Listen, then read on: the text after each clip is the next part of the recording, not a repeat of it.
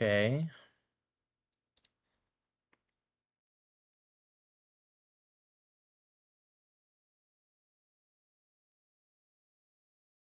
Okay, can you guys see me now on YouTube? I hope.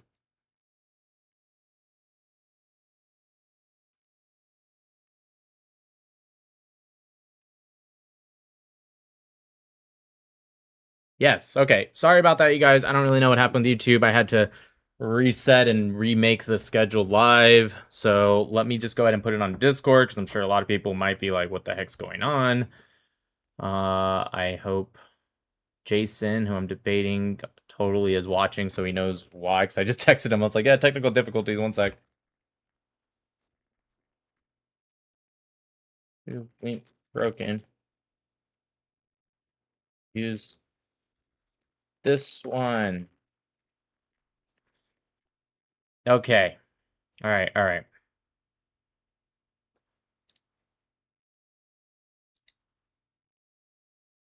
Let's go ahead and move Jason over now.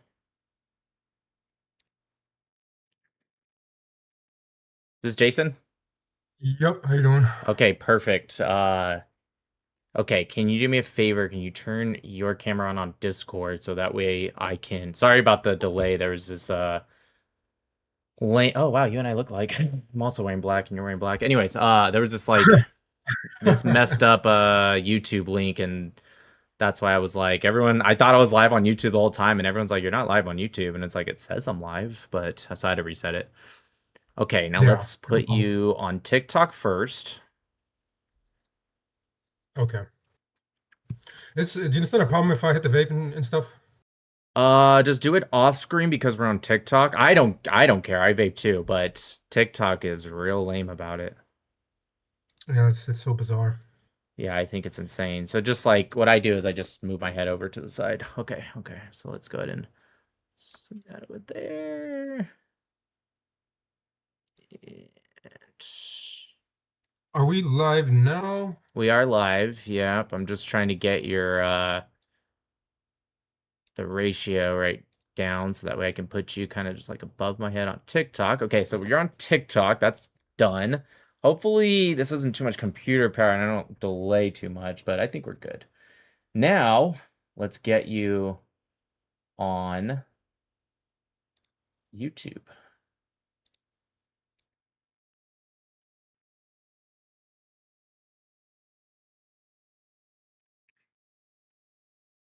All right.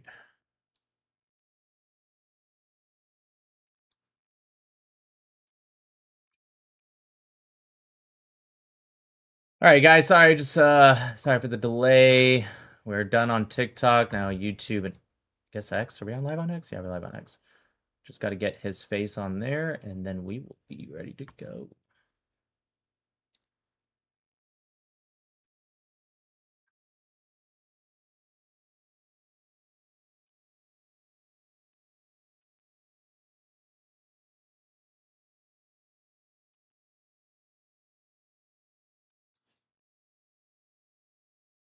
I had a nice little chat with Mr. Andrew Wilson about this. He said good luck to, well, to be fair, he said good luck to me, but I think he meant good luck to both of us. Yeah, I've been watching him for a long time, so that's really cool. Yeah, I was gonna say he's a good guy, but honestly, not really. I mean, I can't agree with what he says, but his argumentative style is definitely strong. So yeah, I can call ourselves at least acquainted. I think he's a nice guy, but I don't agree with a lot of his takes. But that's okay. Okay, I think we're good. Can you do me a favor? Just do this real quick. I can't see you. Oh, sorry. I thought maybe you were watching live too. Just wave your hands in front of your face. That way I can see the delay. Nope, no delay. I think we're good. Okay, cool. Am I gonna be able to see you, or are you gonna be off camera? I can try turning my camera on. I just don't want my computer to be like, holy shit, you got 3 fucking systems going on. So I'll go ahead and turn on my camera. I don't even know if it'll let me. Let me see. If it gets all laggy, though, I'm gonna turn it back off. But I think, is it on? No? Is it on? Yeah, I can see you. Yeah, your camera quality is way better than mine. Okay, I don't even know how I don't know why it's not showing me, but as long as you can see me, then whatever. Maybe that's a good... Oh, I did not mean to do that. 1 second. Back to technical difficulties. That was my fault. Closed out on the ads and then it made your face bigger and now the dimensions don't match. It's okay, we'll fix that real quick.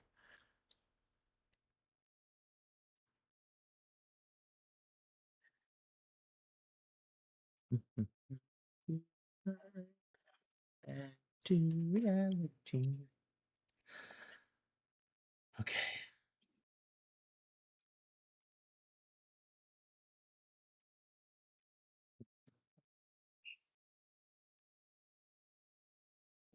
Is the boy supposed to come home?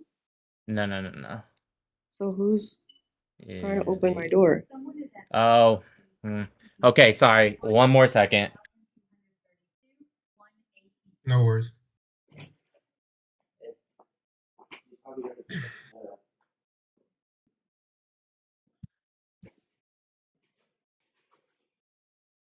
Sorry, you guys. Just a few more minutes, 1 sec.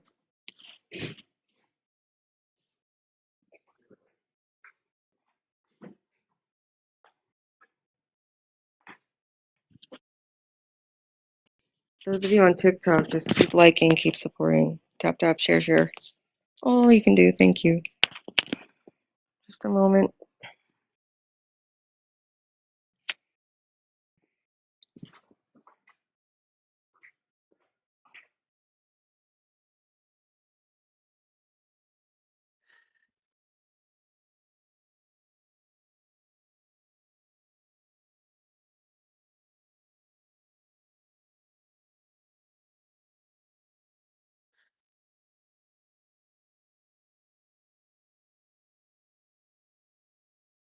Okay. Now we are good. Okay, so you want to just like quickly just take your time. I didn't mean to say quickly, my bad. Do you want to quickly or not introduce yourself? Your name is Jason, Yeah. correct? Yeah, my name is Jason. I mean, I'm essentially, a nobody. I've never done this before. I don't really have any formal debate experience. Kind of self-taught. I just have my own opinions. I think I tried to articulate them on your YouTube video. You responded, and we're here. Yeah, essentially. That's absolutely correct. If anyone doesn't know, he's guy. He commented. He seems like he's in good faith. We've been going a little bit back and forth in DMs, and he just well, to be honest, I don't know literally all of his beliefs, but generally speaking, this is a debate about the Charlie Kirk assassination, Tyler Robinson case, and I kind of pretty much hold the position that Andrew Wilson does. Not gonna lie. I mean, it's obviously we have some differences, but overall, I'm also the same thing with the current pieces of the evidence, which we'll get into intro statements here soon. I'll go first just because it's a little quicker, and I want to give him kind of the advantage because he told Yeah. me his mic's too Well, low. His we're mic the seems fine. Is your probably is 1 second? Can you guys hear him? I don't know. One person commented your mic's too low, but honestly, it sounds fine to me. Is there a way to turn up your mic, I guess? Do you have a mic? I can try to adjust the sensitivity here. Yeah, just turn it up. Volume's all the way up, so I mean, I guess this is as good as it's gonna get. Let me Uh, see. I do have you all the way up on my end, too. Let me try to switch over to the Ray and see if that makes any difference. Okay. He sounds fine. Okay, How about- people on TikTok saying you sound fine, but people on YouTube are saying it's a little off. I don't know why. I turned my Is this any mic better? down a little bit, so maybe it's a little bit more even. Yeah, I think a lot of people are saying you sound fine. I think you're fine. I can hear you just clear. I don't really know. Anyways, so I'm gonna make an intro. I'll do my intro first. It's kind of quicker. He already talked to me about his a little bit, and just to give you guys an idea, because you're probably like, hey, what is Nick saying, and what is this guy saying? I'll let him speak for himself, or for me, kind of the same way with Andrew Wilson. Obviously, pending more evidence, but as of right now, with the evidence that I have read and the information that's in the public sphere as of right now, I am confident that Tyler Robinson shot Charlie Kirk with a 30-06 cartridge, soft point, specifically, and it came from his Mauser. So that being said, do you want to say something else before I start my opening statement? Yeah. I guess. Yeah, I mean, I wanted to make a little clarifier here because my comment initially kind of could be a little confusing. So my position is not that Israel or any other government organization or specific individual was responsible for Charlie Kirk's assassination. I'm not going to assert that conspiracy as fact. My claim is much more narrow. What I'm saying is that the available circumstances leave enough unresolved uncertainty that the possibility of material participation by one or more additional people or entities should not be treated as conclusively ruled out, essentially. And people can implicate any government or any other people as they like. What I'm doing is I'm trying to open the door for plausibility under like a broader umbrella. So I'm not saying they didn't do it. I'm not saying they did. That's not my argument. I don't really. That's neither here nor there. I think if I were to attempt to make that argument, I think it would be a very short conversation because at the given moment, there's not enough tangential evidence for me to claim that in the affirmative in any kind of way that's, I would say, convincing. Yeah, I think that's fair, and I think it's better for the audience too. If you were just straight up like it is definitely this, then probably would be kind of a boring conversation, anyways. Okay, with that, let's yeah, go ahead. I mean, they might as well just go watch the Owens versus Wilson debate at that point. Right, 0%. Okay, all right, let's get started. So I'll start. Before, well, you know what? Just out of curiosity, I have not read my. I mean, I kind of wrote a general gist, but it's not like I even practiced it. So I'm gonna time mine just so that way I give you the same exact amount of time, or I'll even give you a little bit longer. Honestly, I'm not trying to be like a huge stickler about it. So I'm gonna click. I have a timer right here, just so everyone sees. I'm gonna click play right now, and we're gonna go. Okay, so before we get into individual pieces of evidence tonight, I want to establish something that I think is going to be extremely important for the entire conversation. Okay, I've spent a lot of time listening to the theories surrounding Charlie Kirk's assassination. To be honest with you guys, mostly Candace Owens and Candace Owens fans, specifically Ian Carroll, Mel, Village Crazy Lady, I think her name is on X, Project Constitution, whatever his name is, etc. That one dude. I've heard different versions of them. Also, not just from them, also Diligent, I think his name is, but I also just recently came across him like a couple days ago. You guys get the point. I'm sure a lot of you guys, if you're on X, you know who these people are. Plenty of other people who have spent months trying to convince their audience that there is something much bigger going on here. And listen, I like conspiracy theories as much as any person, but I want to dive a little deeper into that. So maybe I'll hear something tonight that I've generally never heard before. I'm open to that, but I seriously, to be frank, doubt it, because I think I seriously doubt that anybody entertaining conspiracy theories, or no, let me rephrase that. I think we should all entertain every piece of information. Anyone who takes them a little beyond relatively seriously, these conspiracy theories, has discovered some complete unique body of evidence that somebody else somehow missed, right? Especially professionals, because for the most part, these theories all seem to operate the exact same way, my opinion. You find something in the investigation that looks weird. You find something investigators could have done better. You find a piece of evidence that isn't completely conclusive. You find something the public hasn't been shown yet. You put all those things next to each other, surround them with questions, and eventually the collection of questions itself starts getting presented as evidence that the official story must be false. And that's where I think we need to be very careful. There is a massive difference between finding something in an investigation that you think is suspicious and providing evidence that the theory of the crime is actually wrong.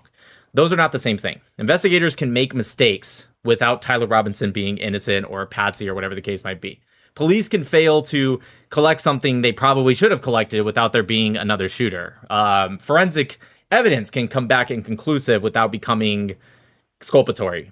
The public can be prevented from seeing certain evidence at this point, right? Because we're not at trial yet. So before trial, without that evidence being hidden from the defense, the judge, or the court. And you can have unanswered questions in a murder investigation without those unanswered questions becoming evidence of a conspiracy, to put it lightly. Those distinctions matter. And there's another part of this, and that I think gets lost because this case has become entertainment for so many people. I'm not saying my opponent necessarily. I actually really don't know much about him other than just the little interactions that we've had, but I just mean generally speaking here. Charlie Kirk was a real person. He was a husband, he was a father, his wife lost her husband, and his children lost their father. Whatever anybody thought about Charlie politically, although I think most of my chat probably love the guy, turning his murder into an endless game of conspiracies, villains, and weekly bombshells and internet content doesn't honor him. It prolongs the pain for the people who actually loved him. At some point, I think what we're doing becomes more than irresponsible, it becomes cruel. You can even apply that maybe to this episode right here. Now, there's a reason I think that it's important to fight that back, but I'll get into that in a second. We keep reopening the wound for his family while treating Charlie's death like an episode of a television show, and in the process, we disgrace his memory and his legacy. So let's actually look at the evidence. Take the ballistics issue. You probably heard stuff like, they couldn't match the bullet to Tyler Robinson's rifle. I'm just going off of things that I hear a lot from a lot of these Candace Owens fans, etc. That sounds devastating until you actually understand what happened, and which we're going to get into it. This is not an opening statement for me to lay it all out, okay? The projectile recovered from Charlie Kirk was damaged badly enough that examiners couldn't neither positively identify nor exclude Robinson's rifle. That is what inconclusive means. It does not mean that the bullet came from another gun. It doesn't even mean the rifle probably wasn't the weapon. Conveniently left out of the talking points is that spent cartridge casing that was matched to the recovered rifle. So right away, this is kind of how conspiracy theories work. They take what does fit the narrative and they ignore everything else. So, you strip away the context, and I don't want to go off on more of a ramble, so I'm going to kind of skip some of the other things I'm going to say. We're definitely going to get into it, stuff like, oh, but it was 140 yards away. He must have been an expert, marksman. No. What's the case I'm looking for? The cold bore shot, right? People bring that up. Shooting ability, rifle, let's see. Forensic evidence. We're going to talk about DNA. We're going to talk about all this stuff right here. So overall, the reason I think it's important to actually tackle this is the same reason I debate the Israel-Palestine conflict. It's not necessarily because I want it to be a weekly episode thing, but in reality, the type of person that I am is when I see evil out in the world and there's something that I can do about it. Listen, I don't talk about every single subject in the world, although most people that watch me probably know that, oh, Nick, that guy debates anything. Probably true to an extent, but overall, I will put more focus on things that I find actual evil in the world and doing my part, even at my own safety for that matter, to actually combat that. So with that, I have a lot more to say, but we're going to get into it. So I'm going to end right here because I'm at 5 minutes and 5 minutes and 25 seconds. So I'm going to end it right here. I'm going to let my opponent go because I think that's already more than enough time for an opening statement. So Jason, floor is yours. Cool. Yep. And so I have notes. I'm a note guy, so you guys know. And anybody who argues that having notes is somehow cheating or somehow, weakens the argument, that's the most ridiculous, stupid thing I've ever heard.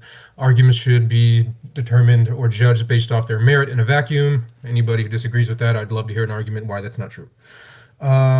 So I'm just going to state my position. My position is not that Tyler Robinson was definitely a patsy, and I am not claiming that I can prove the broader conspiracy occurred. My position is that completely dismissing skepticism toward the lone actor explanation is not justified by the evidence currently available. I am evaluating the case under a Bayesian framework because the issue is not absolute proof.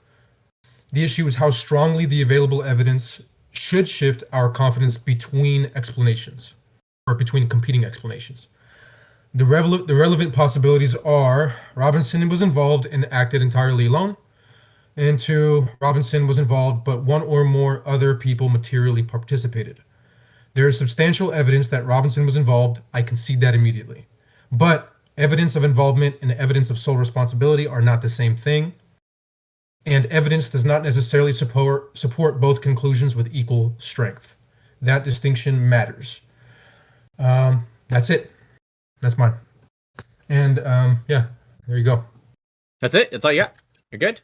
Yeah, I shortened it. I told you I shortened it, didn't I? Yeah, you sure did. You shortened it a lot. This guy, just to give you guys a little bit of backstory, he's like, hey, can I have at least 10 minutes uninterrupted and everything with this? I said, listen, you're really in good faith. I'd say just like try to keep it 5, give or take minutes, and we'll get into the rest. And he comes back to me. He's like, yeah, I shortened it. I didn't know you shortened it that much.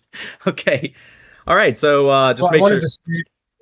Substance to the body. So fair enough. Okay, so long story short, I just want to make sure I got you right. General statement is that you believe that Robinson was involved in some ways, could mean patsy, but you're not claiming that for sure, kind of like how Candace Owens was. You're just claiming that he was involved, but you believe that the evidence, not in a totalitarian way, but just generally speaking, that the evidence is strong enough for you to consider that others were involved. Did I get it right? Not necessarily. I'm not saying to consider that others were involved. Yes, but not to assert. Right, consider. That's what I said. Did I maybe I didn't say that. If I didn't, I meant to say that. No, you did. I think you did. I think I just Okay. might have heard you. Yeah. Okay, so I Um, mean, okay, let's just get into it then. Can I You start with the questions, or is that all right? yeah. So I mean, my question, I guess the generals. I mean, I'll be PBD right now. What percentage do you feel like somebody else was involved with Tyler Robinson? Where you stand there? I don't have a percentage at the moment. Okay. The percentage I would say is kind of arbitrary. It's high enough for me to say that, and this is kind of my main point and why I'm even here in the first place. Sure. I see a lot of people ridiculing others for having suspicion, and I'm here to basically prove, or not prove, to assert that that ridicule is not founded or not well founded. People can have their suspicions, and there's reasons for it. Yeah, I mean, listen, I don't think anybody, and again, I'm not speaking about you because I don't know you, but I don't think that the people being attacked is just anyone who literally says, "Hey, I wish we had more information," or "Hey, this evidence doesn't make sense at least until we get more evidence in the public sphere." In fact, if anyone does say that, I'd love for anyone to point to me of anyone attacking that person, let's call it person A. The people that are by far being most attacked were the ones that I labeled in my opening statement and people like them. Candace Owens, Ian Carroll, Village Crazy Lady, I think her name is Mel, Project Constitution, Diligent, because they are not. Diligent, for example, just released a video yesterday that he got from the campus itself. The way he worded it is somebody went to the campus to get it, and he tried to say that the officer, I believe it was Brian Davis, was completely lying because he said in the preliminary that there's no line of sight between Charlie Kirk's sitting position where he was when he was murdered and the computer science building. I made a whole video yesterday about this being like, right, it's just disingenuous. So I don't attack anyone simply for questioning it. I'd have to attack myself. Everything that Candace Owens has said, I've questioned it. I've never said, oh, because Candace Owens is saying it, it must automatically be wrong. Now, a lot of the times I question it for about 5 seconds because it takes about 5 seconds to realize she's an idiot. In some cases, it's taken a lot longer. Those Egyptian planes, that took a long time before stuff like that was getting debunked, which is, I think, why she overall abandoned that whole aspect. But you didn't mention the Egyptian planes, so let's just put that aside for a second. So, Yeah. Go ahead. I just wanted to say a couple things. One, it's my personal belief that I don't think Candace Owens being malicious. That's kind of just a personal take. I can't really assert like any evidence for that. That's just my personal opinion. I think part of it for her is she's taking it, I think, one or two steps too far in her claims, and that's her strategic mistake. I think that she's obviously emotional for a good reason, and I think that's playing into her debate style with Andrew. And I think that that's causing her to leave the door open for a lot of the points that you make, where you clearly are able to show she has holes in her argument. What do you think about Candace Owens right after the death, relatively after, within the first week or so? She said, I've done all the research. I looked into it extensively. Charlie Kirk was shot, with, I don't remember if she said 30-06 or just bullet at the time, but she said he was shot and his neck, specifically his spine, and she even points, stop the bullet. Right. What do you think about how she says she looked into it extensively, she believed it, and I'm not going to say I know for a fact this is why, I'm just saying hypothetically at that same time her audience starts to turn on her, and then magically she does a complete 180. Do you think that's coincidental, or do you think there's something there? I don't care. Okay, I just the reason I ask is because of your statement of she's not being malicious according to your opinion. I find the fact that she's not willing to concede just about anything, like the steakhouse receipt, which has already been debunked, right? She even gets asked that just on the debate, and she kind of gives like when it goes against her, she gives kind of these wishy-washy answers like, well, yeah, maybe, but we just have to wait. But when the evidence kind of goes in her direction, even though we still have to wait for more evidence, she never seems to say, let's just wait to see what happens. She always says, see, look at this. Do you find the bias towards one direction to be malicious? Yeah, a lot of her claims require many inferential steps, but I see that on both sides, to be honest with you, including the prosecution. Okay, I see so many inferential gaps that are open, and that's what I'm here to kind of nail down because a lot of people are going to try to assert one thing in the positive or negative, and I think obviously you have the advantage. You're arguing from the side of, I mean, the government's investigatory results. You're sure, arguing from that side is much easier to argue than trying to argue for a conspiracy, sure, which by definition, if there is a conspiracy, it's trying to be covered up. I'm not going to go and try to assert all of those things and try to argue that here. I'm just saying that by definition, she's on a losing side of the battle. And so, I mean, if she can create a strong argument, good for her. If she can, change her stance a little bit to make it more plausible, make it more, to make it, I don't know, what's the word for it, something that would stand scrutiny, then okay, I think she should try to do that. I think she should try definitely tone down her position. But I do also see why people are drawing connections. I do see the whole conspiratorial claim having some kind of weight in some people's minds. I'm not that kind of person to quickly jump to the conclusion as some people are, but again, I'm not here to argue that, so I'm sure. arguing a different position. No, I get it. I also understand why people jump to conspiracies just in general. But so let's just get into it. Let's go like kind of sort of claim by claim. What is it that you think? Again, we haven't talked about it. I don't really know all of your takes, but as far as just kind of stating, hey, in some cases she's making strong cases. In some cases you think she should tone it down. In some cases you understand where she's coming from. Let's start with the strongest one, or at least one of the stronger points that you look at and you say, hey, yeah, go ahead.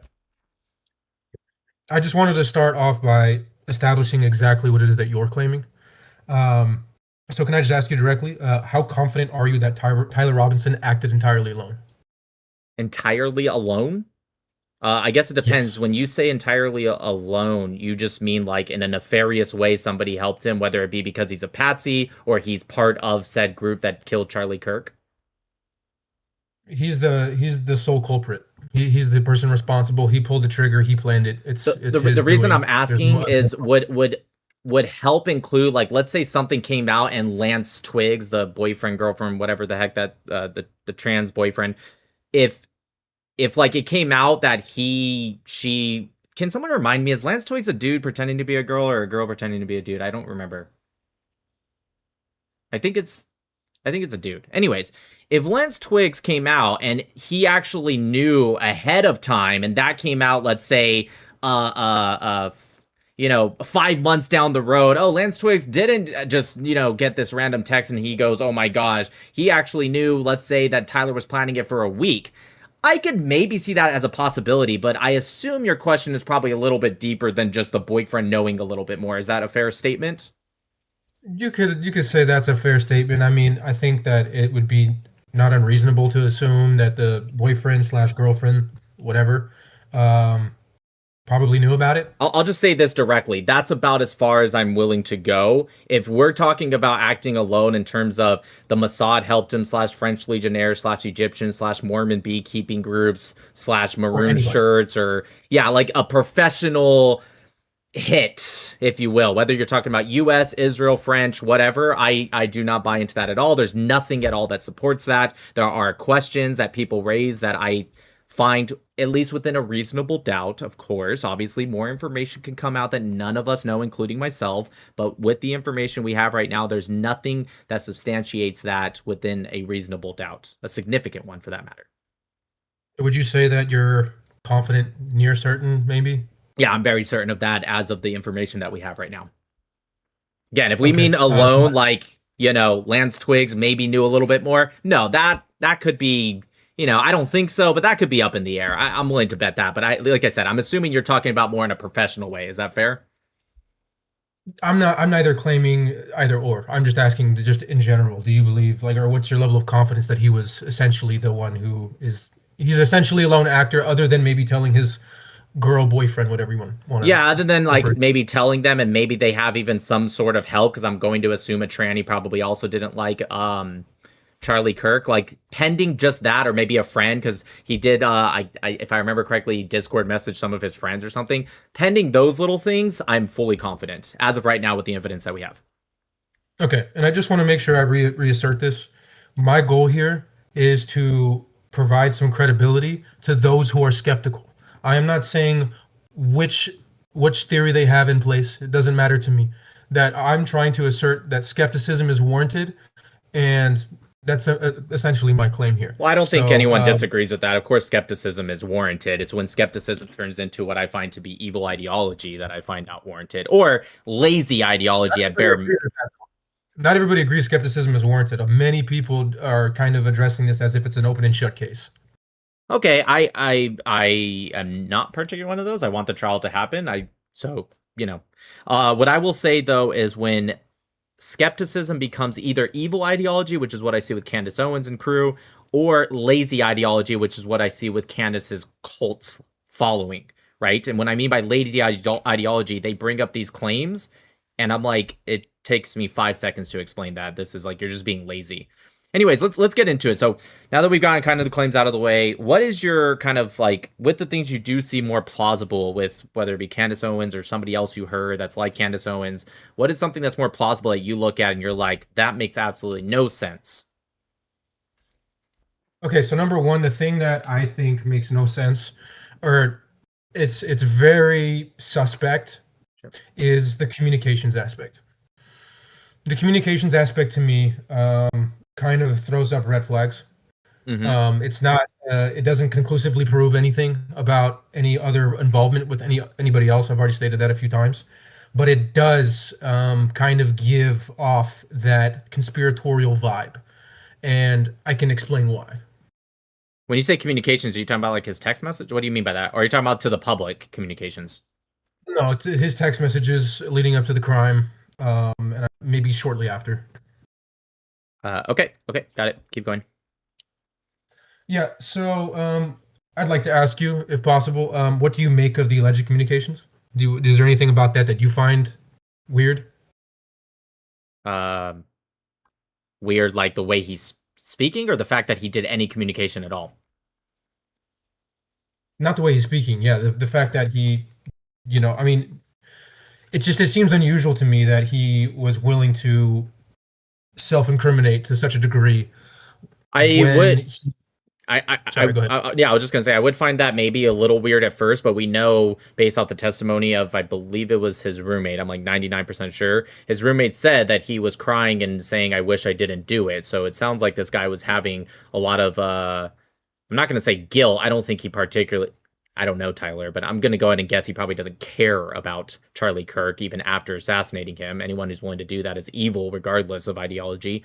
But what I will say is he was having whatever the equivalent of buyer's remorse is, but for killing remorse, or maybe he just felt the pressure of it all. So the fact that you combine pressure with somebody who's a blabbermouth, in fact, I think more times than not with cases, it is actually the case that criminals, especially when given the opportunity to communicate, end up incriminating themselves. It actually happens more times than not. Candace Owens, I know you said you didn't watch the debate. Is that correct, or you did?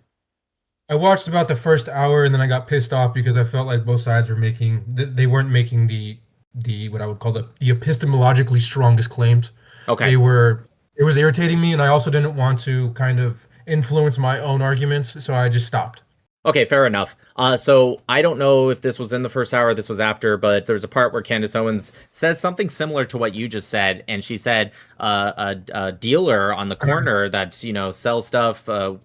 I don't think I can say it on TikTok, but you know what I'm saying, THC, right? She's like, he wouldn't even do that. But see, that was a false equivalency, and the reason is because that's somebody who is a criminal every single day, every single week, and they get more and more comfortable in their position. Tyler Robinson, I guess pending finding out he did something else in life that was a major crime. My guess, I think it's safe to say, is he's probably not somebody, especially his age, that has done such a serious crime before. And so it actually makes more sense that somebody like that is going to have their nerves shot, the anxiety rises, and they're going to be more likely to look for that comfort. And where are they going to find that comfort?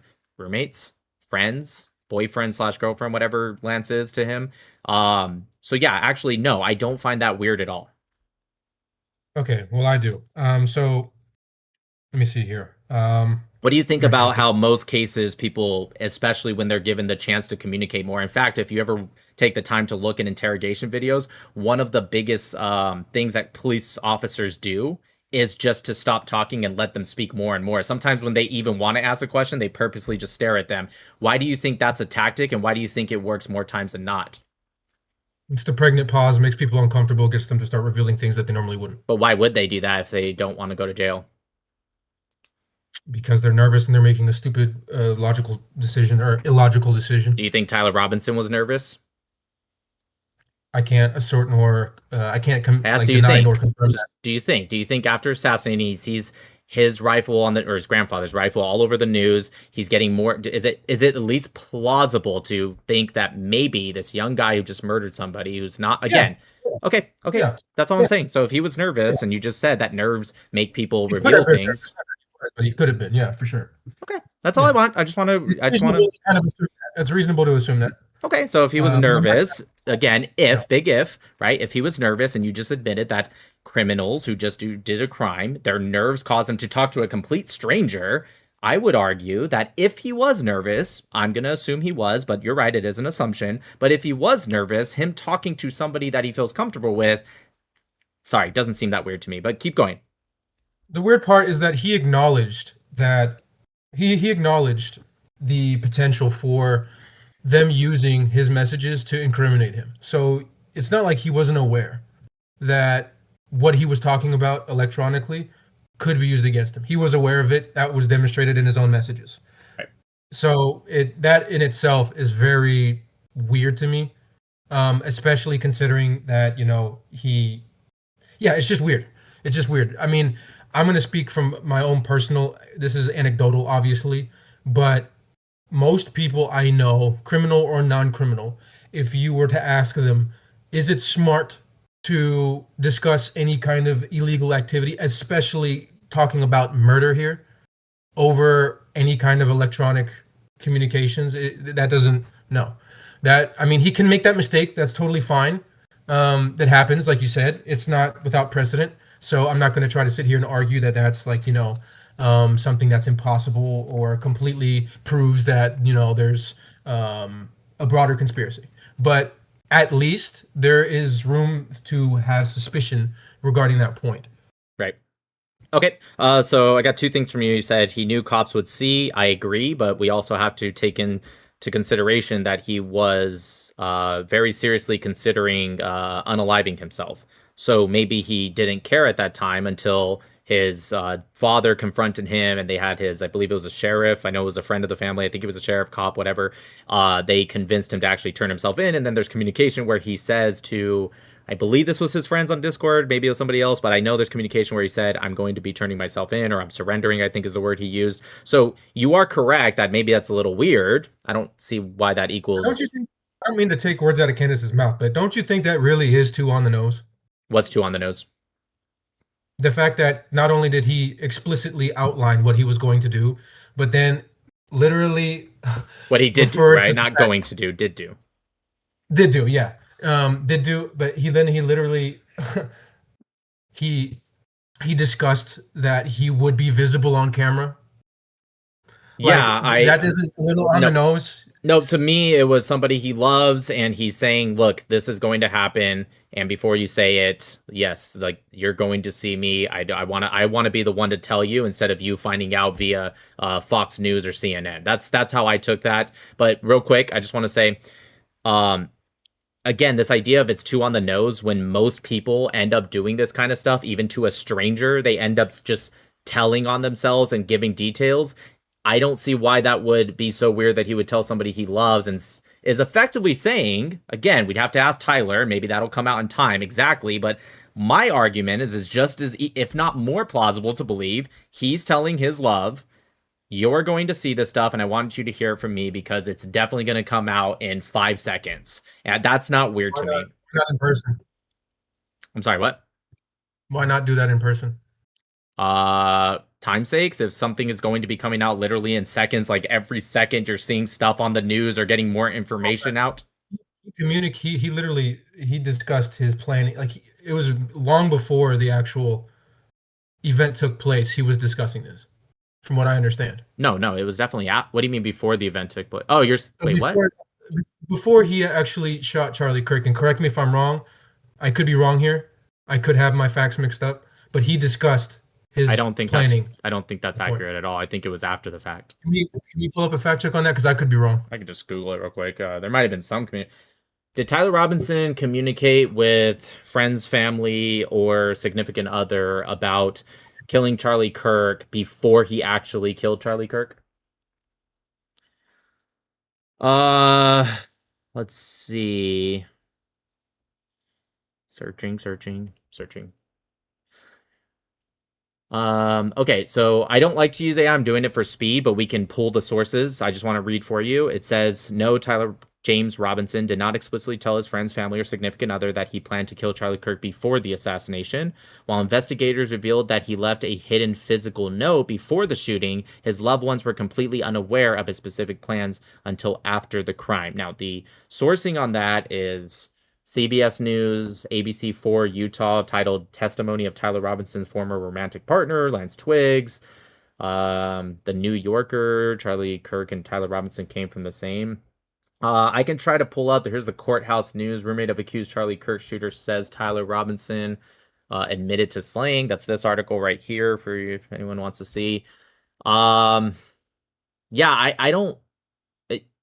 I don't think that's true. I don't think that's accurate. If there's anyone in the chat that maybe knows, it's possible I missed one of the communications. Every communication I read was things that happened after or testimony that happened, I believe, in person. Or not believe, it was in person. Okay. I'm doing my own check here, just really quick. Yeah. If you can find something, that'd be great. It says yes, if you mean Tyler Robinson discussing Charlie Kirk before December 10th shooting. There's some reported evidence. Oh, true, but not. Yeah, might be the same as what you're saying. No. I know what that is. There are times where he discussed him and he like called him maybe a fascist or something, but there was never anything before where he said, when he comes to UVU on September 10th, I'm gonna go take this weapon. I'm gonna use it here. He didn't do any of that. So gotcha. You can keep looking. Maybe you'll find something, but I don't think that's the case. Now that's the first thing. We have to take in the fact that he wanted to unalive himself. So this idea of it's like, why would he do that? First off, most criminals, first-time criminals, especially a serious crime, especially younger criminals like him, that's actually the common thing. It would actually, ironically, statistically, be weird if he didn't do that. But I digress. The second thing you said is everyone would say that that's not smart if you were to ask criminal or non-criminal. Once again, yes, if you ask me, I would also say, yeah, you shouldn't do that. But just like how, I don't know if this is a good analogy, but I'll use it. Just like how coaches might be better at coaching than actually being players. Sometimes it's easier to determine what one should do in a situation. But when you're on the metaphorical court, you're actually not Kobe Bryant or LeBron James or Michael Jordan. But could you teach Kobe Bryant, LeBron James, Michael Jordan? Absolutely. So I do believe that people would say, well, that doesn't make any sense. But when your nerves and anxiety are up there and the metaphorical shining lights are on you, I don't really see why that's relevant, to be honest with you. Right, and I don't think that the timing of the communications are necessarily huge in terms of my point here, because my point is essentially that he did discuss his motive, planning the rifle, recovering the weapon, and other highly incriminating details. Whether it's before or after, he was aware that discussing those things would incriminate him, and so to me, it's just a little bit weird, especially considering the fact that he wasn't dumb. At least from what I understand. I mean, what makes you think he wasn't dumb? Well, I'm not assuming that he wasn't dumb, but at minimum, he was academically competent. I don't think sorry to interrupt you, but I don't think academics teach you on how to act when you murder somebody. No. You're right. But it does kind of establish a baseline level of intellect, I would say. No, I'll be honest with you. I did nuclear engineering in the U.S. Navy for about 12 years. That's what I am still. I'm an engineering inspector.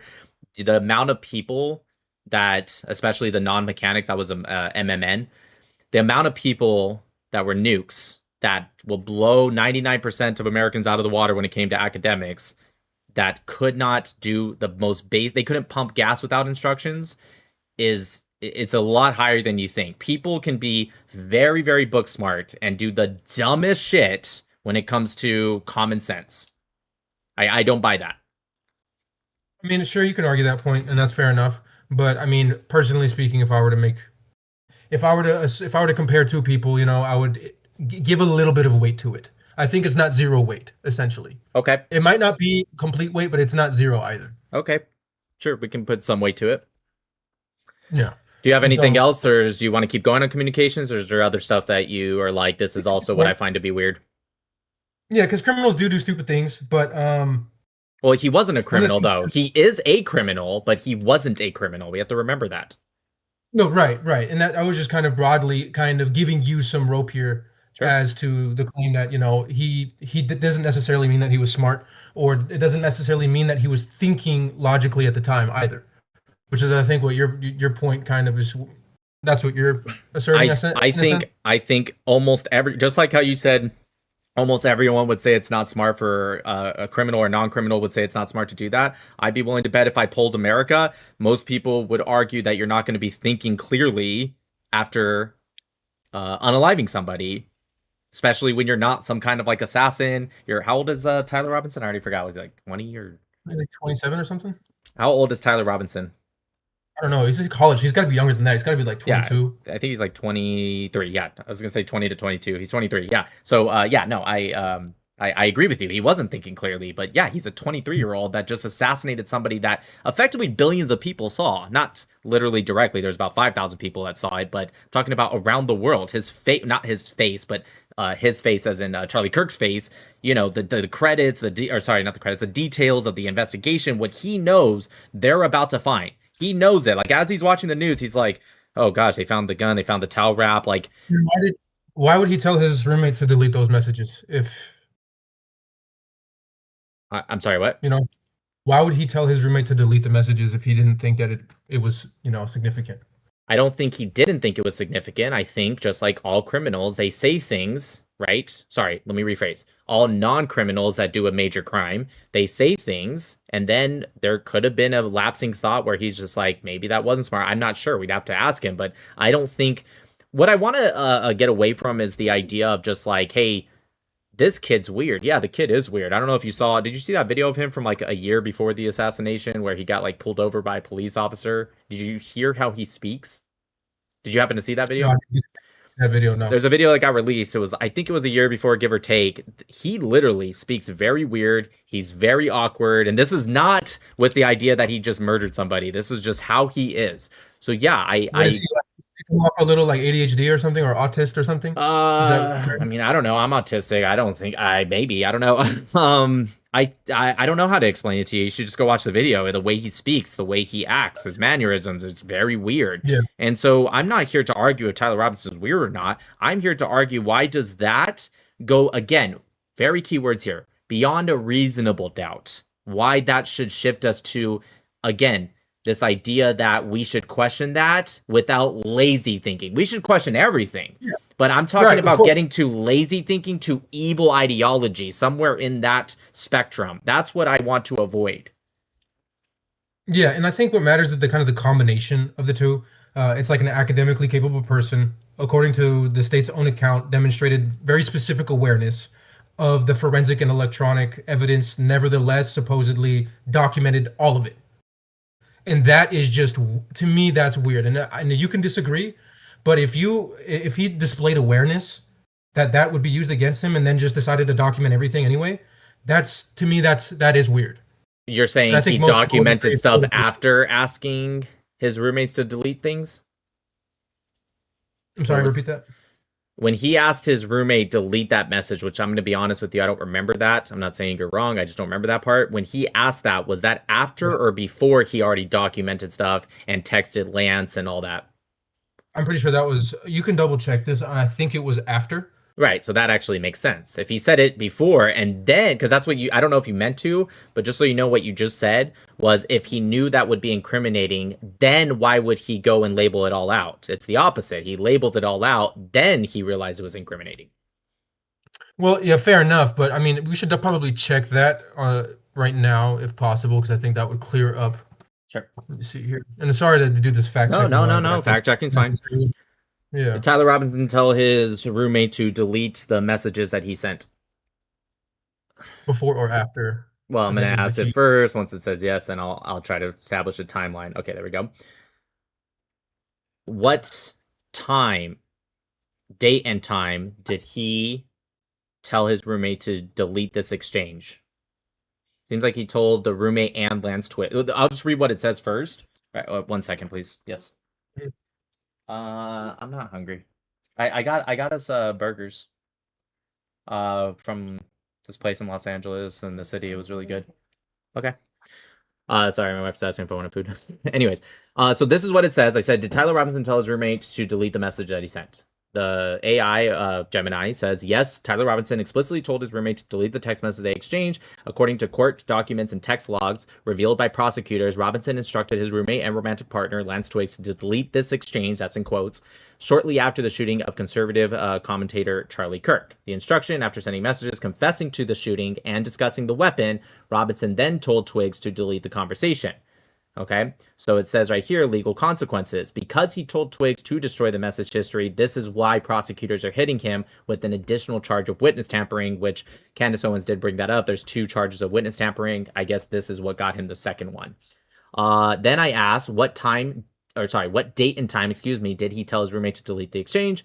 Said he told his roommate to delete the exchange. It doesn't give me a time. It just says September 10th, the same day, with the exact minute-by-minute timestamp for that specific text was not highlighted. The logs show the instruction was sent from his phone later that evening while he was on the run. Okay, so I don't have an exact time. Well, even if it was after, okay, that doesn't conclusively establish that he didn't think of deleting it until after. He could have already been aware that, yes, I'm going to have to delete these messages before he sent the messages. So it doesn't logically automatically follow, which is what I think you just said. Well, I would say if it was after, it does follow. But hold on, I just asked it more directly. Was it after he sent that he admitted to the killing? So yeah, it does say right here. So the question I asked was that message after he sent him admitting to the killing? And it says, yes, Tyler Robinson told his roommate to delete the exchange after he had already admitted to the killing. So yeah, I think that actually makes perfect sense. I think in his nerves and anxious and whatnot, he said it. It doesn't matter if it's smart or not. He's a 23-year-old major criminal. That's probably the #1 talked about person in the entire, at least country, definitely in a lot of parts of the world even, but at least country. I think he flooded it all out to the people that he at least was close to. And then later he goes, okay, maybe that's not smart. And so we asked him to delete it. I don't think anything's weird beyond doubt or reasonable doubt. There would be no reason to tell anybody to delete anything until he already sent incriminating stuff anyway. So the only time he could have asked anybody to delete anything isn't until after anyways. Right. So it doesn't establish that, he didn't think of it until after. But why does it matter? Like, well, let's get to the next part of let's get to my favorite part of debate. So what? Why does this matter? Why does this equal, again, I know you're not saying it's definitely 100% he's a patsy and you're not an absolute person, but why does it equal beyond just saying that's weird? Well, what I'm asserting is that it's weird enough to essentially not relinquish your suspicion. Weird to the point that this equals your original claim of that he didn't act alone? Well, that's one single point. We can get to the other ones. Well, of course. But why does this single point, if anything, it kind of debunks what you're saying, right? Because I'll tell you why. Because if he was not acting alone, well, some of the people he could have been acting with are the people he texted. But if he was if he wasn't acting alone and these people were involved too, Lance, roommates, etc., well, then it doesn't make sense that he would text them. If he was acting with the Mossad, French Legionnaire, whatever, pick your favorite government or organization, assassin hit squad, well, then he definitely wouldn't tell these people it was me because now he's in a professional hit. So why would he be so dumb as his professional assassin, or at least professional helper of an assassin or organization? Why would he go and then immediately blow their whole case by doing that? Well, that's the thing. What I'm saying is I'm not asserting anything, but I'm saying that does fit into the patsy theory. It doesn't. So you do believe he's possibly a patsy? It's a plausibility, yes. Okay, got it. I'm not asserting it. What I'm saying is that those things aren't. You know what I'm saying here? No. I got it. That's my bad. I thought you were saying, and I know you're not asserting it. I got it, but I thought what you were saying is he was involved in a way that he knew he was involved. You're saying he could have been involved and or he's a patsy. Got it. Okay. Okay. We'll go with the Patsy thing. I still don't think that's weird at all.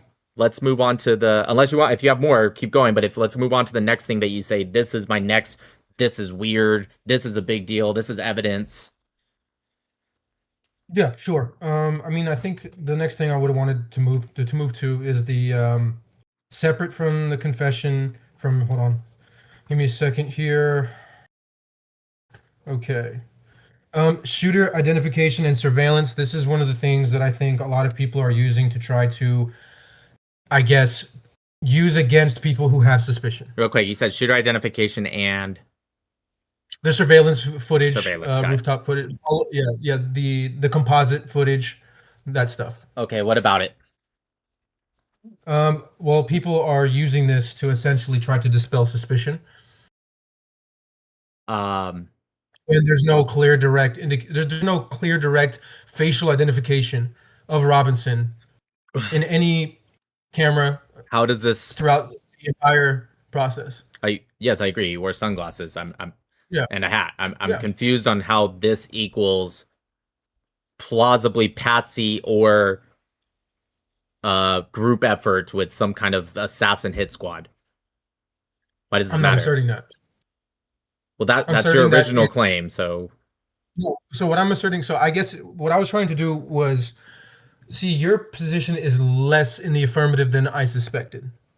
I would have suspected that you would have kind of took that, surveillance footage, perhaps, which a lot of people do, and they say, oh, look, this is like extremely strong conclusive evidence that it is extremely strong evidence. It's not proof. You understand the difference between evidence and proof. Yeah, of course. Yeah, exactly. Yeah, it's extremely strong evidence. They followed him and watched him the whole time. And by the way, we don't even have all the surveillance footage as the public. The defense has it because they said the prosecution said that the defense has what we have. They actually brought that up in the Candace Owens Andrew debate, but unfortunately Candace tried to play it in her favor because she didn't read the rest of the sentence, or Andrew didn't read the rest of the sentence. The very next page said they have what we have. So they literally follow him and they track him throughout the entire campus. What we've seen as the public is parts here and there of that.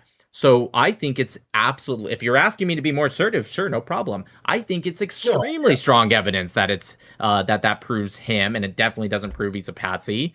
But again, evidence and proof is different. Yeah, exactly. It doesn't prove, but it is strong evidence. Of course it doesn't. We haven't even gotten to the trial yet, let alone the end of the trial. Right. And so essentially, I'm arguing, okay. Yeah, your position is much more flexible than I don't see how. I'm saying, if you want me to be very direct with the evidence, well, I will, just to be safe, because I feel like we're not getting to the crux of the debate here. So I'm going to be very direct with the evidence that we have now. Meaning, unless something comes out that really just blows this case sideways, Tyler Robinson will be found guilty for, Candace Owens, I know you're watching, aggravated murder. Okay, not murder, aggravated murder. He's going to be found guilty for that, right?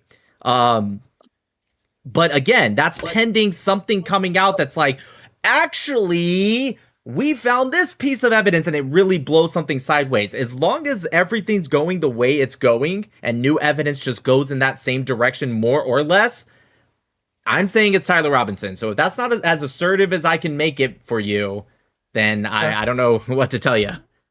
Sure. Yeah. I mean, you're essentially, I can see where you're making that, that claim with, certainty. Yeah. That makes sense to me. In what world could it possibly be? The prosecutor, the defense just came out and they're trying to get the death penalty off of the charge, right? Or sorry, the conviction. Mm-hmm. If he gets convicted, they're trying to get death penalty removed. Why? Because they're not even denying that he shot Charlie Kirk. They're denying that he put anyone else at risk because of how clear he aimed at Charlie, took one shot, and then immediately ran. So they're trying to get the aggravated part removed down to just murder. So that way they don't, like, defense is essentially saying it. I'm not saying they said it directly, but they did. He admitted to it, unless you think these text messages are fake. I'd love to hear your evidence. He admitted to it. He told his father about it. His father and their friend got him to surrender himself. he's on the campus. I like dude, they found the casing, the spent casing, and they matched that casing on the roof that they found it to that rifle. The casing specifically, right? They found that because the 30-06 is a cartridge, but the spent casing, right? They found that on the roof that Tyler Robinson was. They matched his palm print. His DNA is by far the major contributor in the rifle, the towel, the screwdriver. His DNA on the rifle has a likelihood of 1 trillion to 1. 1 trillion to 1. That means if you took every person in the world, he would be the most likely. And then on top of all that, they matched the casing to that gun that's owned by the grandfather of Tyler Robinson. So again, unless something comes out that really blows this case sideways, I'm telling you that it's Tyler Robinson. I just want to make sure I'm very clear so you don't think I'm not assertive here. Sure, that's fine. But for me, the reason why I am maintaining my suspicion, essentially, is because there's precedent for stuff like this happening. Charlie Kirk was a very influential kinetic speaker, which we don't have very many of, that had a lot of enemies. And I believe that there's precedent. I mean, JFK, same scenario. I mean, did they not find conclusive evidence in the same way that they found the same cartridges found near the location where the shots were being taken, that they connected to Lee Harvey Oswald in the same manner they connected those cartridges to? I don't think I don't even think the conspiracies don't think that Lee Harvey Oswald wasn't involved. The conspiracies think that there was more than one shooter. So I don't see why that's even relevant. I'm not trying to get into the conspiracies of that. No, I'm just saying, even if that's true, it's kind of irrelevant to your point. They still would find the cartridge and it still would be conclusive. If you think there was more than one shooter for Charlie Kirk, if you're trying to make that case, then make that case and tell me why you think that. But don't just tell me, hey, there's conspiracies with JFK, so there must be conspiracies with this. That's not what I'm asserting. I'm not asserting that just because there was conspiracies with JFK that it's automatically there's conspiracies with this Charlie Kirk case. I guess what I'm asking you, you're telling me I'm not as assertive as you thought. I feel like I'm the one being more assertive. I'm trying to still figure out what you are saying, to be honest with you. My position remains the same. My position remains that the prosecution has not provided conclusive evidence that the shooter was in fact Tyler Robinson. And until they do, and if what they do, if there's a camera angle that comes out that like can clearly show his face, that would be a huge evidential, like a piece of evidence that would get me to shift my position over into believing. How do you know they haven't provided that evidence? You mean to you personally? What do you mean by they haven't? How do you know? Until it becomes public and I get to see it, then let's say I get to see that, my position would change. I'm sorry, that's an insane claim. We haven't even gone to trial. Of course you haven't seen it yet. That's insane. I know. But that wasn't your claim. Your claim wasn't just like hey, I don't know anything until the trial starts. Your claim was that you think, again, with a reasonable understanding here, not anything crazy, that these claims that other people are making, including you, but also others, are understandable. I'm claiming that they're not at all. Again, beyond lazy argument, all the way to evil ideology. I'm saying they're not. So you just saying, well, we haven't gotten the information yet. Well, yeah, nobody denies that. We haven't gone to trial yet. That's an insane take, right, I think. I'm leaving room for my position to be falsified. Also, how does that even? Well, no, of course you can. Just don't answer as dumb as Candace Owens and say 0%, say 1%, say 5%, say 10%, whatever. 0%. Huh? 0%. I never said 0%. No, I know you didn't. That's why I said don't be dumb like Candace. I'm trying to figure out, once again, within a reasonable understanding or reasonable doubt, why you believe these claims are based on anything beyond just no shit. That's just lazy. That's just lazy arguments here. Which claims? Well, so far what you've given me was the communications, which again, even if I was being nice and gave you as much as I didn't, I think that's an insane claim. But even if I gave you what you said about communications, it still wouldn't even actually show anything at all. As for the second claim you've given me, was shooter identification and surveillance.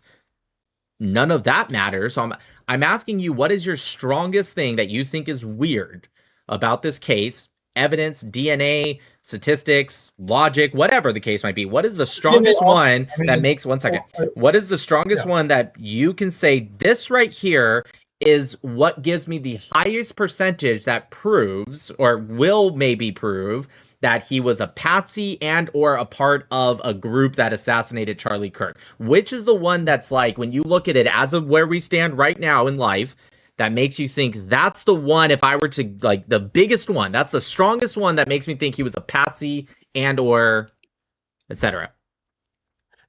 All of the evidence, if all of the pieces of evidence, if we single them out and just put them in a vacuum, they're not strong enough to make me. I know, that's why I said the strongest one. I didn't say the only one. I said the strongest one, because obviously we should start with the strongest and make there is no one point that's strong enough on its own to make me want to reserve. Not on its own. Not on its own. The fact that I'm saying strongest implies that it's not on its own. If I'm saying, I don't know which piece of evidence would be strongest. I think for me, what did it? I don't know. I don't know the answer to which piece. There's others as well. We can get into like the DNA, for example. All right. So I reject the comms one. The shooter ID and surveillance, I don't think we really got anywhere. Let's go to the third thing, regardless if it's strongest or not. What's the third thing? I mean, we can get into like the DNA. That's okay, fine. DNA. All right. What about the DNA? Yeah. And I can start off by saying that I agree that the DNA evidence strongly connects Robinson to the rifle immediately. But I have a question. What do you think that the DNA establishes beyond having contact with the weapon? Well, as of right now, that's what DNA is. What do you mean? That's all DNA was established. I'm not really sure what you're asking here. Right. So I think this is the issue. But that's for any case ever in history. What else would DNA establish? Like, what is the possibility that DNA? Go ahead. Well, you're asking, like, well, what does the DNA establish except for, and then you just label the only thing DNA does. Yeah, it means he had contact with the rifle, and the fact that he is the major contributor means he probably was even the last one to have contact with the rifle. Do you agree that the rifle did take a shot and they found the spent casing and matched it to the rifle? Do we agree with that? At least, unless there's a big conspiracy that everyone's lying, but okay. Okay, so if we know the gun was shot, we know the casing has been matched to the gun 100%, we know that the bullet itself was shot, and that casing was the casing for said cartridge, we know all that, that's been confirmed, and we know Tyler Robinson was on there, we know his palm print matches the guy on the roof's palm print, and his DNA was the major contributor on the rifle. In what world could we not assert that he took a shot on that roof? The fatal projectile was not conclusively matched to the rifle. That's one element. Okay, so that's not true.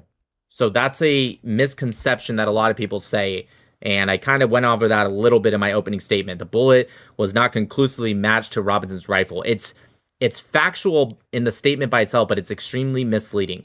The ATF did not determine that the fatal projectile, if you will, came from a different weapon. The recovered bullet, or jacket fragment, to be more specific, was damaged. And by the way, this happens almost all the time. This is not a weird thing. So what the damaged jacket fragment, if you will, leaving too few individual markings on said fragment to identify or eliminate Robinson's rifle as the source. On top of that, inconclusive does not mean a mismatch, okay? It means that the examiner could not make a scientifically conclusive identification either way. However, what we do know on that cartridge is it was a spent 30-06. We know that, okay? And the spent 30-06 cartridge case associated with the shot was positively matched to the recovered rifle, which is what I was saying earlier. So the accurate summary is not, the bullet was not conclusively matched. The accurate summary is that damaged projectile, inconclusive comparison, spent casing, positive match to that specific rifle, and ballistics also do not stand alone. Obviously, we know that. So overall, I would say, they could not individualize a damaged bullet fragment to the rifle. True, that's actually very common. It was 2 damaged. But they also could not exclude the rifle. So just as much as it might help this conspiracy, it also hurts it equally, right? Because if they were to have the markings... Yeah, I understand.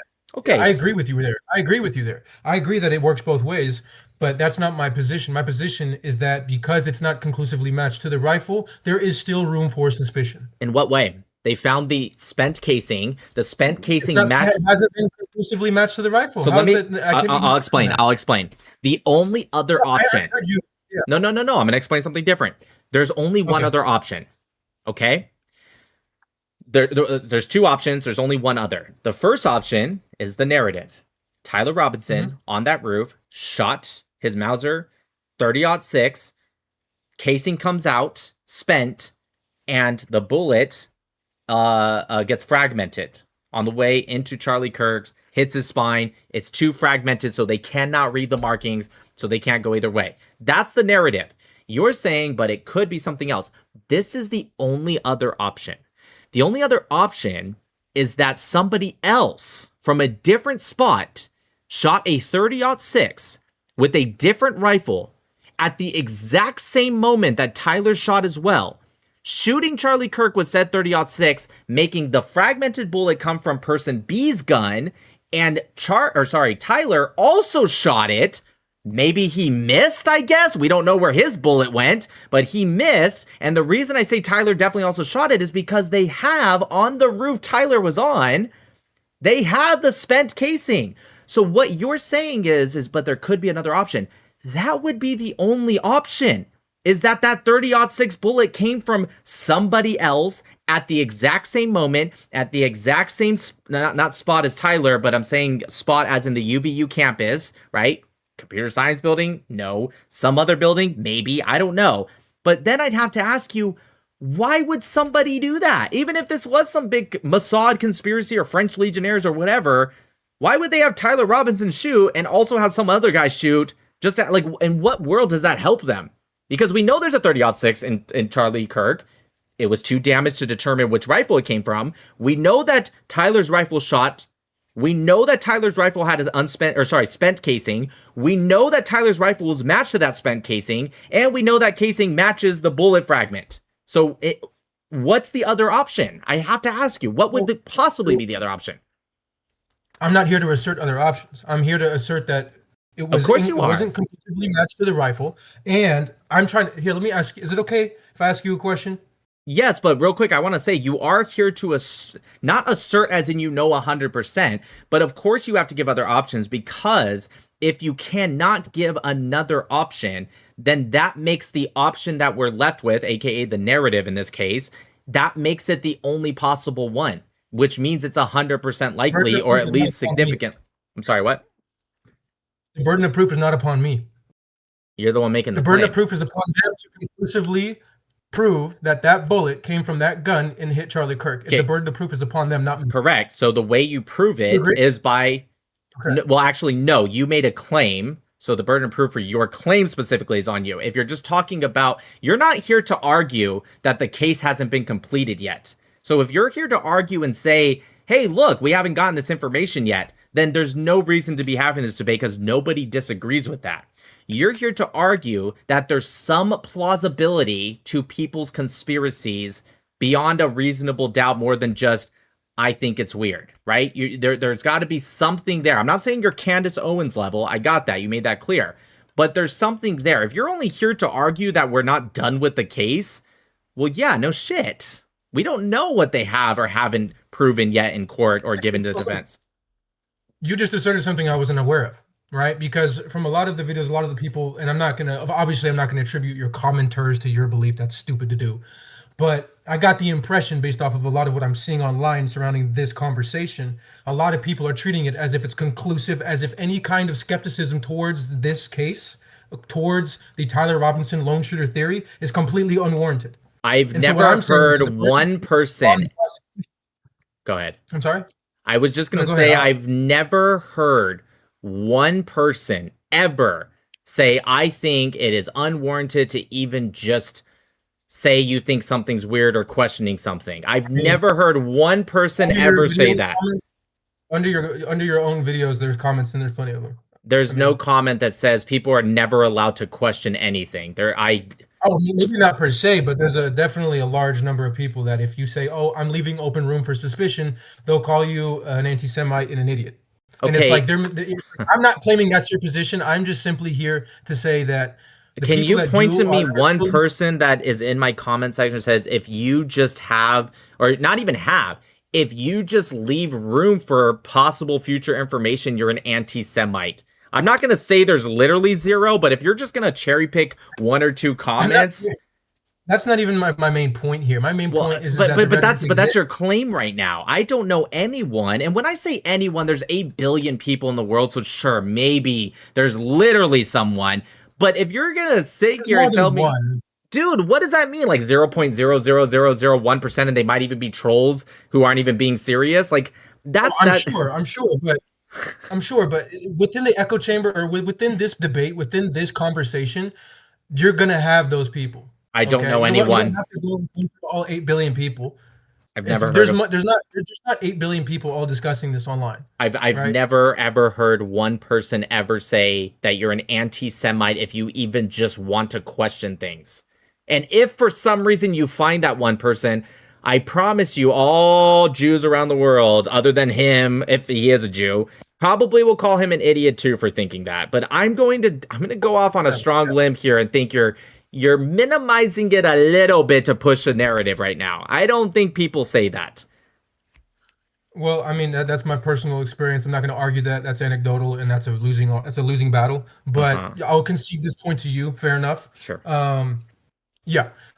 And I have a question. So are you essentially saying that you're giving almost or near zero evidentiary weight to the inconclusive ballistic comparison? What do you mean? It's correct. I added the context that you missed. I'm not giving... No, I understood the context. And I know you're making this claim that in order for the only other explanation must be some other shooter from a similar angle on another rooftop with the same... It has to be. It has to be. Right. And I'll tell you why. Sure. If the cartridge, excuse me, if the fragment... I give you that. Okay, so you agree with me, yes? No, I don't. I don't necessarily agree. That's the only explanation. I don't know what other one. I don't know what the capabilities of any other entity is out there. I'll ask you very directly. In what way is it possible if it wasn't from, let's just call it Person A? I won't even say Tyler Robinson. Person A, who shot from the Lassie Center, the Lassie building, right? In what way could it be possible that the fragment that they pulled from Charlie Kirk, even though they don't have markings to determine as to that specific gun, but they do know what type of bullet it is, in what way could the exact same bullet at the exact same time, at the exact same moment, at the exact same spot, at the exact same entrance wound, could possibly match the gun that Tyler Robinson / Person A was the exact same gun he was holding as the exact same spent casing that was the exact same casing that matched the rifle? If you can give me something else, would it necessarily have to be the exact same gun? The casing that they found, right, definitely matches that gun. You said the exact same gun. Other guns, right? So other guns shoot 30-06. I didn't say the exact same gun. I said the exact same gun as the spent casing was tested to. So the only other option would be a second shooter at the exact same time, moment, shot also at 30-06. Doesn't have to be the same gun, just something that shoots at 30-06, right? And they would have to shoot it at the exact same moment because we know Tyler Robinson's gun or his grandfather's gun did shoot. They found the casing, they matched it to the gun, and they also determined that it was fired that day, right? So we know that happened. So you would have to, first off, you saying they didn't provide evidence, I could equally determine, well, the defense also hasn't provided evidence because if Tyler Robinson shot, and let's say he missed, and the thing that entered Charlie's neck was some other 30-06, which I find to be such an insane claim, but let's bear with it here. Sure. Tyler's bullet would have had to go somewhere. Where did it go? Where is it? I understand. That's all fine and well, but it still does not establish the fact that that bullet came from that gun. It doesn't establish that conclusively. The So burden of proof is still what? upon you to So establish that. what? No, the burden of proof is on your claim, right? I agree with you My that claim in the is that trial, it was due to the fact that it was inconclusive. why does that And matter? you're saying that Why I have does to it come up with matter? another explanation. No, you don't have to do anything, but if you want to hold any weight to your claim right now, you should do it. You don't have to do anything. But my question to you is, why does that matter? Why does it matter? Because the prosecution themselves says that the ballistics match is inconclusive. But why does that matter? That's very common. That's That's extremely I would say common. Sure. I mean, is it? I mean, I'm not sure. Yes, I mean, yes, I believe you. fragmented I believe bullets. you. Yes, fragmented bullets. It's very common for this to happen because they become so damaged, whether ricochet bullets or fragmented bullets inside the body, et cetera, et cetera. Why does it matter? You brought it up for a reason. You can't just say, "Oh, I just brought it up for funzy." You brought it up for a reason. Why does it matter? Look, I can keep reasserting that it's inconclusive, and you can keep saying, well, the only other explanation would be that somebody else with a similar or the same rifle would have to have fired at the same time from a similar angle and distance. Sure, that's fine. And I'm not here to get, like, this is actually one of my I'm just asking points. you, why does it matter? Why does it matter? Let's pretend I didn't say any of that stuff. Why does it matter? Like, you brought it up for a reason. Because if it was conclusively matched to the rifle, then that would dramatically reduce suspicion. Would it not? Well, sure, but you're not here to argue. Right there, you just Well, no shit. It's just like if Tyler Robinson got on live TV and said, "I did it," would also do that, but it's irrelevant to the conversation. And I'll explain why. Your argument here isn't that it has been proven without a doubt and conviction that Tyler Robinson is a shooter. That's never been your argument. So to say, well, it would lower suspicion, who cares? That's not the point. Your argument right now is that, again, within a reasonable understanding, that there is a plausible reason to think that he was either a patsy or part of a group, whether it be Mossad, French, whatever, some group that put out this official hit, right? That's what you're here to argue. I know that because I wrote it down because you said it. So I'm trying to figure out how that somehow proves that, or not proves, excuse me, is evidence to that. repeat that last part one more time. How does the bullet not conclusively matching to Robinson's rifle, like you said earlier, you have to take things not just singular, but all of the evidence put together. How does the bullet not conclusively matching Robinson's rifle, but everything else that I told you that has been proven, again, that we know of, there will be more proven when it goes to trial and all that, but nonetheless, how does that somehow give reasonable evidence to establish the fact that he was either a patsy or a part of this hit squad? I'm not here to provide evidence that he was a patsy. He was a patsy or part of a larger hit squad. You're not here to prove it. Prosecution has failed to conclusively prove. No, they haven't failed. That's incorrect. I'll explain why. This is the equivalent of a basketball game that just ended in the first quarter. Do you watch basketball?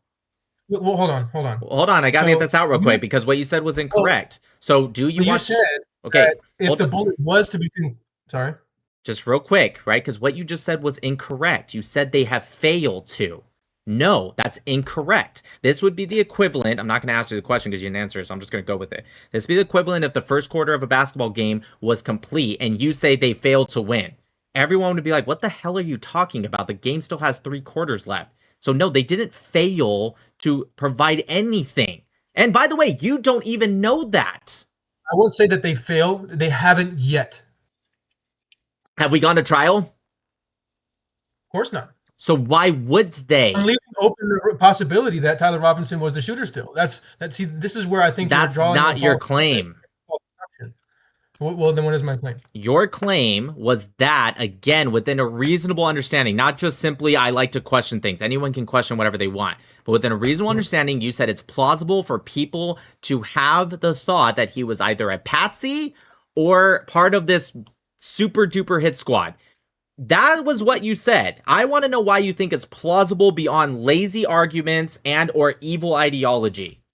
That's what I'm asking. If you're over here just saying like, well, people can question whatever they want. Yeah, no shit. I don't think anyone said otherwise, other than these 1 or 2 Instagram comments that you read, I guess. All right. Well, I'm not. So in my initial statement, I didn't claim in the affirmative that I am trying to prove that there is evidence that substantiates the theory of him being a patsy or broader involvement. I asserted that the current prosecution has failed to conclusively provide enough evidence to convince me and many other people that Robinson was in fact the shooter, with a level of certainty that allows us to like discount the whatever theories may be out there. And why That's are what I'm so far your arguments have all been things that aren't even just not weird, they're actually, excuse me, the majority. I explained that with communications. That's actually Then we can move on, because I don't think that we're going to agree here, because the one thing you're saying, it just you what said what you're saying logically doesn't Look, make sense. I would like to, because you said earlier that if the bullet was conclusively matched to the rifle, that it would reduce suspicion. So by Correct. that logic, suspicion exists still because the bullet wasn't conclusively matched to the rifle. That wasn't your even your new claim that you kind of shifted. The last thing you just said 5 seconds ago, even that wasn't your claim. You didn't say suspicion exists. You said it exists to the point that you have not been able to. I don't even know. You keep kind of switching it a little bit. Nobody said suspicion doesn't My wording's exist. a little weird. Like I said, This doesn't is not logically something- make sense. Suspicion existing. Yeah, because we haven't. First off, Tyler Robinson could come out and literally say, on my firstborn son that's not even alive, I did it. And there would still be people that are suspicious. So if you're trying to, no offense, escape out of your claim and trying to get so vague because maybe this isn't going one way or the other that you wanted it to, by just getting so vague with this idea that it's like, well, suspicion still exists. Dude, suspicion will always exist. I promise you. He can be found guilty. There can be him going to the camera going, like, there could be everything in the world. I understand what you're saying. Okay, yeah. So you're saying that essentially you're asking me to provide Evidence, not proof. Essentially, you want the percentage of suspicion. You want to be like, okay, what evidence is causing I'm not even this level of suspicion? Honestly, my bar is so low right now. It's, to quote Maddie, it's in hell. Okay, that's where my bar is at right now. I'm not even asking for that. I'm just at this point. Sure, no problem. But at this point, all I'm asking for at this point is that with a reasonable understanding, not just I question everything because I'm a contrarian, just with a reasonable understanding how anything that you have brought up at this point or will bring up will somehow, again, not prove, but give us like a, you know what, I see why you have that understanding, right? Again, reasonable understanding. So far, nothing of what you said, maybe you're about to, but so far, nothing you've said makes me, and I'm trying my hardest to see it from even a Candace Owens point of view at this point, trying to see how that could make me go, okay, I can see why maybe people have this conspiracy or that. So far, nada. Not even a little bit. Sure, that's your prerogative. So, okay. And I'm trying to convince you. I'm not just going to sit here and say, oh, believe what you want to believe. So that's what I am here to do. I'm not trying to be bad faith here. All right, what's your next one? Yeah, we can move on to fingerprints, supporting evidence. Not the centerpiece, it's an element. So I'm referring here specifically to the latent prints recovered from the glass window near the area where investigators say the rooftop figure landed after coming off the building. 3 latent fingerprints on that window were suitable for comparison. The state examiner excluded Robinson from all 3, and subsequent FBI comparisons were inconclusive. Why does that matter? Wait, which window are you talking about? The one that was below? Yeah. Why does it matter? So. He didn't touch the window.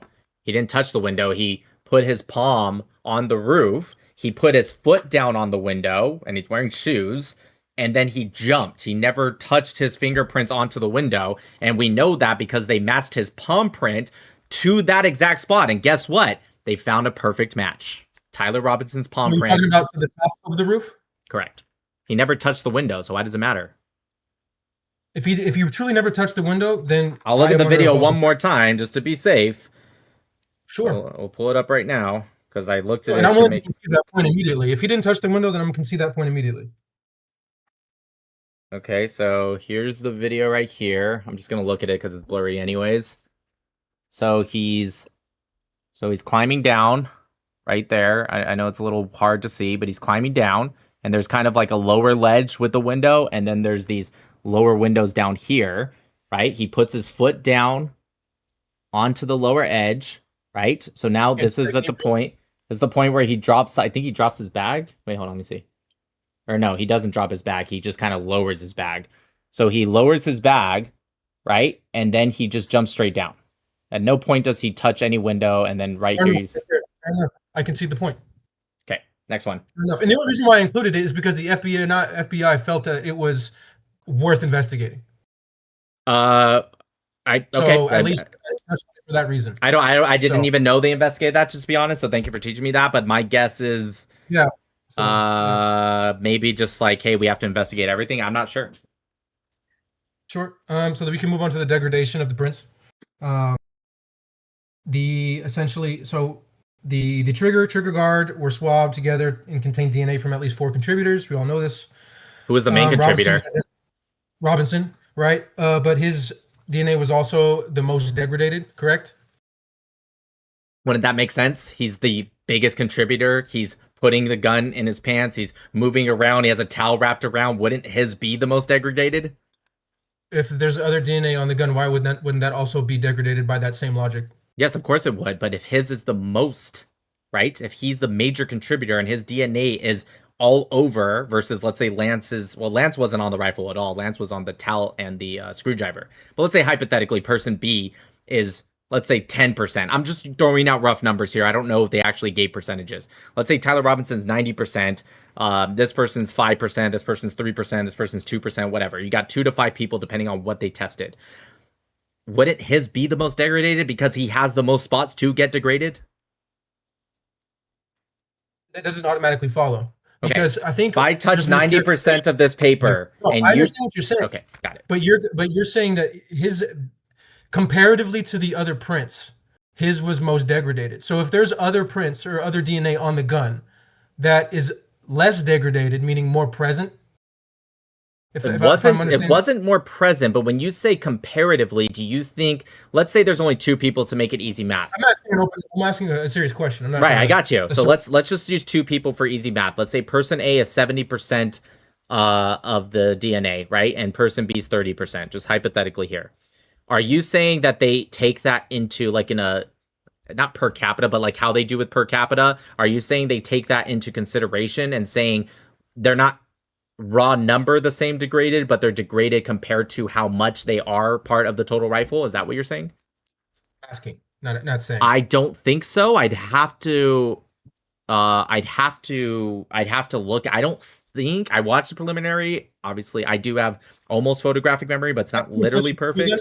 So I could have misunderstood, but that's the impression I was under, and I think that's the impression a lot of other people were under. I mean, I don't want to put words in Candace's mouth. Why was Tyler Robinson's DNA the most degraded on the rifle? Just see if somebody's already answered this question.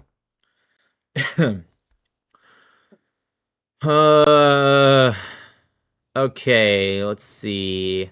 DNA sample identified as the major profile on the rifle's trigger and trigger guard showed the highest level of degradation due to environmental exposure, such as, it wasn't even most degraded all throughout the rifle. It was only just that actually hurt your argument more, but that's only just the trigger and trigger guard. I actually didn't know that. I thought it was different parts as well, such as ultraviolet rays and the outdoor conditions of the wooded area where the weapon was recovered.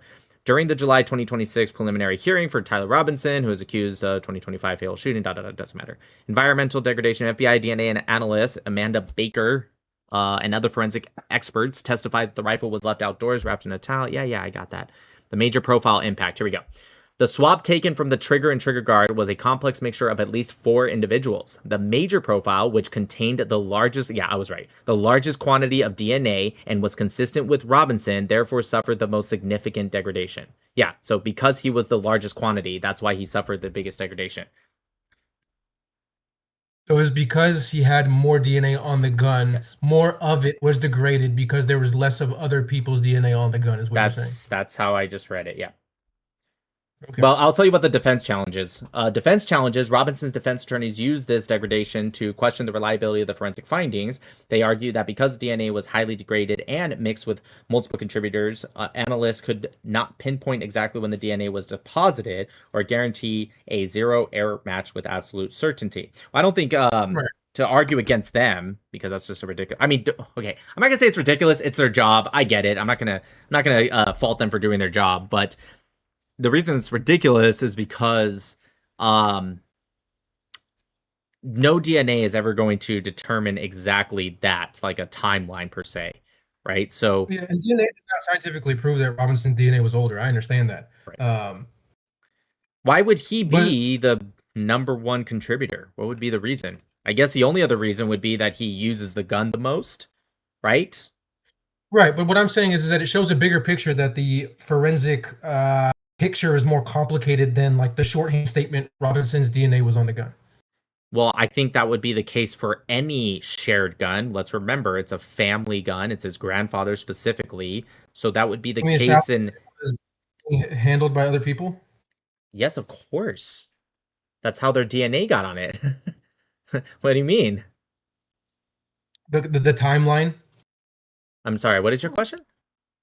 The timeline I think is relevant here, right? Okay, but what's your question? I thought your question was, have we established that other people have handled that gun? Right. Yes, the answer would obviously be yes, because their DNA was found on it. Correct. Right, but their And so what DNA I'm was saying is by that far the minority DNA. right. Well, what I'm saying is it doesn't make it a clear cut. Oh, he like it's not like his DNA was the only DNA on the gun, or that his DNA was So what? strongest on the gun. It was strongest on the gun by far. It's not even close, actually. Most present, but most degraded, right? Again, most degraded doesn't... Let me ask you, how could it be the most present if it was most degraded? Most present if it's most. One more time. I agree with Sorry, you. man. Something can be most degraded and most present, but I'm not asking because I don't get the answer. I'm asking so I understand your understanding. How can something be most present but also most degraded? There's more of his DNA, and of that DNA that was on the gun, it was the most degraded or eroded. Would be Right. like the No, let's yes. stick with degraded. So the reason is because if, let's say, the most present is 90%, okay? And let's just say two people just to make the math very easy. Person number 2 is 10%. If person number 2, you wipe off 3% of their DNA, okay? Now they go from 10% to 7%, if you will. Again, this isn't how DNA works. I'm just trying to make it make sense to you. And then Tyler Robinson, person number A, who was 90%, let's say you wipe off 10%. So it goes from 90 to 80. That would be more degraded than person B, right? Because they only wiped off 3%, yes? I'll give you that. I'll go with your. The answer is yes, Yeah. because one's 10%, one's 3%, 10 is higher than 3. Basic math here. But person A, in this case Tyler Robinson, would still be 80% of what is found on the... Also, let me ask you, if it really was degradation due to other reasons, then how come he wasn't the most degraded in any of the other parts they swabbed for? They didn't just swab the trigger and trigger guard. They swabbed the stock. They're all over. How come he wasn't most degraded there? That's not what I'm trying to assert. I'm just saying that there was degradation of the prints. The degradation does provide room for skepticism. I understand the way that you're framing it makes more sense to me now. It doesn't. It makes perfect sense because he was the most prominent DNA on it. So he would be the most degraded. If that's the way that they did the analysis, then I would have to agree with what you're saying here. That's what it says. I can look a little deeper into it. It comes from a report that says Tyler Robinson left big proof after killing Charlie Kirk, ? Forensic team, ... That's where it comes from. Right. Okay. Let me get even more specific. Yeah, but why would Tyler Robinson specifically be the most degraded versus others? Let's just get real challenge. I'm going to try to challenge my own claim to see what it says. Right. Forensic analysis did not state that Tyler Robinson's DNA was uniquely or biologically prone to breaking down faster than anyone else's. No shit. Instead, his defense attorneys highlighted the degradation. Yeah, we know. Come on. Give me the answer here. During the Utah 4th District Court preliminary hearings, the distinction between the DNA profiles, blah, blah, blah, blah, blah. When a weapon is left exposed to outdoor elements like UV rays and moisture, DNA degrades. The defense argued that if Robinson's DNA showed more significant degradation than others found on the weapon, his handling of the rifle, they are arguing, happened earlier. Okay? The alternate handler theory So I guess they're trying to maybe argue because the second profile was Lance Twiggs, that maybe Lance Twiggs took the shot. I wouldn't argue that. Well, that's the only other option because that was the second DNA. So if it wasn't him, then it had to have been Robinson. There was two other contributors, correct? Right? Besides Well, the, okay. To be fair, it depends on what part of the rifle we're talking about. So yeah, you're right. There's some parts it goes I think up to 5, and some parts it's only 2. Okay. The prosecution stance, FBI analyst Amanda Baker testified that environmental exposure breaks down all surface DNA unevenly, depending on friction, sweat, volume, and shielding from the towel it was wrapped in. The prosecution maintained that the degradation did not prevent a secure statistical match. They presented evidence that Robinson's profile in the rifle was still at least 1 trillion times more likely to be his than someone else's.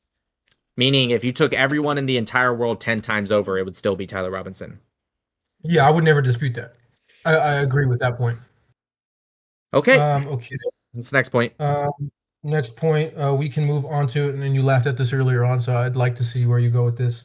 And again, I'm here, I'm open-minded. You can convince me. And there's been several points you've made so far where I think you actually did a good job. The degradation, the way that you framed how they did the comparative analysis makes sense if that's truly how they did it. I'm going to have to independently verify afterwards, but I believe you. Same for here. now. Same here. I want to look more into it. That's just me trying to get to balance speed and fact checking at the same time. Yeah, okay. So the operational reconstruction, rifle optic, and cold bore shot aspect. Yes. Okay. I am not arguing that Robinson was physically incapable of making this shot, but I am going to ask what verified evidence establishes Robinson's prior familiarity and proficiency with that specific rifle and optic. Okay, well, one, there's testimony of people saying how much he loved to shoot guns and hunt. So we know he does know guns. As for why, I have to ask you, why do you think it even needs to establish some kind of professionalism? It's 140 yards with a scope. Why is that? I was in the military for 12 years. That's... Yeah, but he wasn't. Right. Let me finish. When people just get into boot camp, meaning beginner, no training, right? We will shoot from 150 yards with no scope. And most people, unless they really, really suck, are still going to generally hit their target. So why would you think a 140-yard shot with the scope would somehow be difficult, even if we assumed he didn't do hunting, which we know he did?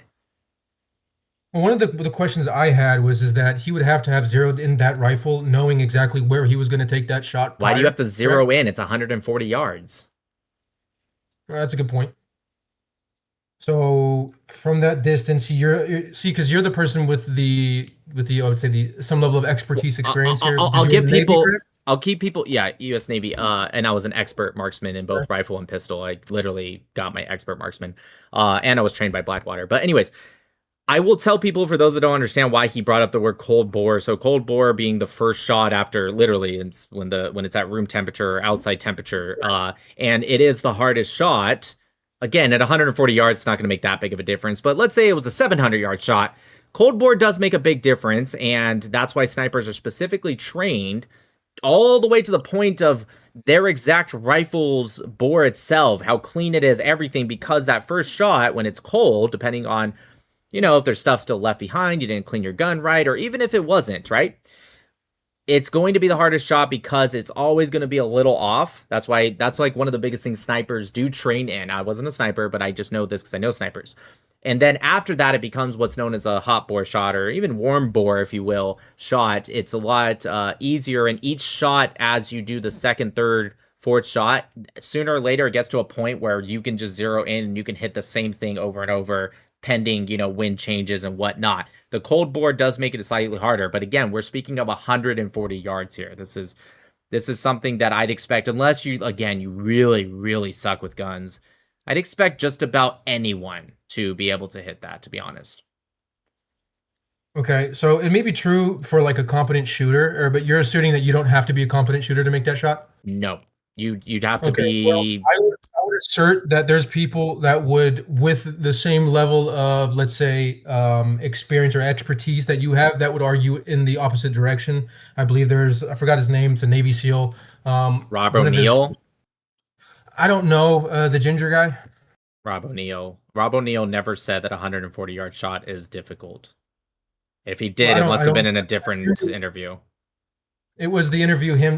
It was the interview that he was discussing specifically the Charlie Kirk Yeah, he assassination. thinks there's an explosive. Listen, I'm friends with Rob O'Neill. I'm speaking with. He No, did say I'm that. talking about him alluding to the cold bore shot being difficult, and I know the video is there. I mean, I Yes, watched a it at cold least. bore shot is more difficult than a hot one. That is true. But again, Okay. the just like as I'm sure you understand, the further away you go, if you like were to move the gun 1 centimeter to the right, okay, and you shoot, the difference between a 140-yard shot will be significantly different than let's say a 1,000-yard shot because naturally it's going to go more and more away from its target the further away you are. If you're off by even just 1 centimeter. However, again, 140 yards, not very much. I'm going to show you also this other article real quick. I know I have it because I saw it earlier. I just got to go through my history here. I know I have it. One sec. It's literally saw it earlier today or yesterday. Yeah, here it is. This is from New York Post. Charlie Kirk's accused assassin Tyler Robinson bragged about long-range shooting skills, says former coworker. Here's the article if you want to look it up on your own time. That's the title of it. I know it's backwards, but you're not looking. I don't know. Maybe you are. That article Charlie right Kirk. You read that? Charlie Kirk accused assassin Tyler Robinson bragged about what is this? Can you read the rest of it? Bragged about long-range shooting skills, says his former coworker. Okay, well that's an what you want to call it? Hearsay? Yeah. True. I guess we'd have to try to figure out why someone would lie about that. And also his family talked about hunting, and also they had hunting rifles, and we also have pictures of him and his brother shooting guns. So yeah, I guess it is hearsay, but it's matches every piece of evidence we have. Sure. And I think the way that this debate or this conversation has been leaning is towards like a broader conspiratorial, were there other people involved, right? I mean, that's kind of I've been waiting for you to get to that. I'm still trying to figure out why other people were involved. No, that's kind of where your counterpoints have been strong, is they kind of help. You've been making good points to rule that out in a way that I would submit are strong. But a lot of this stuff, for a lot of people, doesn't rule out the Patsy argument. And I know the Patsy argument is going to be difficult because I think that one's even easier to I think that one's even easier to debunk actually. Because that's surprising. Yeah, I'll tell you why. Because if he is somebody that's part of this organization, this assassin organization, that's easier because then he could still have done the shot in that exact same spot. It is his gun. It is his bullet. You don't have to debunk all of that. You just have to debunk the idea that he didn't do it exclusively, or he did it with like the Mossad, the French, the United States military, whatever. Now, that'd be weird for them to recruit a 23-year-old American, but whatever. That's actually still easy because you don't have to deny that he took the shot. However, a patsy mean, I mean, you know what a patsy means. You'd have to try to figure out a way to convince me that somehow he was there on the campus that day on that roof, more or less. I get it. There's some argument like so he's wearing sunglasses, but I'm just saying, like, generally speaking, you'd have to convince me how he did all this stuff without even fucking knowing he was doing it. That sounds way more difficult. What do you think about the exploding mic theory, by the way? I'm just curious. So actually, I think that theory was interesting, but there's a reason why I didn't want to include that, is because there's just no evidence in the affirmative for it, really. But I did find one thing odd was the mechanics of his shirt as he got shot. That was weird to me because it looked like the shirt, the air implosion, whatever you want to call it, the direction in which his air, like the shirt rolled in the opposite direction of the impact of the bullet towards where the bullet hit. So the shirt. I see what you're saying. You're saying it puffed up on the bottom. Here. I'm sorry. You're saying it puffed up on the bottom first, or puffed up on the top first? Yeah, it puffed up down here first, and then it rolled upwards here. So from what I remember, my guess, and this is just based off my relative, I mean, more than the average American, but basic understanding of bullets is bullets, as Andrew did say, people were laughing at him. I don't know why. He was literally correct. bullets do displace air as they go forward, but behind the bullets, which Andrew didn't say, not because he was wrong, he just didn't happen to mention this on top of it, behind them, bullets pull air. And so my guess is that the speed of that and the tightness of his shirt, because he was wearing a relatively tight shirt, when the bullet goes in, sure, there's going to be a displacement of air, but there's going to be a larger, because once the bullet goes in, it creates a hole in the neck. So there's more pull at that moment of impact than there is push of air displacement. And so my guess is it pulls, because this is the closest part to the bullet, pulls this in, and then he does this, causing the shirt to do that, and then it flows up.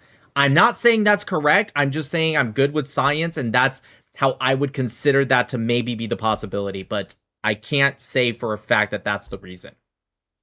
Would you at least assert that the mechanics of this shirt they did look a little weird? No. And I'll tell you why. Because for it to look weird, I still have to have an understanding of why. And the only thing that would make sense, well, hold on. The only thing that would make sense if everything else lined up would be something inside blowing up, right? Exploding mic, whatever the fuck you want to call it. And that's where not you, but y'all, as in people that believe it, lose me. And I'll tell you why. One, and Candace said this, she believes it was patent explosives, which is, of course, the same thing Israel used on the exploding pager beeper operation that they did with Hezbollah. Now, here's why that makes no sense. Patent explosives burn at almost the surface of the sun temperature. It's like, it's very close. It's like 80% to 90% of the literal temperature of the surface of the sun. You want me, not you, Candace, whoever, wants me to believe that this explosion happened inside his shirt, pushing a projectile into his neck through the explosion, yet we didn't hear an explosion at all. There's plenty of mics. Not one explosion was heard from there. No fire, no smoke. The shirt, so his neck gets, blown a hole in, but his shirt, not even a stitch gets removed. If an explosion happens under your shirt, first off, what the fuck is his shirt made out of? Why wouldn't it at minimum burn, if not blow open? It's an explosion. That's where it loses me. I want you to argue that there is some, you could engineer this away if you really wanted to. No, you cannot. So you're telling me that if you really wanted to, you couldn't engineer a casing around not with patent explosives. No, not even. Nope. Not even. No. Trust me, I'm literally an engineer. And also we know that's not the case, at least with Candace Owens, because Candace Owens said that she got exclusive photos inside of the SUV, and she said if you look on the ground, there's pieces of the mic on the ground. So she acknowledges, if the mic theory is true, that the mic exploded into multiple pieces. Explosions, all explosions, I don't care if it's patent or something else, are omnidirectional. So if you don't engineer it to withstand in a direction that explosion, and the mic does explode into pieces like she asserts, then that means the explosion will go, including into the shirt. So no, there is no fucking way you can engineer that. And even if you engineered it to the point that, let's say, you make the mic so strong that it can withhold an explosion, except for just like a little hole at the top that pushes the projectile, his shirt was this tight. So if the mic's under, it still would have hit this part of the shirt at bare minimum. And so you would still see smoke. You would still see a flashing light. That tight? I don't recall his shirt being that tight. I'll show you right now. I'll show you right now. Tight enough for a projectile? Yeah. You could put 2 fingers right there. But no, that's bizarre. No. Well, first off, 2 fingers is still too small for a projectile, but especially since he was leaning forward, which means he's leaning into the shirt. So no, well, if he was leaning forward, wouldn't the shirt be a little looser in the front? I'll show you the photo right now, Charlie. When I'm leaning forward right now, there is, without me having to do anything, there is a hole. I'll show you. I'll just show you right now. I promise you. I'm willing to look at it. That's totally fine. Like I said, I'm not here to try to argue stubbornly until, I'm willing to change my mind. So, trying to find the video and pause it to where we don't have to see that awful video. Yeah, that was just terrible thing. I think we can all agree on that. I just want to make it okay. I think this is the closest we'll get. I just want to make it clear, right? So you can see the shirt, right, is right up on his neck. That's right before the shot actually happens. Well, let me get like literally right before. Well, it does look like there is a bit of a what you would call like half cylinder So that is being created by the mic, correct? okay, so here's the problem, right? If you were, which we can't even say because Candace Owens says that the mic and all the people with the mic theory says that the mic exploded. So it's already moot. Well, I'm not going to go with Petin either way. No, because I know, Petin but is, let's say hype. No, even if it wasn't Petin, it doesn't matter. All explosives are omnidirectional. Even well, what if about a let's gun? say, what about a A gun? gun firing, and you can correct me if I'm saying something stupid here. I could be. What's your What about a question? gun? What Isn't about that a it? controlled explosion in one direction?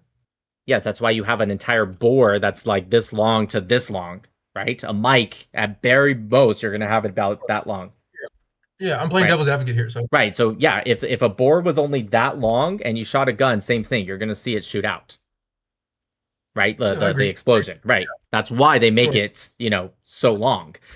So yeah, that's kind of the point. So even if somehow they made the mic, let's pretend Candace is wrong. She didn't mean to say that the mic actually does explode. It stays intact because they made it out of a material that can withhold the pressure of an explosion, except for the top that shoots the projectile up.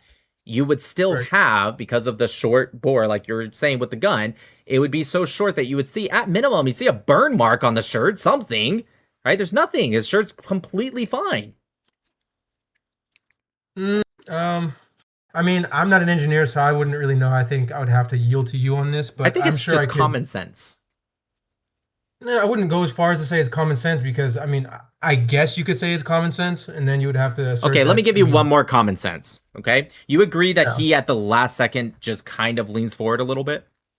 Oh yeah, Okay, would you agree that the people, let's say it was the government, whatever, this assassin squad, do you agree they would not be able to know if he's going to lean forward or not? Right? They're not going to know that. Is that fair? I'm sorry, what? of course. Yeah, of course not. Right. Him leaning forward. So the mic's right here. I know it's outside the shirt, but let's say this is the mic and this is shooting up. When I lean forward, if I'm Charlie Kirk, it's going to actually put the projectile in my neck, right? Whereas if I'm sitting up, it probably will go more like right here in my chin, right? No. Well, Okay. mm, yeah, yeah, that makes sense. Yes. Okay. How would, if this assassin squad, if their whole point was to use this explosion to shoot him in the neck, okay, but they're going to tell the world, oh, it was actually this Tyler Robinson guy with a 30-06, Mauser rifle that shot him. If he was sitting up straight like he does 95% of the time and it hits him in the chin, how would they have sold the story that a bullet goes from the roof and curves up and hits his chin like that? Right. No, I agree with you Okay, there. so I agree with you there. that's why the explosion Look, mic theory, if anything else that I said, but that's also why it's stupid. okay, I can concede that point. I think the way that you framed it makes sense. One of the things I would want It to talk also would about not is hit I his thought spine, just FYI. Even if he did lean forward in his shot, that doesn't did explain how it hit his spine. we establish whether or not it was a soft point or a hard point 30-06? Definitely soft point. I don't know what you mean by hard point. You mean FMJ, Full Metal Jacket? FMJ, yeah, not a soft point. And Full 100% Metal is a Jacket. soft point. The only thing that I think is still contested, if Has it's that a... been confirmed? I don't know. I'm asking. I'm sorry, what? Has that been confirmed or I don't know? I'm asking you. I think it has been. I mean, I'm telling you it is because I saw the bullet, but let me see. Has it been confirmed that the 30-06 cartridge that Tyler Robinson allegedly shot is a soft point? I don't think it has, to be fair. I mean, it has because I saw the bullet. Yeah, it says it has been confirmed. It has? Yeah, actually, not only that, they did confirm, because I was going to say it looks like 150 grain, but it says it's detailed as 150 grain Remington core lock soft point round. Okay, well, do you know when they confirmed that? Because the last time that I checked, maybe it was earlier. That hadn't been. It just said during the July 2026 preliminary hearings for Tyler Robinson, forensic and ballistic testimony detailed that the ammunition was what I just said. So it was during the preliminary. I mean, also, you can just look at it, dude. It's a soft point. An FMJ doesn't Right, I have never that. saw the bullets. I mean, yeah. Oh, yeah, there's pictures Okay. of it online if you want to go look. But yeah, which, by the way, that's the whole point of a soft point, is specifically to mushroom when it hits and fragment. Yeah, I understand that. a couple of the things that I wanted to touch on too, and like I said, and I kind of even told you during the DMs that I'm going to give you gotcha opportunities, and that's totally fine because, I mean, am I allowed to? No, I'm not going to swear here, but I was going to ask if I'm allowed to. I don't really care. Yeah, you can swear. I don't care. Yeah, I don't really give a shit. I'm here to learn. But one of the things I wanted to talk to you about was why did they why did they fucking repave over that crime scene when it's not protocol? Why didn't they use a chemical cleaning That's agent? cool. Why Nobody didn't wants to pressure learn. washer? Like that's from what I understood from my research. It's not protocol to repave over a crime scene that way. All of Well, the it wasn't shootings a I've ever it seen. wasn't a crime scene. The crime scene was already released, so it wasn't a crime scene. And Well, also, the area where he was shot is what I'm referring to. yeah, but That okay, let's just think about this logically. Do you sure. agree that nobody, whether you're Candace Owens, Nick Matau, Andrew Wilson, Jason, nobody disagrees with Charlie Kirk being shot in that position, right? There's no conspiracy that's like, actually, Charlie Kirk was somewhere else, right? Like, we all agree he got shot in the position he got shot in, right? Yeah. Okay. Yeah. So He got hit. where would the majority, as in like 95% of the investigation, lead you to as you're a detective, you get to the crime scene, sure. The guy shot there, you see blood on the grass, the ground, right? But where's going to be the majority of the evidence? Like, where are you going to really look to determine what actually happened? You're not going to look right there.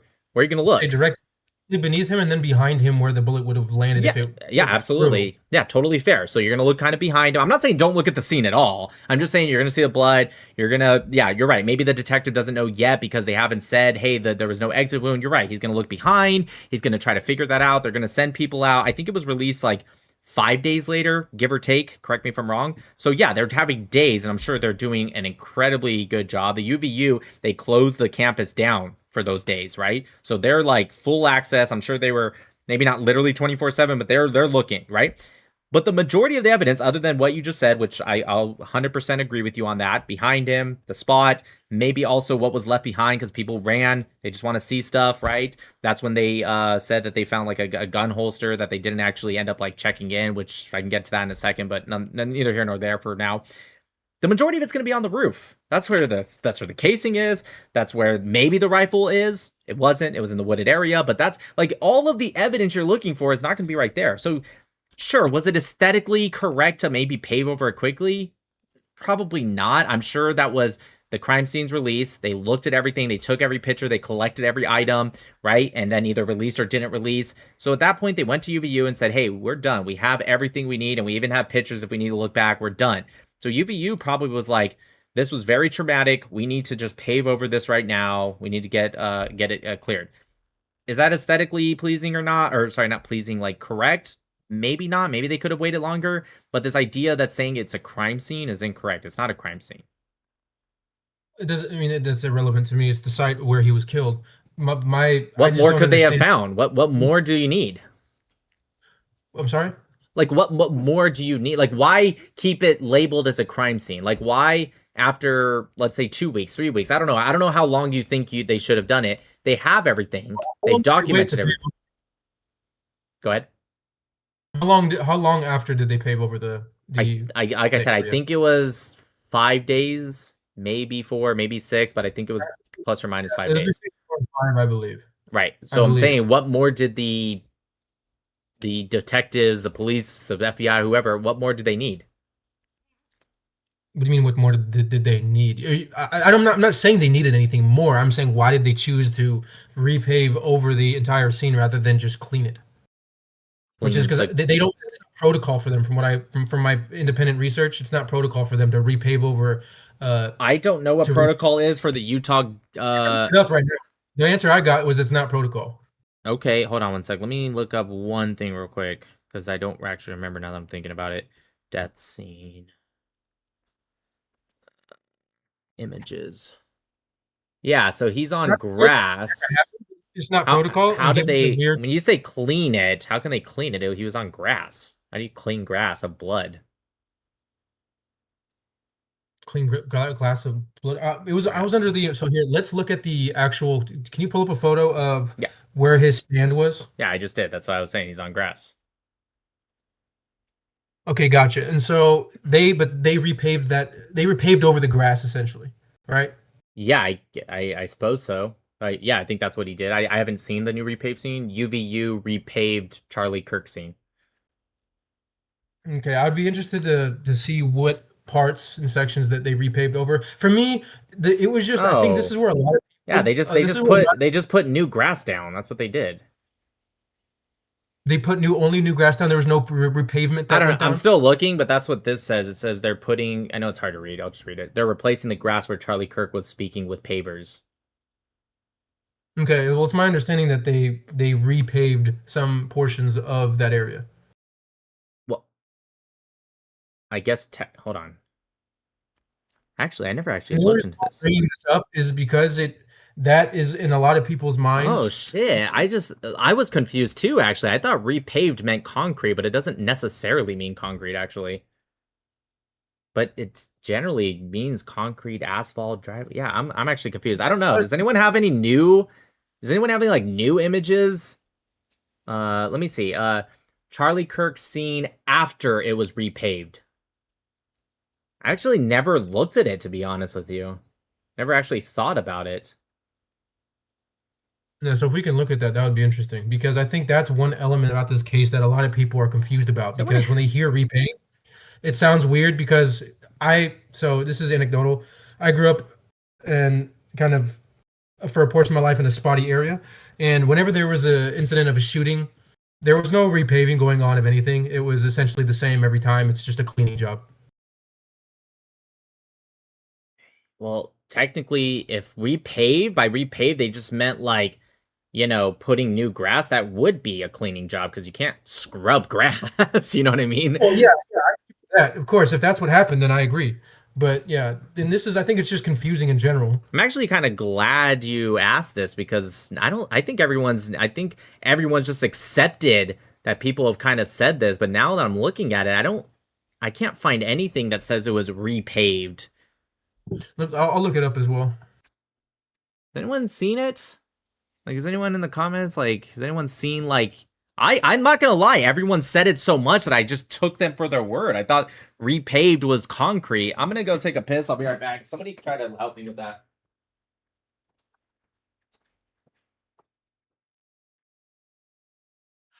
Yeah, it says yes. A portion of the courtyard where Kirk was killed was physically altered shortly. Okay, specifically the grass area where Kirk's tent table had been set up was removed and replaced with hardscape. Okay. Okay, so reported that the construction crews replaced the grassy area with concrete slab while Reuters photographed workers on September 15th, 2025, installing concrete pavers where grass had been removed. Within days of the assassination, UVU removed the grass from the immediate event area and replaced part of it with concrete pavers. Okay.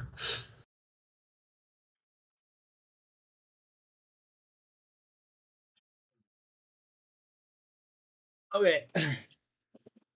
You find pictures? No pictures, but it did say that. So here, I'll just read it to you. Yes, a portion of the courtyard where Kirk was killed was physically altered shortly after. Doesn't mean paved. Specifically, the grass area where Kirk's tent table had been set up was removed and replaced with hardscape.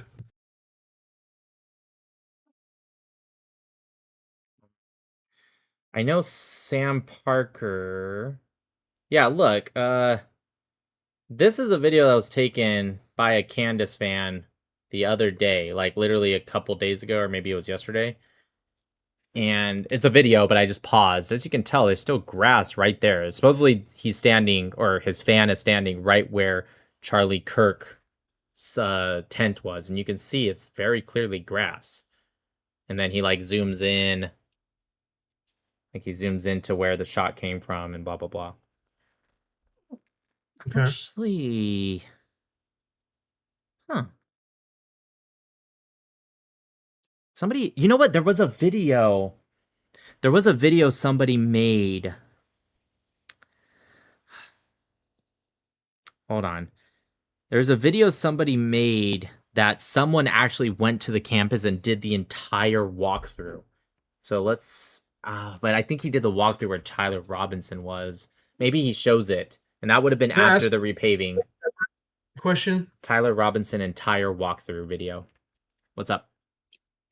Have you, and this is not me asserting like this is like, oh, evidence here, but I'm curious is what do you make of that video that was circulating around where essentially it was like some Iranian dude that was kind of like blurred out and voice altered, essentially saying that they had hacked into either the US or Israeli, I forgot which one. I'm just gonna but stop you they- right there. Anything that Iran says is that should be taken. Okay, well, that we can disagree to we can agree to disagree. I mean, I Agree think to that disagree. You think an Iranian person who's at war with the United States? that's arguing from authority, though, is it not? That's not arguing Like, from or- authority. That's not what that means. Inverse arguing from authority. It's essentially saying that because X person said the sky is blue, but he's Oh, you want me been to no- debate it? Okay, fine. Did he release his findings? No, I'm asking what you made of that video. Did he release the I'm not asking- findings in that video? I'm Or sorry. did he just make a claim? Did he make a claim or did he release He made a proof? claim. He made a claim There you go. So why wouldn't somebody who has the proof not just release the proof? because it was correlated to the repaving theory. Right. Did I'm asking he what you made of it. if he doesn't release any proof, then I don't particularly care. Even if it goes in my direction. If there's That's some fair enough. what? No, that's fair enough. That's fair enough. I mean, I agree. I agree. I just thought it was interesting. Why is it Essentially, I interesting? think- A guy comes out and says, "Trust me, bro, that's interesting." Because it took two different theories that I mean, I would agree are weak, and then combined them together in a way that made sense. And I think that a lot of people that don't have that, I guess, Here it is. that aren't going to have this discussion. Here's a They guy that might- said he retraced all of Tyler. It's a 11-minute video, so I'm gonna skip ahead to see if I can find it. But supposedly he literally like retraced the steps of Tyler Robinson. So I'm gonna skip to where he's on the roof and maybe he like shows it. This would have been This would have been like 5 to 10 days after they repaved it. So he's getting to the building where he's walking up on top, where Tyler Robinson would have walked up on. He's showing out in the parking lot. And I don't think he shows it. Hold on me. Come on, bro. Just fucking. Oh, he can't go over to where Tyler Robinson is. He blocks it off. Okay, so this video is not gonna help us anyways. Yeah, I don't know. Listen, that video I did show you was new, and it looked like it was grass to me. I'd have to do more research into this. Either way, I don't think it really matters in the sense like, yeah, probably. Let's say it's not protocol. Okay, fine. They probably shouldn't have done that. I don't think it proves anything, or not even proves. I don't even think it's evidence for anything. But I'll do more research to see like exactly what because now I'm just curious. What did they repave actually? What does that even mean? They said the section that his tent was on, they replaced it with hardscape, whatever that means. Yeah, that's not concrete. It's like hardscape is that just look it up. I think it's if I'm correct, I think it's that what's it called? That's like that stuff that's like there could be concrete slabs or something. I'm not sure. Hold on, let me see. What is hardscape? Hardscape refer stupid ads. Hardscape refers to solid materials. It could be for that are used in designing outdoor spaces. It could be natural stone, tile, brick, wood, asphalt, concrete, pavers. It's each of these products may be constructed for different things like driveways, walkways, patios. Yeah, okay. I'm not really sure. I have to look. I'd have to see a picture. I'm so surprised how nobody has a picture of. Why is it so fucking hard to find a picture? Charlie Kirk death scene today after it's been repaved. Like, why has nobody just gone there and just like looked at a picture? Does anyone send me one? All right, you know what? I'm just gonna take that as homework. I'm just gonna do even for my own purpose. I'm actually kind of curious. I want to know what it looks like now. Do you have any other claims that are weird? Not necessarily claims, but I would say that I still believe you definitely did a great job at reducing my level of suspicion given the points that we covered, because some of the stuff that you kind of explained makes sense to me a little better now. So I would say I will concede you did decrease my suspicion significantly. One of the things that it still kind of smells a little bit weird to me is from what I understand, he started to shift on his positions with Israel prior to his assassination. Is that accurate? I don't think there's anything that says that at all. From what I understand, he started to. I mean, I think that. So didn't Candace Owens bring up something, some like piece of evidence? Yeah, she brought up a and text then where he got into, without any context, by the way. We don't know what he said before. We don't know what he said. Hold on one sec. Yes, I'm going on You Mingle after this, you guys. Yeah, she brought up a text message that I guess was sent her by, well, actually, it was sent by Andrew Colvett to, I think, the government. My suspicion is Joe Kent, but whatever, it doesn't really matter. The text message was without any context. We don't know what was said before. We don't know what was said after. I can promise you, if you guys look through my text messages, when I'm mad at somebody or something or whatever, probably a lot different the next day, but I'm not here to speculate. Text message didn't necessarily say specifically about how his feelings towards Israel. What he said was there was a Jewish donor that was upset with him. I assume it was because of maybe Tucker Carlson or something. I don't remember if it even said, but nonetheless, and they pulled funding, which donors are allowed to do. Jew, Goy, doesn't matter. Everyone's allowed to do that. That's what donors do. And he was getting upset. going against the war with Iran. No, I don't think that's what it was about. I'm almost positive it was either about, I think it was about Tucker Carlson, because he says after, like, I'm thinking of bringing Candace Owens on. So obviously the original wouldn't have been about that. Anyways, and he says that the way that some of these Jewish people are acting, right, and attacking him and his character, which, by the way, I don't agree with, but, you know, again, that's how people are. That's not just a Jewish thing. It's forcing him to lead the pro-Israel cause. It's not the same thing as his feelings about Israel, because Charlie's feelings about Israel came from a biblical perspective. Now, one thing that was interesting that I looked into, even though I don't like Candace, I don't agree with her, I didn't agree with her, but it was interesting, was she came out and said, well, Charlie was actually a Catholic, or he was very much becoming a Catholic, and he had a Catholic burial. And I'm saying it like that because that's how she says it, burial, or however she says it.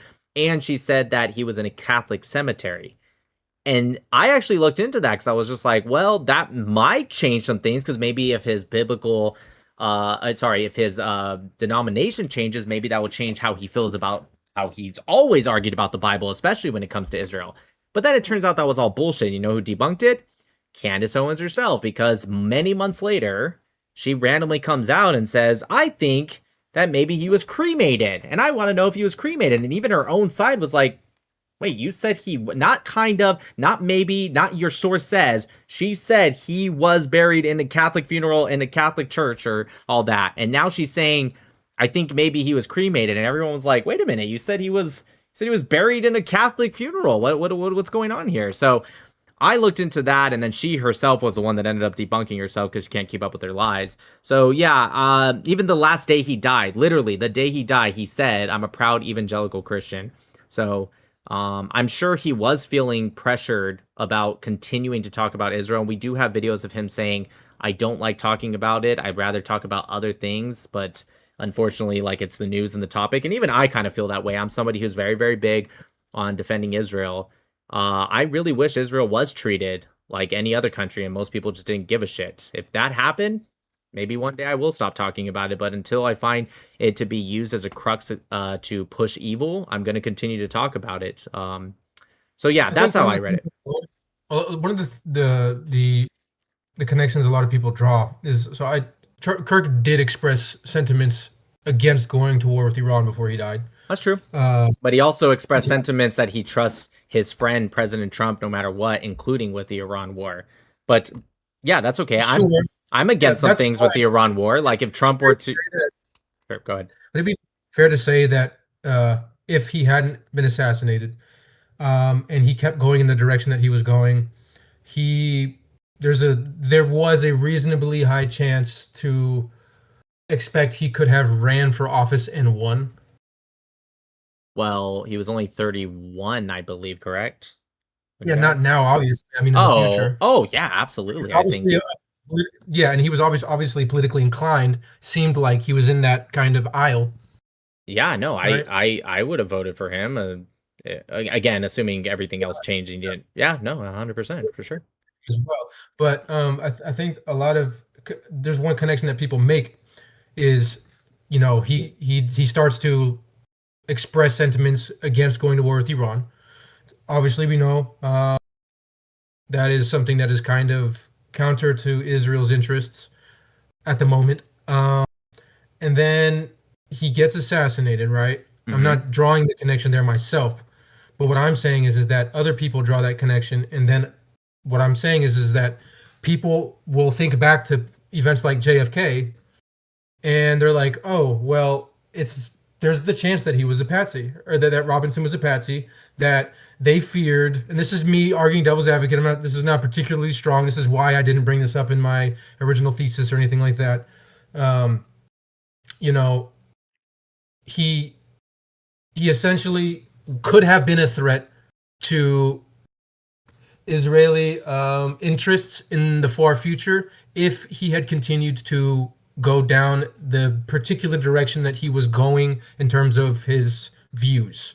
And let's say, you know, theoretically speaking, some people would say, he could have been a threat to the future of Israel's, you know, existence in some Why does that manner matter? by, you know, some, you know what I mean? I don't understand why that even wouldn't comes scare close to people. matter. By that logic, then the Kremlin killed him. Then by that logic, or Explain. well, even though he was against like more and more funding, which I am too, to an extent, maybe not the same as Charlie was with Ukraine. I don't think he was pro Russia. I'm trying to figure out the even if we, let's say, worst case scenario, he just completely abandons. Maybe he's not like anti-Israel, because I don't think he would be with his religious beliefs, but he's like, you know what, I'm done like defending the country. I don't even want to fucking talk about that anymore. Let's just say hypothetically he even goes that direction. I don't see how that. What are you trying to connect that to? I'm a little confused. It sounds like you almost want to make a theory, but you don't want to say it. Well, I'm saying that I've heard this theory before. I've heard this, which is that, oh, look, he was. Hey, you have he to was starting connect it oppose- though. You have to connect it. You No, can't. right. But what I'm just let me lay it out here. I'm not personally making this connection. I'm saying that this is the kind of sentiment that people hold that gives them that patsy, that gives strength to the patsy theory in their mind. And so what I'm saying is that opposes war with Iran, gets assassinated. Therefore, there could be that was because there could have been some future threat to What Israel's did interests. Charlie? What did Charlie say when we entered the war with Iran? Not this February 28th one after he was dead. I'm talking about Midnight Hammer. What did Charlie say? Did he come out and You're saying go, prior to him expressing. no, no? When we went into we entered the conflict before Charlie died, right? With Operation Midnight Hammer, right? With the B-2 bombers, right? What Yeah. did Charlie come out and go like, I love you, Trump, but this is wrong. This is messed up. We shouldn't have done this. Israel, what the heck? Like, what did he say? I'm not gonna be able to answer Okay, that. yeah, no, You can tell me. Charlie came out and he said, like, look, I've advocated against this a lot, but I have a lot of Persian friends and I really want Persia to be free, and I trust my friend Donald Trump, and we got to give him some leeway because he's done a lot of things that maybe we don't always agree with, but, and I'm paraphrasing Charlie for the most part, but I'm getting it pretty much right. Right? We have to give him some credit because he's done a lot of things that ends up working out in the end. So even though he said, yeah, I don't want to go to war with Iran, I trust my friend Donald Trump. So I don't think, let's go with this theory like, well, he was against the war in Iran, so maybe Israel didn't like that. Let's just go with this theory. He wasn't some hardliner where if something he did that he, or some, sorry, if Trump did something he didn't like, he was just like this all in like problem. He was somebody that understood that he's not always gonna see eye to eye with every single person, and he made that very clear when we entered into the war, arguably with Iran the first time before he died. Gotcha. Okay. And so, I mean, I guess I see what your point is. Can I just ask you, what do you think was the motive? I mean, behind Tyler Robinson's killing of Kirk? We can Is just it just explicitly political? we can just listen to his motive. He saw him as a fascist and he saw him as a problem. And yes, it was political. I know this because Tyler Robinson said it. Right. Okay. Well, I'll submit that you did do a good job at reducing significantly the level of suspicion I have surrounding those particular points that I brought up. I wouldn't call it like 100%. Obviously, that would be stupid. That would be just as dumb as, you know, what you said earlier, which is the 0% theory. True. 100% theory is equally as dumb. Yeah, that's And true. so, The only thing that I would say is there is precedent for people who are politically outspoken and kinetic speakers being assassinated, especially if they go against foreign interests. The argument could be made that Charlie Kirk wasn't necessarily the type of person that was, let's say, conducive to everyone's interests. And so the Patsy theory, it does still have some kind of plausibility, but I'll concede you did do a good job at reducing my skepticism. Mashallah. All right, man. Well, thank you so much. I appreciate anyone that steps to the debate scene. So thank you so much, and I Yeah, hope I've it never was done this fun. before, so I mean, this is like first time ever. So. Yeah, for sure. Well, I hope it was fun for you. Yeah, well, how did I do? I mean, Well, you kept your composure, which is something that a lot of people seem to not be able to do in today's day and age. So, meh. good job with that. Yeah, I would say that. All right, sounds good. Well, Cool, man. I appreciate you giving me the time to at least, express my opinions. I respect the fact that you did respond to my comment and give me the opportunity to come on here live. And I think that the people who are on the far extreme side, like I said earlier, the Owens, I think that if they listen carefully, they're going to have to reduce their suspicion as well, at least a little bit, because I think a lot of the points you broke down were clarifying in a way that aren't really mainstream. Yeah, for sure. That's true. I think you're right. I do have a way of doing that. To be honest, that's kind of, I think. That's why I follow you, by the way. Yeah, I think people. I don't think that I do. Like, to me, I'm just speaking my mind, but I get told enough that I have to believe it sooner or later that I do have a way of thinking of things that for some reason, I guess some people, I guess, don't. I don't know. Whatever. Guess we'll figure it Yeah, out. and it'll be interesting to see what happens once, like, the actual verdict comes out and all the evidence is presented, like, in the final decision. So Yeah, we'll see what happens. again, unless something really, really, really changes something or blows things sideways, Tyler Robinson will be found guilty. All right. Well, All I right. appreciate you, man. Thank you, Peace Nick. out. Thank you. Bye-bye. Have a good one. Okay. Guys, we will be going to Umingle on YouTube. So That was cool. Yep, it was nice to debate Very something calm. a little different Well, here. it wasn't a debate. It was really just ended up being like a lesson for him, like a school lesson. But it's fine. He was open to all of it. So what are you gonna do? Yeah. I can already tell. I already know what's gonna happen. I'm gonna get reached out, and there's gonna be more people that want to debate me on this topic now. That's what's gonna happen. I guarantee it. All right, you guys. I'm just impressed by your level of knowledge just for a topic I didn't even know that you knew that much about. But I guess I. Yeah, I mean, yeah, my wife comes to me before I go live, and she's like, babe, how do you know so? Because I was already saying some stuff. She's like, how do you know so much about this topic? I didn't even know you studied it. And I was like, yeah, well, I just looked at it a couple weeks I asked ago. him if he read it one time, and he said yes. Yeah, I read it one time. Yeah. I read the Well, it transcript. doesn't work that way for most people.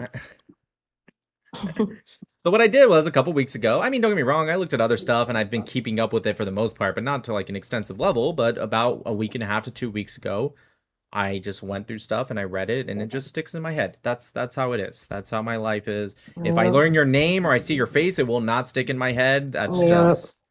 just the case. It will not stick in my head. I'll probably have to meet You you know how many multiple times I'm times. standing next to him, like his assistant or something, like in The Devil Wears Prada? I'm like, that person's about to come over, say hi, you remember them? And then I have to remind him of who it is. He's That like, oh is yeah. true. Yeah, but when it comes to like statistics, facts, numbers, historical dates, stuff like that, I just read it once It's and weird. it sticks. Okay, let's head on over to YouTube. You guys, All right, you guys, I'm TikTok. opening. For those of you that want to come over, we'll do it for a little bit. All right, bye. Hola, let's up. I'm Mr. Hi. Love you God guys. bless America. See you guys over on YouTube. Peace.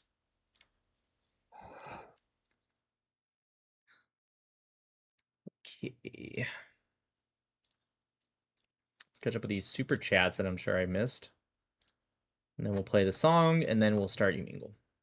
All right. Yama says Nick was on that Gaza Wi-Fi. Yeah, you know what it is sometimes when I schedule the live on my phone, it doesn't schedule it correctly. So when I go later on my computer, it'll show the schedule live. I'll click it, but for some reason, I guess it doesn't always work. I don't know. It's weird. Mickey says, I always thought the live was canceled. I was so scared. Or I also thought the live was canceled. I was so scared. Hold me, Nick. Got you, Mickey. Okay.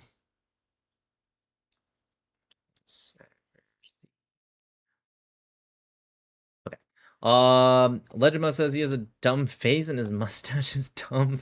I eagerly await whatever stupidity issues forth from that face. JH. Oh, wait, no, he told me this before. It's J.H. Schwalbach, right? I think I got that right this time. Nick, we all know Candace did it. Everything she said since the Charlie Kirk incident is to cover up her complicity. She's an FBI, CIA, Mossad agent. Ha ha ha ha. Just wanted to send some money to support. Appreciate you. Hebrew name that looks kind of like Eval Torgaman. Hi, Nick. Can you clarify exactly in a few words what is the big conspiracy of who and how Charlie killed? Yeah, I hope you listen. That's the conspiracy. Legima says, whenever I hear Bayesian, my eye twitches a little.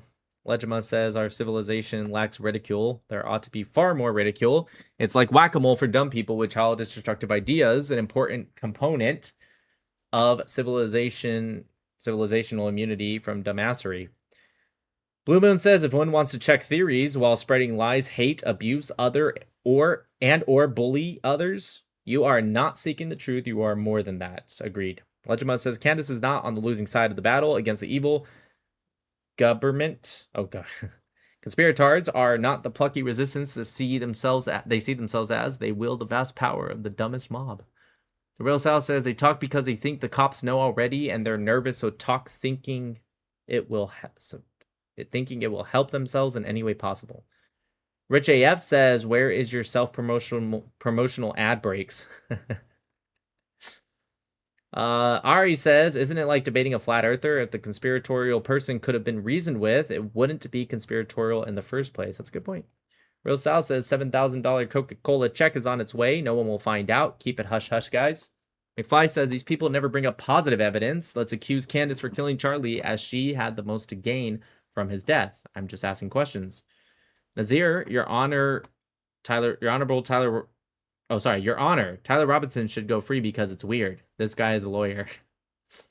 Nazir says, we not in court, so you do have a burden to back up your claims. Doofus. Nick has the facts on his side. You don't. Yeah, I was trying to get that to him. Like, you're still making the claim, so you still have the burden of proof. I think people do kind of mix that up a little bit. They think burden of proof is just like, oh, it's on the prosecution. Yeah, in the courtroom, that's true. But sorry, shoes off. But we're not in the courtroom, 100%. 20 says, for the aspirin fund, I get a headache just listening. Thank you. McFly says, this dude is an airhead who's watched too much InfoWars and Tate Academy. Nazir says, Candy isn't sending her best. Myfody says, I'm sorry, Nick, but it wasn't worth scheduled debate. This guy is no better than your average TikTok guest. Well, at least it didn't crash out. I gotta give him that.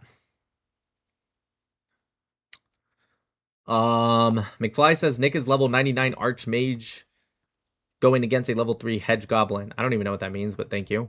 Warpaint says, what does he need to be convinced? A brain? That Canadian Zionist. Please review Ben Shapiro's debate reaction on YouTube. Legma, maybe tomorrow. Legma says, this guy sucks. Maybe troll some Caribs with Aisha the little goat, please. Cars and Arab says, as a Navy veteran, could you comment on the claims that the sailors on the Abraham Lincoln and other ships are suffering in the deployment? Everyone suffers on deployment. The Amundsen says, also another explanation that he wiped the trigger. Yeah, that's a good point too. Warpaint, FTW, I'm sorry. I'm sure you have a brain. Just use it and stop blindly believing Candy Katari Owens and her dreams. Greg says they would have found traces of what the fuck does that? Pentaerythritol tetranitrate all over his shirt. Oh, got it. You're just saying that. Yeah. And skin if Petin was used. Yeah, that's true too, actually. That's a good point. I didn't really actually think about that. Ridiculous. Yeah, that is what PETN is. It stands for all that. Nerd. Greg's a nerd. Everyone call Greg a nerd in the chat. Ebbit. Insane. These people are embarrassed to believe the most low IQ stuff ever. Literal people with 1200 peasant IQ. James says, why would Israel or France or Egypt or Mormon beekeepers need to kill Charlie? Why wouldn't a trans activist not do it? Good point. Nazir, it's literally a campus that had classes. Are they supposed to wait weeks to traumatize students further? This guy's an idiot. Okay. Ari says, Charlie was unalived by a Mossad time traveler agent to prevent him from becoming a president. Nazir says, Your Honor, they have DNA text messages with Troon confessing, family identifying him, but the video isn't in 4K, so Tyler's obviously innocent. Vanessa says, AP tried to raid your live today, but please switch your settings to allow raiding your live streams. And AP has video of his visit to UVU with Frank Turek 4 months ago. I don't even know what that means. Raiding it on YouTube? You can do that? How do you turn on YouTube lives to allow for raiding my live stream? Sammy says, nice talk. What chair do you have? Check out Libernovo Omni, by the way. Have you tried Chit Chat? Heck is a Libernovo Omni? Libernovo Omni? Wow. Only $1,200? What you guys think, huh? Is it this one? Wow.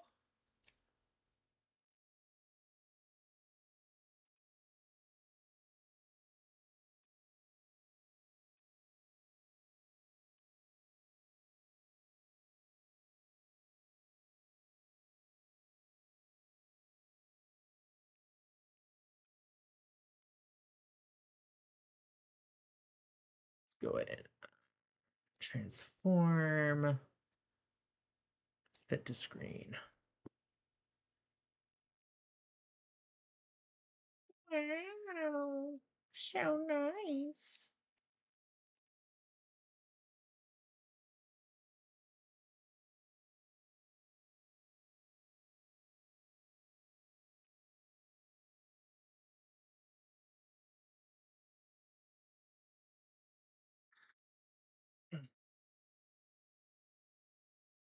Okay, there we go. 5% off. Screw you. Wait, why does it have a battery? Whatever, let's keep reading. L. Rick Hart says that they control everything. Why does their PR suck? Low Key says, I think the wood inconclusive is throwing people off too, and they think that the bullet wasn't fired from the rifle.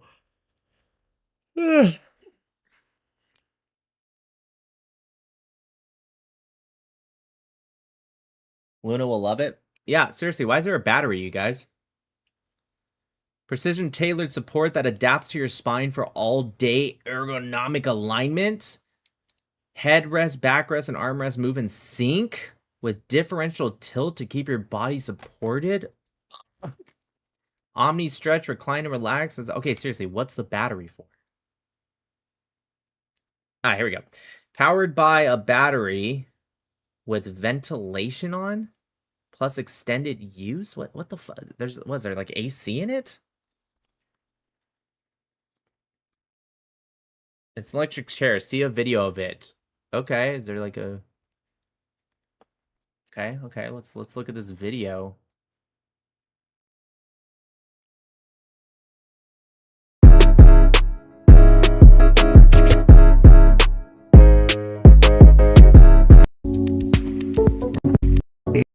Shifting, or leaning. Most shift or You have to build it? I'm just kidding. desk actually looks like. Your lower back needs to be fully supported with zero gaps behind your spine. Shoulders should be relaxed with your arms at roughly a 90-degree angle, resting flush with your desk surface. Your eyes should be level with the top third of your monitor, with the neck rest fitting snugly against This is the your worst video neck. ever. I mean, it looks cool, And but your geez, feet this or guy, legs should be properly supported.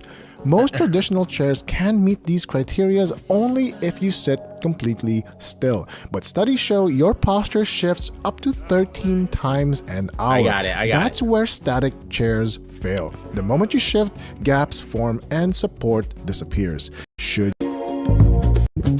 there are ionic flex fit backrest. You shift, then controlled by buttons on the armrest. With a quick press, you can fine-tune the motorized lower back support so it fits snugly against your lower spine, removing any gap. Second is the SynchroLink mechanism.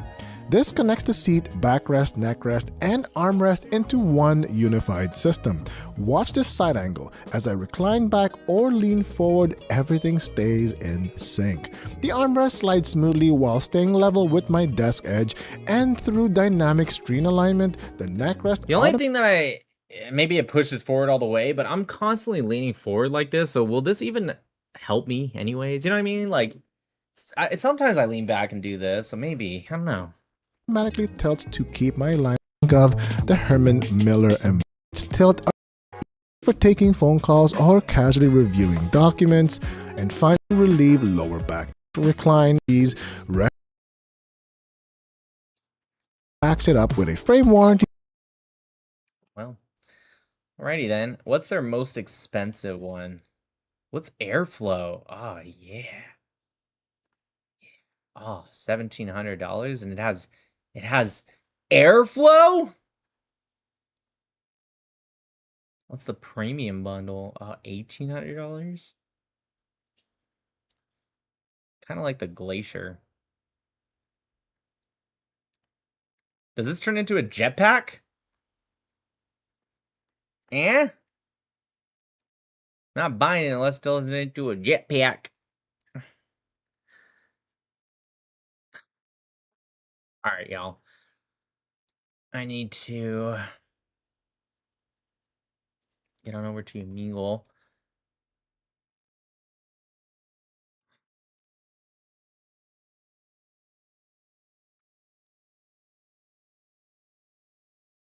Let's play the song. It's Omegle time, everyone! You know what that means? Arabs hanging out in a car. Nothing but Arabs hanging out in a car. Screaming and yelling while hanging out in a car. Absolutely no women, just three bros hanging out in a car. 1, 2, 3 Arabs hanging out in a car. Come on, everyone, sing along. From the west to the east to the north to the south. From the river to the sea. All we see is Arabs hanging out in a car. Nothing but Arabs hanging out in a car. We click next. And what do you see? No women, absolutely no women, just bros in a car. Screaming and yelling while hanging out in a car. 1, 2, 3 Arabs hanging out in a car. Omegle time. Omegle time.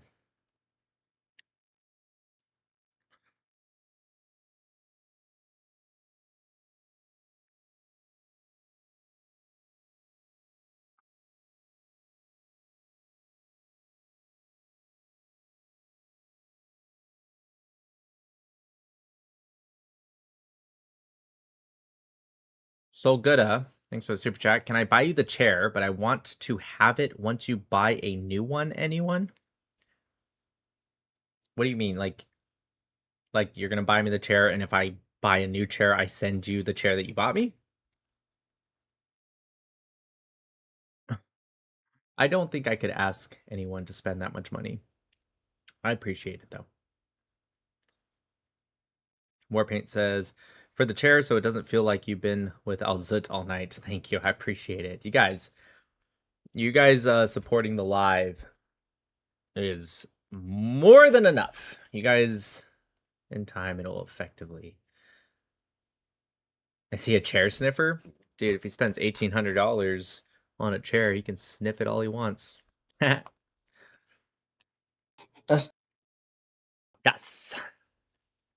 What is happening right now? المرة الجاية بدي أفتح طيزها. Oh, it's Israeli. I'm a fucking bitch. Why do you sound gay for? When is the GTA 6 live? Oh, yeah, that sounds so fun. We don't have the chair in time.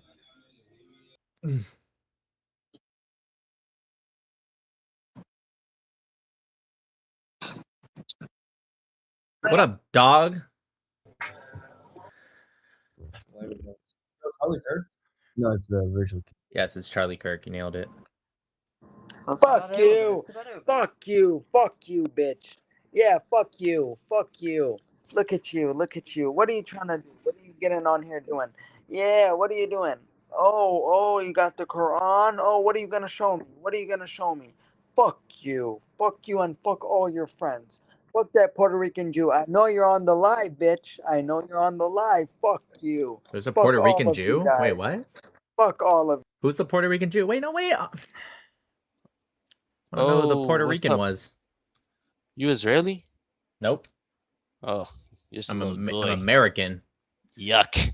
Goy. Wait, who said I was a goy? I said I wasn't Israeli. Yeah, but you got a flag though. No? Yeah, but why does that make me a goy? You can be a Jew and not Israeli. Oh, you're a Jew? No, I'm just saying you could be.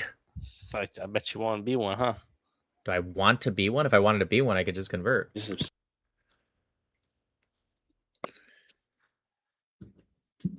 Are you gay?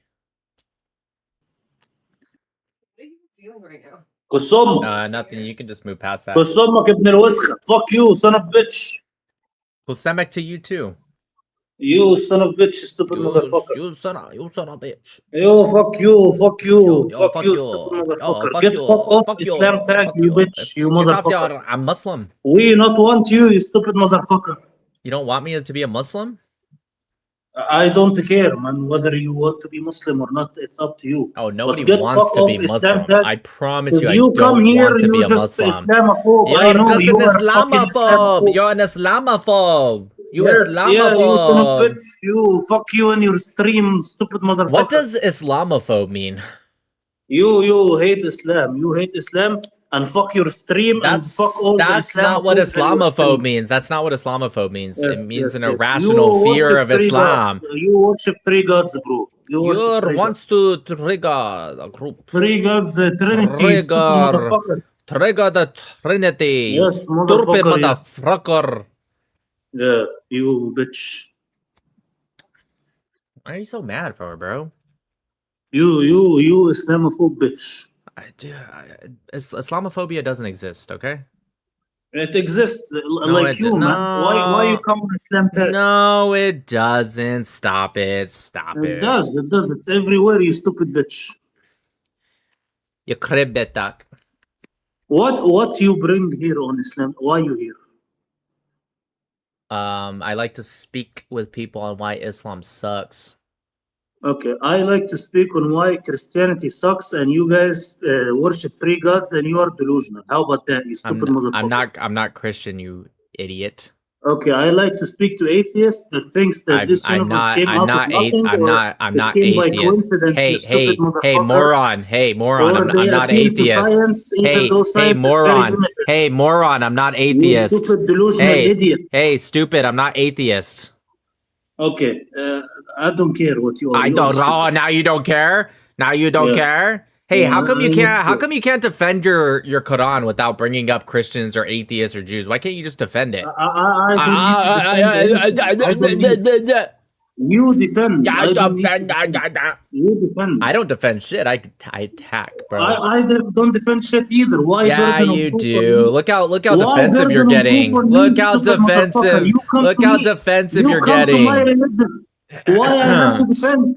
You are pussy boy. You come to my tag. Why do I have to defend? You chasing after us. They schemed, but Allah schemed because Allah is the best of schemers. What do you mean schemer? What does that mean? That's what it says. It means he's deceptive. It means he's a liar. Oh, your Allah's a liar. You don't understand Arabic. In Arabic, it means something different. It means something different in Arabic. Wallahi, Habibi. Wallahi. Wallahi. And God is the best of planners. God's the best. Allah is the best of deceivers. He deceived. He didn't plan. He deceived. I speak Arabic. Uskut, habibi. The Quran came down in Arabic, not in English. I speak Arabic. You want to hear me speak Arabic? I can speak Arabic, bro. طب احكي عربي يلا احكي عربي. Okay, see? Yeah, dude, you are I so just stupid and you're crazy. spoke Arabic. That's what I just repeated what you Okay, said wait. back to me. Wait. I'm fine. I'm fine actually having a good conversation. Oh, okay? are you? Because you don't seem like you are. It seems like you're just screaming at me. Okay. If you not cut me off, I not cut you off, okay? Alhamdulillah, habibi.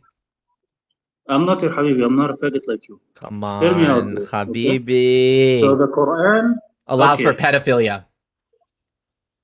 Okay, no problem, man. If you are that delusional and you think that Surah something that 65, happened, ayat 4. I thought you were gonna let me speak, bro. What the fuck? You said the Quran was delusional. Are you gonna let me speak, or are you gonna keep cutting me off, little boy? Let me speak, bro. Okay. This happened 1,500 years ago, bro. Okay. So if you go back to Europe or even in the United States, 800 years ago, you can legally marry 11 or a 12-year-old. That's Why? true. Because it's different times and different contexts. Can I ask you a question? Women back then, they mature a lot faster, bro. That's not true. So let me ask you a couple questions here. Okay, so one, when you said go back to the times in Europe, are any of those people known as prophets or the most perfect people? Yeah, and this is they are? Wait, they are? Wait, stop. Habibi, you have to answer my question. Habibi, let me talk. Okay? Did you hear my question? Yes. What was my question? Those people who lived 600, 800 years ago, are they perfect? Now let's get back to I didn't ask that. Okay? I didn't ask that. That's not my question. Listen, if you're Were going... those people all perfect? That was your dumb question. Nope. Okay, that was... question, okay, if we're not going to interrupt each other, we do have to answer each other's questions. That's fair, right? So I asked you, the people in Europe, 1,400 years ago, 600 years ago, or even last year, are they known as prophets? No, they're not known as prophets. So why are you comparing the Prophet Muhammad, who's supposed to be the most perfect? One second, I'm not done with the question. How can you possibly answer the question?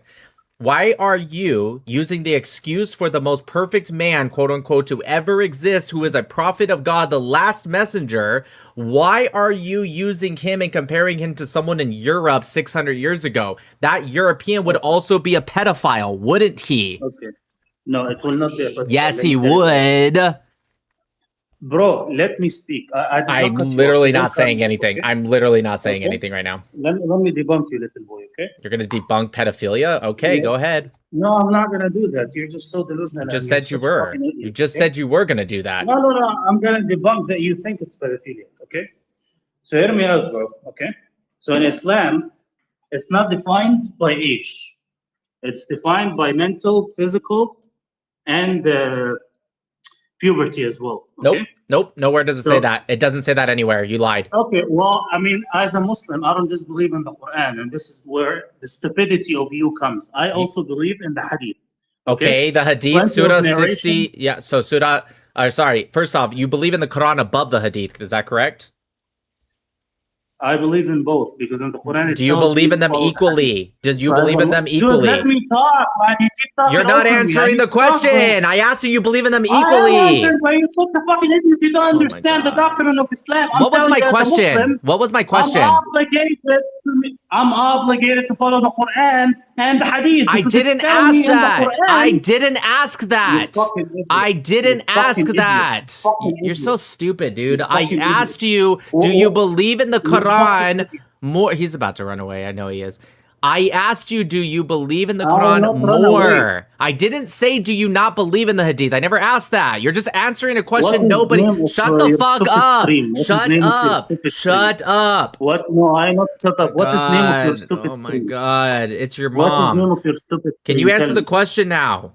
I'll tell you once you answer my question. Once you answer my question, I'll give you all my names on all my streams. On multiple streams. You give me stream yeah, because you're scared. You're fucking scared like a bitch, scared, dude. Scared. I'm not scared. So then answer the question. Answer the question. I Do you answered, you believe? tell me scream. I Why did. you You scared? didn't. Why You you didn't. scared? Why I you asked scared? you, do you believe in the No, Quran no, no. more Tell me than the stream Hadith? first. I want to know stream. He's gonna get clipped so hard he doesn't want to answer. No, no, no. I Do want to know. I you? want to Yeah, it's know. Nick I don't Matau. care. Anyways, now that I answered you, Nick Matau. Now, do you Clip to what, believe you in the stupid Quran? bitch? I I just don't told you, even Nick show face, Matau. you I stupid just told you, motherfucker. Nick Matau. Anyways, can you I not even answer? show Why face. are you? Clip what, Why are you you so stupid scared? bitch? Why are you so? I have your picture already, dude. It's fine. Okay, how I look like? How I look like? Dude, I'll show you on the YouTube video I post. I'll post your picture. No, no. Tell me how I look Shut like. Tell me, up. please. Anyways, my question to you is: do you believe in the No, no. I Quran not answer more? question. Give me. Yeah, Give me because you're YouTube channel. scared. Yeah, because you're scared because I'm debunking. Let Surah me show you 65 something. 4. Clip Shut the something fuck else. up. Shut the fuck up, dude. Surah 65 4 Surah 65 ayat 4 specifically allows for prepubescent girls to have sex and go Okay, through divorce. read the Surah verse in 65 ayat 4. Do you speak Arabic? Surah 65 ayat 4 specifically allows for the marriage, and this is according to Ibn Abbas. You know who Ibn Speak Abbas Arabic, is? bro. You don't speak Arabic. Ibn Abbas does. What does Ibn Abbas say? See, this is how Who's Ibn ignorant you are. Abbas? Hey, fucktard. This is Who's how Ibn Abbas? This is how ignorant you Oh can't my even. god, dude, I'm gonna mute you. I don't give a fuck about your deflection. Who is Ibn Abbas, bro? This is hadith, you stupid. Oh my god, dude. Jesus Christ. And you Great. don't even know. You're muted, dude. Stop screaming. You're muted. Oh, bro, Nick, I know what it is. Oh, Nick. dude, what, bro? Wait. Remember me? The No, guy that was like, I do not. Hold on. I'm 18. I was Okay. actually 18. I wasn't 15. I was lying. Remember you saying like You're the Salam 15? Alaikum? No, I wasn't. Remember, I'm the guy that was like, you can't say Salam Alaikum to Jewish people, and we were talking about it. I do not. I'm sorry. No, look, I was on my MacBook, right? We were debating about like Muslims talking about like, Are you Muslim? yeah, I'm Muslim. Remember, bro, you were saying like I can't say Salam Alaikum to you, and we were just like going back and forth. And Look, I'm gonna be real with you. I don't remember, but I believe you. What's up? All right, yeah, you were saying like you can't say Salam Alaikum to non-Muslims and all that. You can't wish peace upon the Jews and the I know, Christians. Nick, look, even though like you kind of like said I was a dumbass, I kind of like I'm sorry. You are like, I see good in you, bro. Like, Why are you sorry? Sorry for what? Cause like I don't want to like have beef with you. Dude, I don't know who you are. No, you know me. I do not know you. You cussed me out, kinda. I believe you, but I'm gonna forget you again in 5 minutes, dude. I know, because you talked a lot. So how can I have beef with you? No, like you just like I don't know. I just you were just mean to me. I'm just like. Okay, you're gonna cry about it? Like what? I don't. No, I'm just trying to be nice, bro. Like I believe you, but like, geez, like you stopped me to tell me I was mean to you. No, like I'm just trying to say, like I don't want to get off wrong foots, bro. Like I don't know you. We're not on a foot, let alone the wrong or right foot. On bad terms though. At the end of the day, I don't know. Are you sure you're 18? I'm 18, 2008. Dude, you just seem way too emotional for someone who's an adult. No, bro. I'm just trying to like. I might be a little bit like. Autistic. I'm autistic, and I'm the opposite of emotional. I mean, everybody's different, you know. I don't think so. I think autism generally is. I'm not saying autistic people can't be emotional, but generally speaking, they're going to be less emotional, not more emotional. You know that one guy on the guy that debates about Palestine. What's his name? I follow him. The guy that debates about Palestine. Yeah, no, you talk to him. You talk to him. I've never talked to Hamza. No, Hamza. No, it's not Hamza. Not Hamza. No, you said Ha, and I just figured it was Hamza. No. It's the other. Hold on, bro. Where the hell is he at? I talked to him on his live. I was talking about. He was saying like, where the hell is he at? Bro, he has like curly hair. Oh, this guy. The lesbian dude? I don't know who that is, and I've never talked to him ever. No, look. I talked about him. Yeah, basically.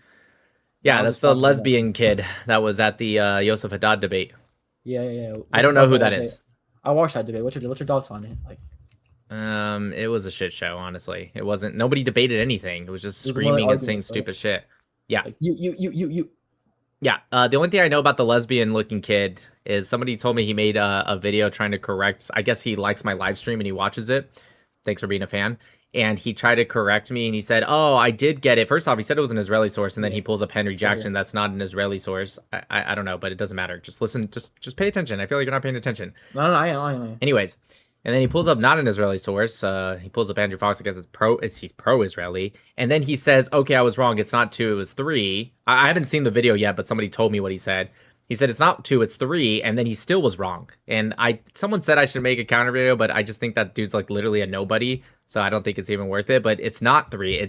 That's what they were analyzing in that report. He's not saying there was only 3 natural deaths. So he's just like he feels like somebody who I assume he can read. So I think he knows he's lying, and so he wants the attention. Like he wants somebody to counter and be like, "You're an idiot. It doesn't say that." But regardless, I don't think it matters because the Gaza Ministry of Health themselves has said that there was way more natural deaths that were on the death toll list. So it's, yeah, I don't know that dude. I literally thought it was a woman until I saw the video of the fight, and then he like spoke, like he was speaking, and it kind of has a dude's voice with a lisp. So I was like, wait, is that a dude? I remember we were live. I was like, is that a dude or a woman? I thought it was a lesbian. You know, the lesbians have like that little short hair. You know what I mean? Yeah, I know. And I guess it's a dude. Damn.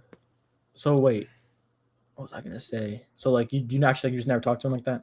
I thought y'all had like back and forth conversations. And also when I met that one guy that on when this guy posted when Palestinian when kid. What? When did we have a conversation? I've never spoken to that No, guy ever. I thought since you responded to you, I thought like you were like y'all were just talking back and forth. No, I Like- think that guy just like likes my live. You know that one Palestinian kid that you posted like about like grandfather stuff? I met him and he was like kind of like mad. He's kind of what? I'm sorry. The Palestinian kid you post on your TikTok.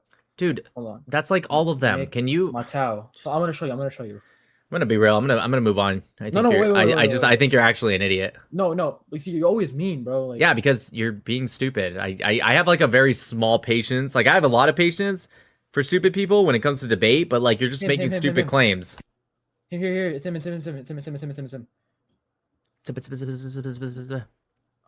What the fuck? Why? What, did you delete it? Jesus Christ.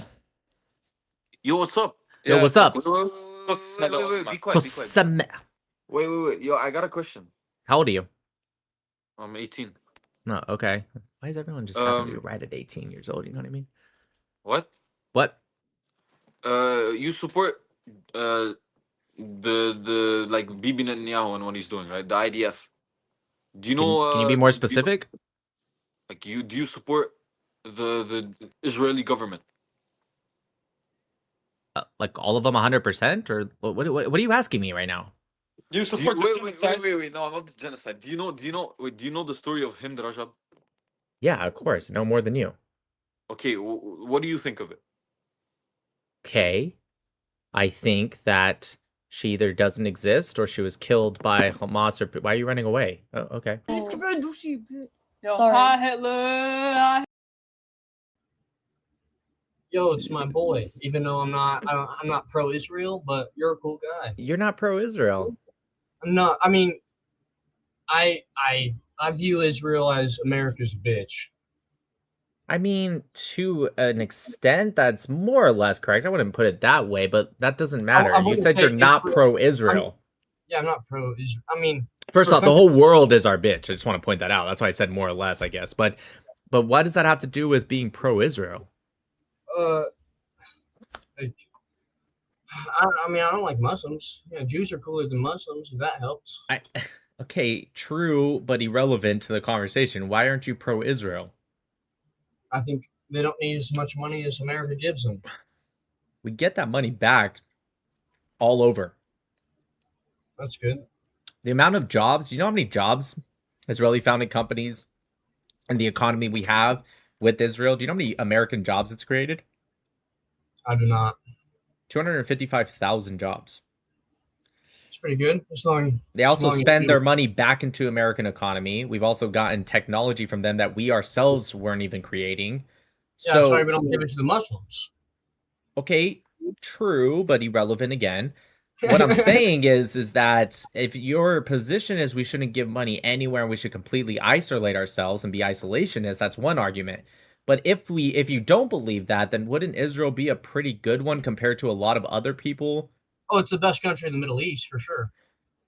Still trying to figure out why you're anti-Israel. I'm not anti-Israel. I'm just not pro-Israel. Like, okay. I want to... As in, you just don't really care either way? I mean, yeah, they could eliminate each other, and I wouldn't skip a beat because I live in America. Yeah, but they're still our allies. I mean, they're very beneficial to us, so I don't think it would be good for America for them to be eliminated. Yeah, probably not. They're gonna get a fucking nuclear bomb dropped on top of their head. Who? Whoever eliminates Israel. It's probably true, but I just meant for America. It wouldn't be good for us if Israel was eliminated. Yeah, because they'd have a lot of fucking American weapons. Okay. Right? What about you as a Christian? What do you think about... Now, when I say Israel, I'm not talking about the modern state or the government of Israel. I mean Israel. What do you think about that as a Christian? Huh? I mean, I'd kiss the wall, but I'm not talking about kissing the wall. I'm talking about the book of Numbers that says, thou shalt bless Israel, and those who bless Israel will be blessed. Or, you know, the book of Romans when it talks about specifically that Am Yisrael, if you will, people of Israel are enemies to the Gospels for your sake, and that all Gentiles will be grafted in before all of Israel is complete. Or how it talks about in the book of Revelation, the third temple, right? Yeah, I think Jews belong in Israel, yeah. Sounds like you're pro-Israel. I mean, I'm not pro-Israel, but I'm pro for Jews to stay in Israel. That's pro-Israel. That doesn't mean you have to think much about it, but it sounds like you... It sounds like you're pro-Israel, bro. Sounds like you're pro-Israel who doesn't really care that much, but you're still, like, pro-Israel. Why do you have the new flag of, what is that, Iran? That's the old flag. The old flag? Yeah. But aren't they trying to get the new flag? No, they're trying to go back to this. They're trying to... The new flag is the IRGC, the Islamic regime. This is pre-Islamic regime. Yeah, I thought they, I thought the public fought back and took over the government. I wish. But I thought unfortunately, it already happened, no? No, they tried, and then they slaughtered like 50,000 plus of them in 2 days. Oh, well, I thought they already figured it out. Wish they did. That's not the new flag. I thought that was the new flag. Definitely not, bro. This is the pre-1979 flag. Yeah, it's the good one. Agreed. Yeah. Just you said new, not good. You said new. It's not new. For me, it is. I ain't from the 70s. Well, then it's really old for you. Then it's like even more old. How many followers you got on Instagram? You got a lot, huh?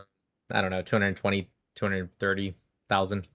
That's all right. How do you get into? Are you Jewish? You don't come to Yamagon. How do you get into this? Didn't you fucking talk that one Muslim? They talk to a lot of Muslims, bro. Sneeko. Is he True. Muslim? Ain't he Muslim? I mean, he's based for a Muslim, no lie. He's not based. I mean, he's anti-white, he's anti-American, he's anti-Christian, he's anti-Jewish. What please tell me which part of maybe it's just the woman hate I just agree with. You hate women? No, but he has a lot of clips of him just like being funny as fuck. And you think that's Christian to just like hate on women? I think it's funny. Okay, I don't, and I'm not a Christian, but I would say Christians also shouldn't. We should protect our women specifically. What about that other brown guy that goes around colleges? What's his name? Myron Gaines, who I did also speak with and destroy as well. You spoke with Myron? I did. How was that? I destroyed him. Pretty sure. He's also very anti-women. Yeah, I know. It's maybe that's what. Listen, I like jokes as much as the next person, but when it goes beyond just actual, hey, I'm just fucking with you, I'm joking, and you actually have a hatred towards women who are by far more important than men in our society. But when they're murdering people at the rate of nobody has ever done before, it's pretty. Insane. What are you referring to? Abortion? Yes. Then be anti-abortion, not anti-woman. But I'm very anti-abortion, but what does that have to do with shitting on women for being women? I mean, women think being women nowadays is having the right to kill your kid. I don't. There's a lot of women that are anti-abortion, just so you know. That's true. I don't understand. Do you not think that we as men have an obligation to protect the women of our society more than the men? I do, but I think there's more bitches than women now. Really? I do. Okay, even if that was true, which is even though I hate gays and I think pussy's a magical thing, women are a bitch. What? Why would you? Why would you? Okay, I'm gonna be very direct with you when I say this. You wear that cross, and I feel like you care more about saying you're Christian than actually being Christian. I think you're a piece of shit. I'm gonna be real with you. I don't think Jesus. You have a picture of what is that, Mother Mary behind you? Yes. Yeah, you have a picture of a woman behind you. Yeah, it's a woman, not a bitch. Okay. Do you think, even if you were correct and that most women were like that, I don't think you can actually provide that as a statistic, but let's say hypothetically most women were that. I'm not going to repeat it. Do you think the way to make the world a better place, aka women not be that, do you think you're going to get not having rights? I'm just wondering, like, if Jesus was here and he thought, hey, a lot of women are, I'm not gonna say bitch, but let's say a lot of women are messing up and they're not doing it. Do you think Jesus would get through to them by calling them bitches, or do you think there would be a better way to go about this? I think he'd send them to eternal damnation. That's what Jesus would do if he was here? For a woman to have an abortion, that was murder. I'm confused. That's what, look, again, I'm anti-abortion, whether you're a man or a woman. But this idea... Men can't have abortions. I'm saying I'm anti-abortion whether somebody does or does. Like, most women have not had an abortion. You agree, right? I was assuming you're talking... 70% of black women in America have had an abortion. 70% of black women in America have not had abortions. It's 70% of abortions are from black women, not 70% of black... You actually think 70% of black women have had an abortion? Did I get that statistic wrong? Yeah, it's the opposite. It's 70% of abortions are blacks. That's true. Not 70% of blacks have had abortions. Well, maybe black women. Is a good thing. Okay. Anyways, what I'm saying to you, I'm against New Age feminism for sure. I think it's actually very problematic even for the women. So this isn't coming from a feminist point of view, but at the same time, there's a difference between being anti-New Age feminism specifically and just attacking women in our society, which is by far the most important part of our society. I don't think I'm attacking women. You did, and your justification was that you believe most women are bitches while wearing a cross. Are you an atheist? No, I believe in the one true God. Jesus? No. Ah. I believe in the God of Abraham, Isaac, and Jacob. All right. So have you had sex premarital? Have I? Yeah. I did, yes. What's the difference of that and me hating on women? You're comparing me when I was young and not religious. You're comparing that to you hating women in the contemporary sense. Women. I hate you bitches. Just said right now, what's the difference between that and hating women? You literally just said that. Fuck. Well, whatever, bro. My guess is that I don't advocate for things that are evil now, while you what still do you think of Jake Lang? Jake Lang. Fuck with that guy, Jake Lang. He's a gangster. I fuck with him 100%. I think he just messaged me. Nope, Actually? that's... Wait, which one's Jake Lang? I'm sorry. Oh, that's Lang. the... yeah, that's the... Yeah. Anti-Islamification of America. I know who he is. I think he's a goofball. He's gotten beat up on... Yeah. I think he's a goofball. I think don't get me wrong. There's some things he says in an isolated sense that I agree with. I'm very anti-is. But then he does this. Well, yeah, no, I'm against that. It's anti-American as well. But that being... I'm sorry, what? I'm not a socialist. Okay, I was just talking about the fact that we fought Nazism. So if anyone subscribes to Nazism, that's anti-American. Yeah. I find some Christians like you to be very interesting because I've read the Christian Bible. I probably know it better than you do, actually. Probably. And I just find it interesting. Do you actually care about Jesus, or do you care about the image that you're supposed to care about Jesus? I know Jesus is God. I have faith in Jesus. Okay, what is Jesus? Who is he? Don't just say he's God. I got that, but like, who is Messiah. he? Okay, but like, who is he? What was his teachings? Give me one. Just one teaching he gave. What do you mean? How can you follow Jesus if you don't even know what he taught? What if you disagree with him? You know, I think my morals come from Jesus. Okay, what are your morals? Calling women bitches? No, but Oh, like okay. I don't go out and rape children. I don't think that's a Jesus thing. Don't get me wrong. I'm sure Jesus. It's a Muslim thing. Again, I'm definitely not here to try to get you to become Muslim for sure. I'm with you on that one, but that's not really the point. I don't think that's exclusive to Jesus. I definitely need to read the Bible, but I don't know about. But I'm asking you, how do you know you follow Jesus? How can you even say you follow Jesus if you don't know what he taught? Like, why do you follow Jesus? What's the purpose? Because you were told to? Dude. Because, bro, he's the only one, dude. How do you know? You haven't looked into him. I've looked into him, kinda. Do you believe he's the truth and the answers? I think so, yeah. So why wouldn't you, instead of, is that a bong? It is. Okay, how about instead of, smoking and drinking and hating on women, why don't you just take 10 minutes a day, and why don't you just read your Bible, which I totally, as someone who's... Bro. If I had a Bible, I'd read it. You have the internet. Yeah, that's true. I'm just like, as someone who's not Christian, I'm trying to say, I think you need Jesus. I do need to follow Jesus more. So why don't you do me a favor? I mean, you don't have to listen. I'm just a stranger on the internet. Why don't you just take 1 page a day? That's it. Just read 1 page. You can don't even have to read the Old Testament. Start with the New Testament. Just read 1 page a day. And if you need to take a break on some days, doesn't have to be 24/7, right? Or 7 days a week, excuse me. Just read 1 page a day. Take a day here and there. A quarter, I think.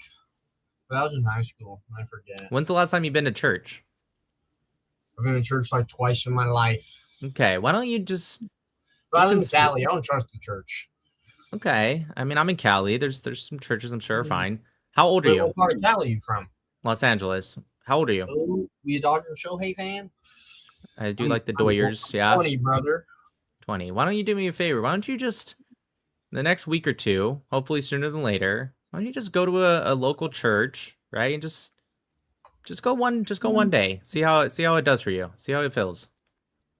I got you. I mean, I don't know about local church, but I'll read the Bible for sure. Okay. I might go to church. My buddy's going to AA. Going to church. I'm just saying, just see how it does for you. I definitely recommend reading your Bible for sure. I think a lot of Jesus' teachings are great, and I hope you learn them. What I will say is just try to take 1 day. Just go. Doesn't mean you have to commit. Just go 1 day and just go talk to. What kind of Christian are you? Non-denominational? I mean, my family is Catholic, but yeah, I'd say I'm non-denominational. Okay. Well, whether it's a Catholic church or a Protestant one or I whatever, don't like okay, then go to a non-denominational church. Just go 1 day. Just see how it does for you. If you don't like it, then don't go anymore, at least for a while. What do you think of the people that celebrate Jesus' birthday on Saturday, or they go to church on Saturday? That's Seventh-day Adventists. And yeah, what do you think of them? I've been to that church with a buddy. His family went there. I think they are following the actual Sabbath day, which is obviously Saturday. Not Sunday? Wait, why? I believe it's on Friday night to Saturday night. And you're Jewish? I'm not Jewish. I'm a Noahide. Noahide? What's that? Never even heard of that. Just look it up. But yeah, just do me a favor. Dude, you gotta explain it to me, dude. It's someone who follows the 7 laws of Noah. But just do me a favor. Would you consider just going to church 1 day? Just 1 day.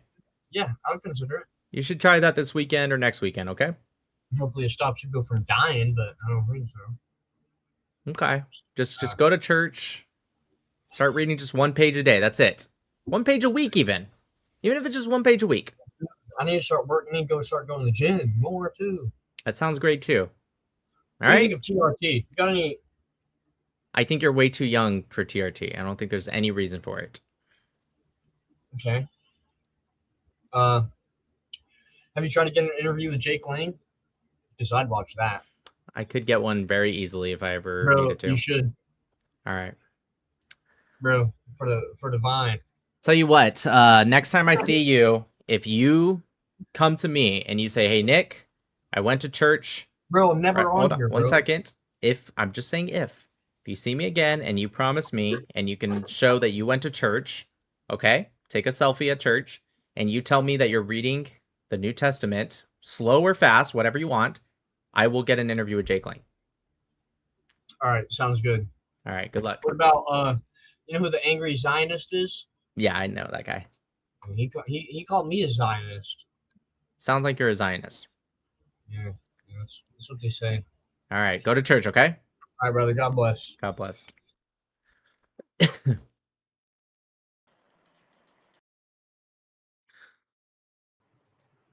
What up? Hello. Wow, jeez. Oh, wow. Look at all these flags. Yeah, thank you. Yeah, why the Spanish flag? Fuck Spain, dude. Apparently, there's basically the shit going on in Ceuta, so I decided to support Spain. Okay, I am Spanish, so I'm just talking shit. Nice. Okay, I got some Belgium, Germany, UK, Iran, Israel, Greece. What's the one in the top middle? Top middle? It's actually the Assyrian flag. This one is the Aramean flag. I know and this that. I one know is the Chaldean. Aramean. I just didn't know the top middle. You said that's the Assyrian flag? Yeah, this one's the Assyrian flag, and this one's Oh, I the didn't- Chaldean flag. Yeah, I know Chaldean. I know. I can't believe I didn't know the Assyrian flag. I talk about them so much. I never even actually thought about what their flag would look like. That's cool, man. Cool, man. All right. Well, God bless you. Okay. God bless you, Baruch Hashem. Baruch Hashem.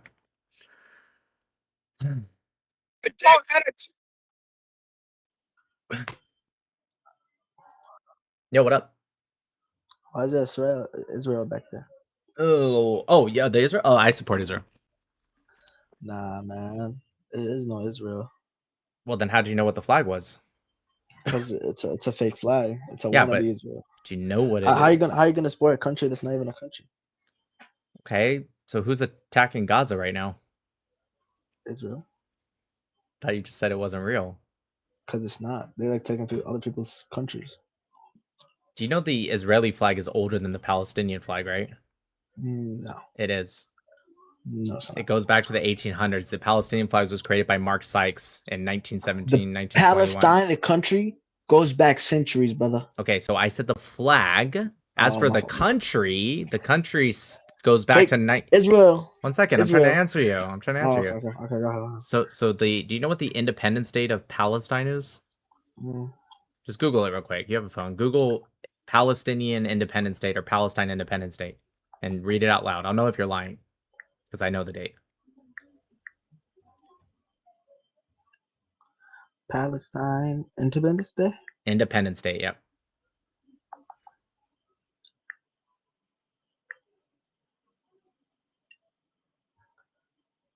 Shouldn't take that long to look it up.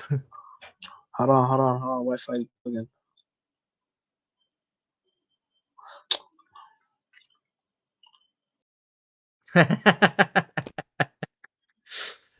He ran away. He saw it.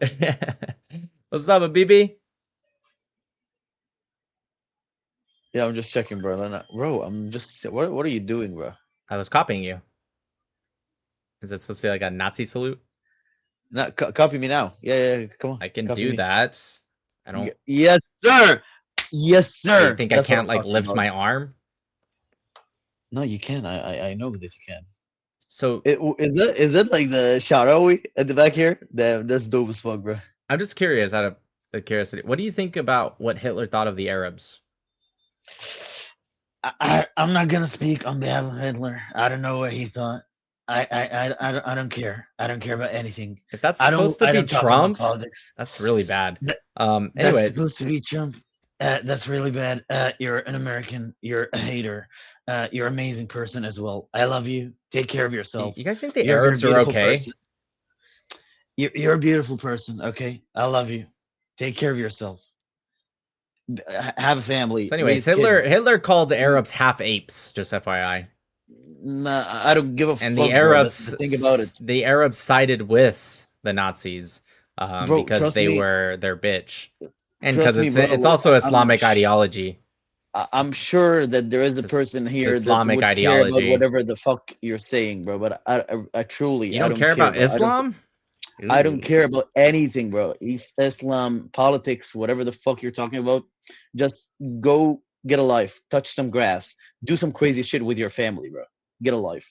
I love you, okay? Take care of yourself. This guy Okay, doesn't man? have a family, and he's over here talking about family. Bro, why are you hating? I'm just giving you an advice here. Take care of yourself, okay? I love you. You're a good person. Okay, bruh? Just say okay. It's okay to feel bad. I love you. Take I do care. not feel bad. I do not love you. Whatever makes you sleep at night, bruh. Mashallah, Habibi. Yeah, exactly, bro. Whatever makes you sleep at night. You're a Whatever lovely makes person. you sleep at night, bro. Yes, sir. Exactly. Yes. This guy's got a schnoz on him. Look at that shit. Bro, why are you being tough? Hey, what's up, dude? Oh shit, what the fuck? Holy shit. Why the fuck would somebody actually show up like that on you Mingle? خلاص فاستنى فبقول له اتفاق زامين اسمع Peace. What's up? Hello. What do you mean? You never seen this before? No, that's my first time seeing that shit. In America? You're an American? You never seen this before? show them your titties قامت هيك وعملت هيك That's crazy. listen to his story. What story? منيحة هاي اي مان هذا يهودي هذا أنا مش يهودي. يهودي يا اخو المليون أنا مش يهودي. انت شو؟ أنا إسرائيلي. ايطالي؟ اسرائيلي؟ أنا طب ليش؟ مش يهودي. أنا مش ليه؟ إسرائيلي. طب ليش علم اسرائيل عندك؟ Yes, I support them. okay, yeah, you have a good day, buddy. هذول that's the type of motherfuckers that takes us to jail. خصمك يا ابن القهوة. خصمك خصكوتس امك يا ابن خص الشرموطة. أخواتي. Your mom's a whore, you faggot. Your mom is a whore. Free Palestine. You just see clips of me, nigga. The fuck? Are they okay? Do you guys think like the Arab world is okay? They're like tweaking out right now.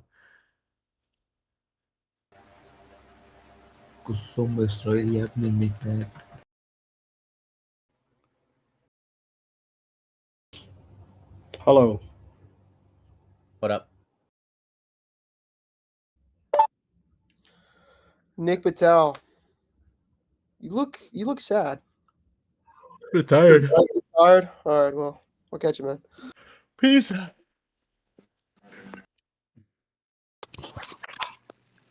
Don't bend it, Jew. United States, Israeli. I don't know what the other flags are. Where are you from? America. Are you a Jew? No. Do you support? Support who? The Jews? I guess technically I support Israel, and it's mostly Jews.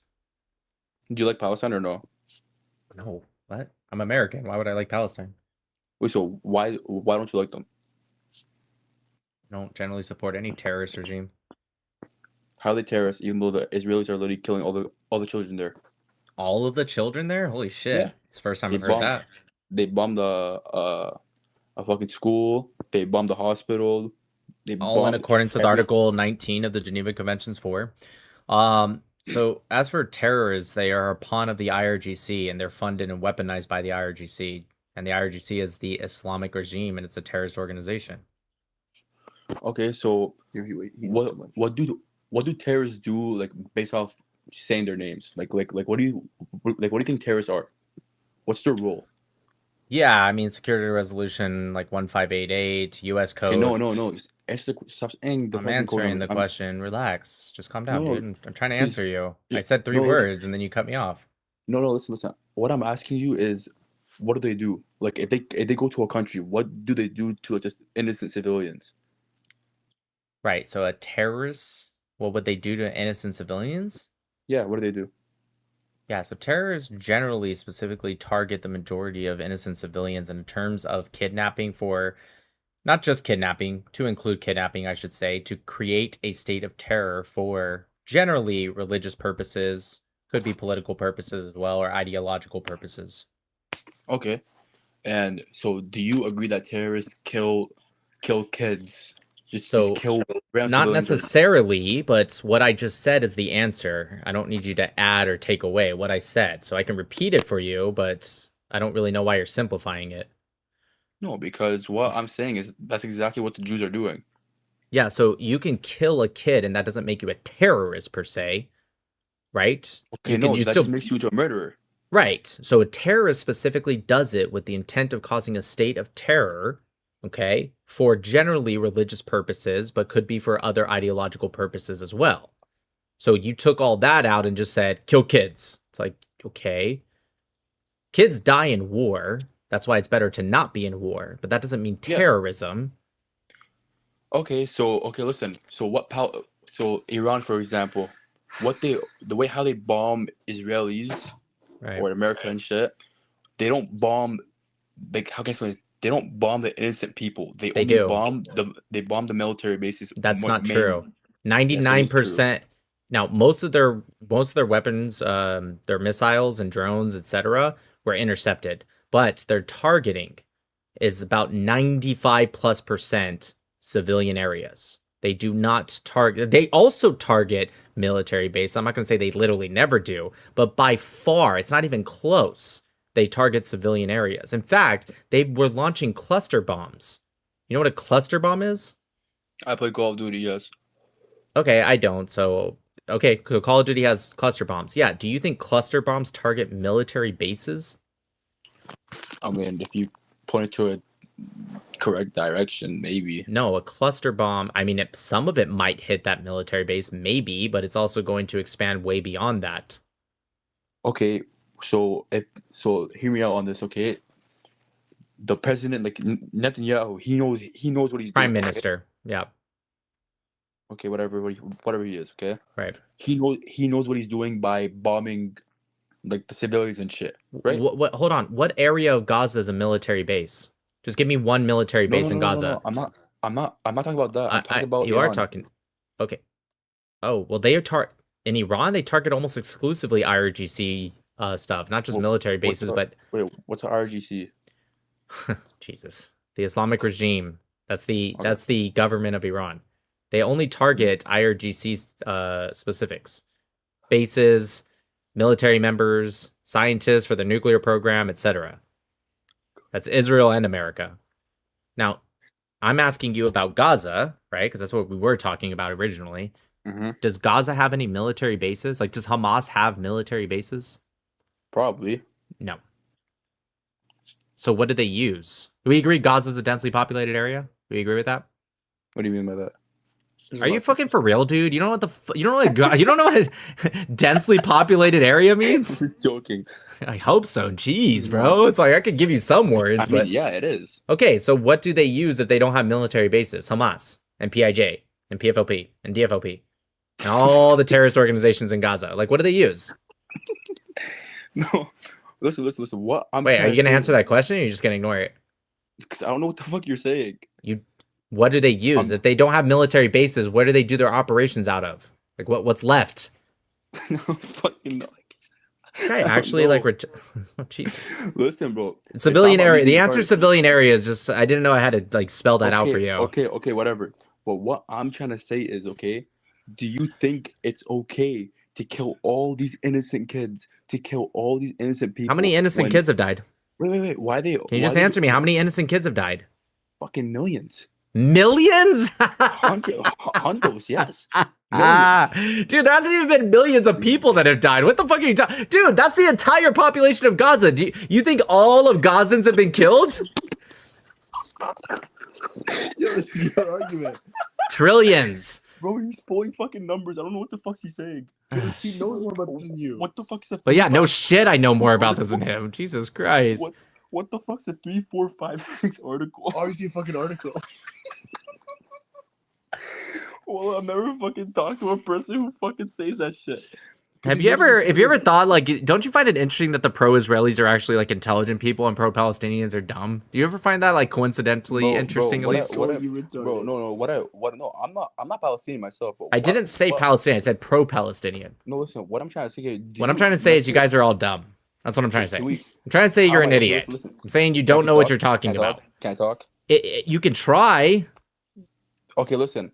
Do you new argument? Okay, because I'm gonna be honest. I'm not. Listen, new argument. Okay. Do you? No, wait. Well, listen. Because if you stream it, I don't want the juice to think I'm on. I am streaming. Okay, yeah, it's fine. Okay, but listen. Wait, he's streaming. Yes, I don't you want. just said it. I don't want my reputation to be cooked. He would have been better off just You're welcome. pretending he was joking, you know?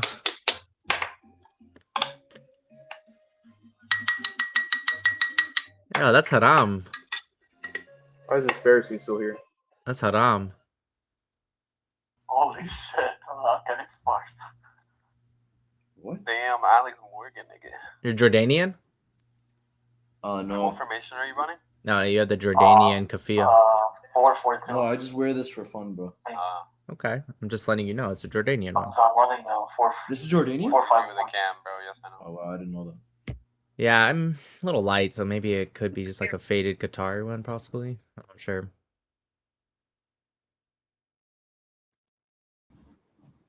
Yo. Yo. What's up? Not much. I'm expecting to be jump scared by something because it says virtual camera detected. No, I'm just using OBS. What is that?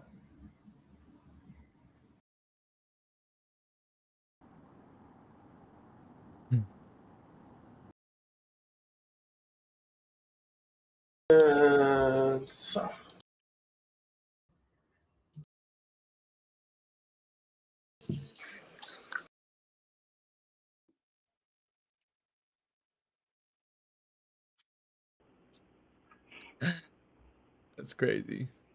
شما ایرانی هستن؟ What? Are you Iranian? Sorry, your mic's a little fucked up. What the fuck?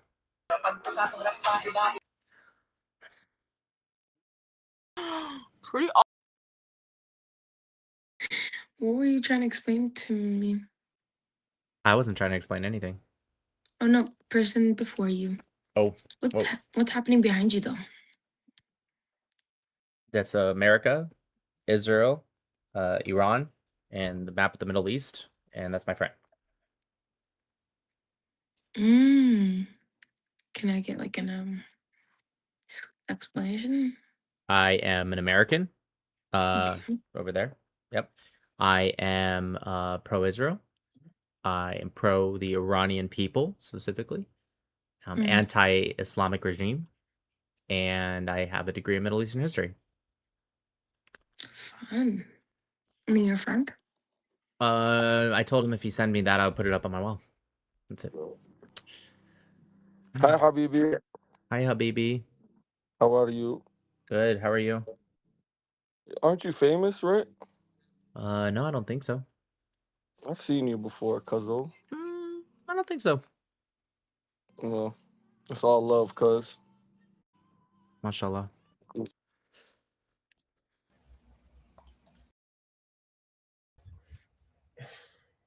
Poland. It's one of my favorite Yo, what's up, man? countries in the whole world. That's great, actually. I was just there a couple months ago. Man, it is a beautiful country. Where have you been? I was in Krakow and Warsaw and, areas that were outside of it, like an hour outside of certain areas. I don't remember the name, but it was so clean. It was so safe. It was just, Sounds like Poland. yeah, it was really nice. I've been to Poland before, but it was always really quick. The last time was the first time I was able to actually go around. I was there for 5 days, and it was just so Okay. clean. That's cool. Yeah, it's nice to hear. You're from America? Yeah. Which state? California, which is a shithole. Okay. Okay. Nah, California's nice. It's just the politics suck. Okay. Well, yeah, Poland is exactly how you described. I highly recommend you to go up north, maybe to see Gdańsk. Okay. Yeah, and maybe southeast. Yeah, pretty good territories. I will be more than glad to go to Poland any day of the week. It's really nice. That's cool. That's cool, bro. Well, Peace.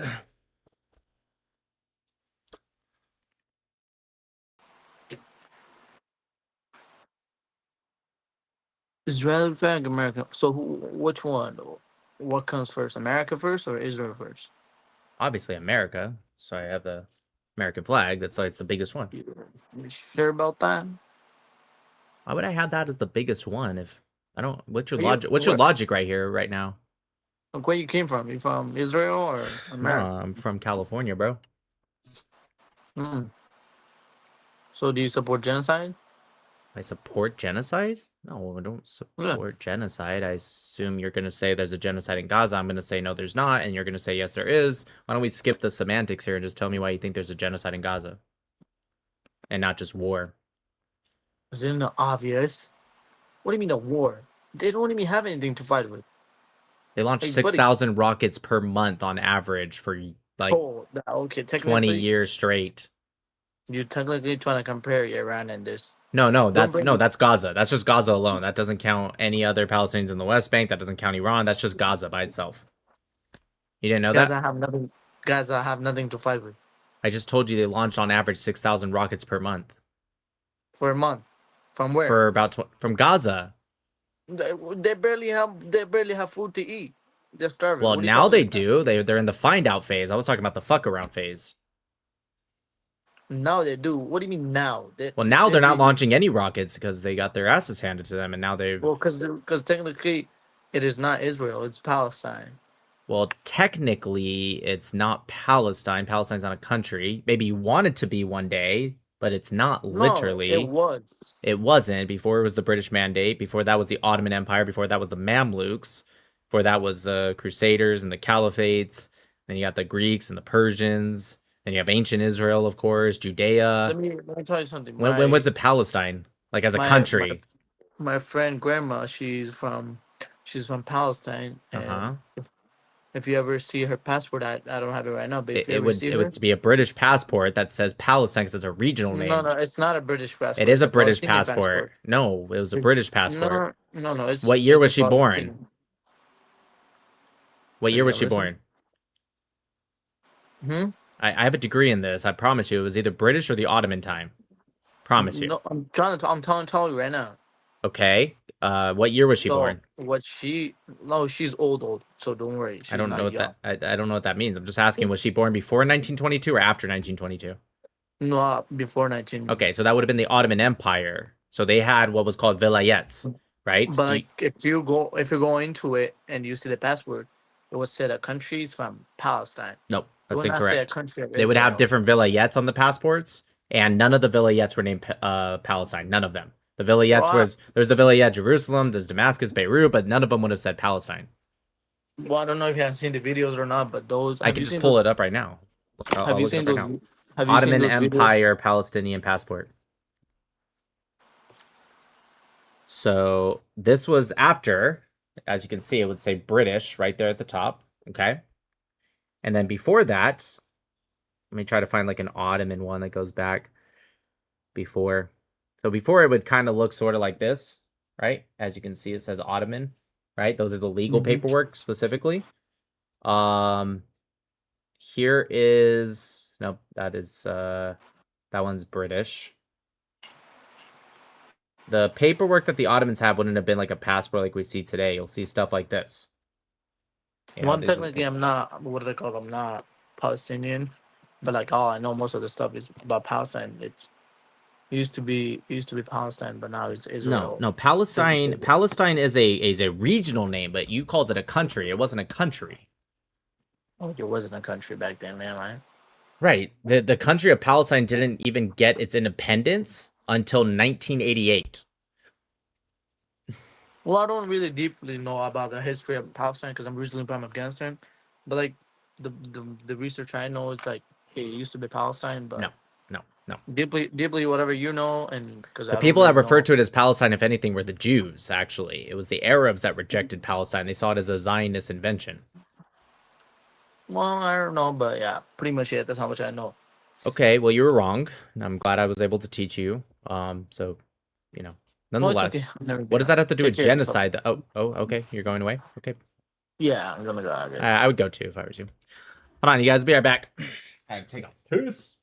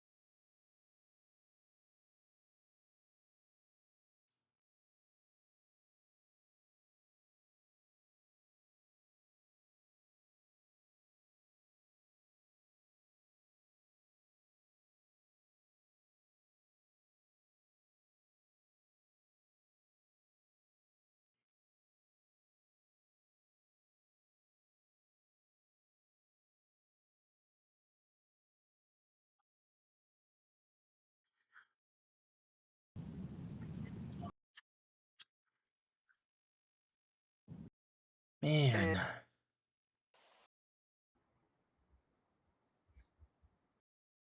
I want pizza. You just had to fucking fuck Israel, motherfucker. Fuck off, motherfucker. You go back up to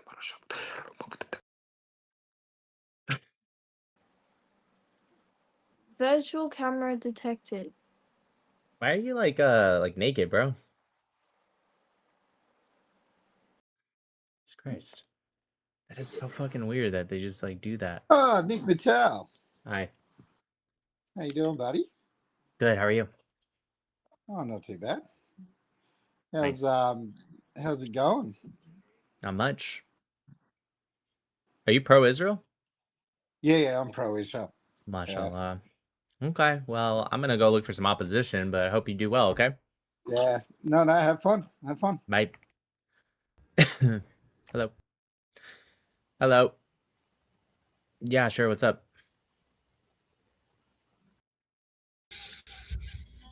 Yo. Yo. How you doing, bro? I'm good, bro. How are you? Chilling. It's awesome. Where you from? California. California? Yeah, where are you from? California. Nice. Los Angeles. Same. Compton. San Fernando Valley. It's not really Los Angeles. Oh, you're from the hood? Compton? Originally, but yeah, you live in the valley. The valley's where it's at, though. I don't have anything against the valley. I just wouldn't. I mean, I guess technically, sure, yeah, it's Los Angeles. Are you Jewish? Nah. What are you? Italian, Spanish, mostly. Part So Syrian. what's all the... I support Israel. I support the Iranian people. I'm American, obviously, and yeah. Wait, what? You support Israel, but the Iranian people? The Iranian people, like not the Islamic regime. Yeah, because Iranian people do not support the Islamic regime. Right. Oh, so you just support the people? Correct. Why do you support Israel? Just did a lot of research on it like 5+ years ago because I was like, why is everyone like pro-Palestinian, pro-Israel? So I got curious. So I started reading like anti-Israel books, pro-Israel books, neutral books, and then I ended up getting a degree in Middle Eastern history. Still working on, increasing that. But yeah, and then I just became pro-Israel after actually learning the real history instead of listening to like social media. What was the like real history? I'm not educated as well. Well, I mean, it's a lot. It's kind of hard to answer that question. So all right, how about I tell you what I know and you tell me if it's true or not about Israel. Sure. All right, so I heard that Israel had gotten kicked out of like most of these countries before it landed to where it's at now. I think you're just speaking of Jews, not Israel. But I mean, the state of Israel is made up, of course, by Jewish people. No. Well, okay, so Jews come from Israel originally. They're indigenous to that land. But yes, during the Roman time, they were kicked out of that land. That's true. So then they went into the diaspora for like 2,000 years, and then they came back. I mean, a lot of them still stayed in Israel the entire time, but you know what I mean.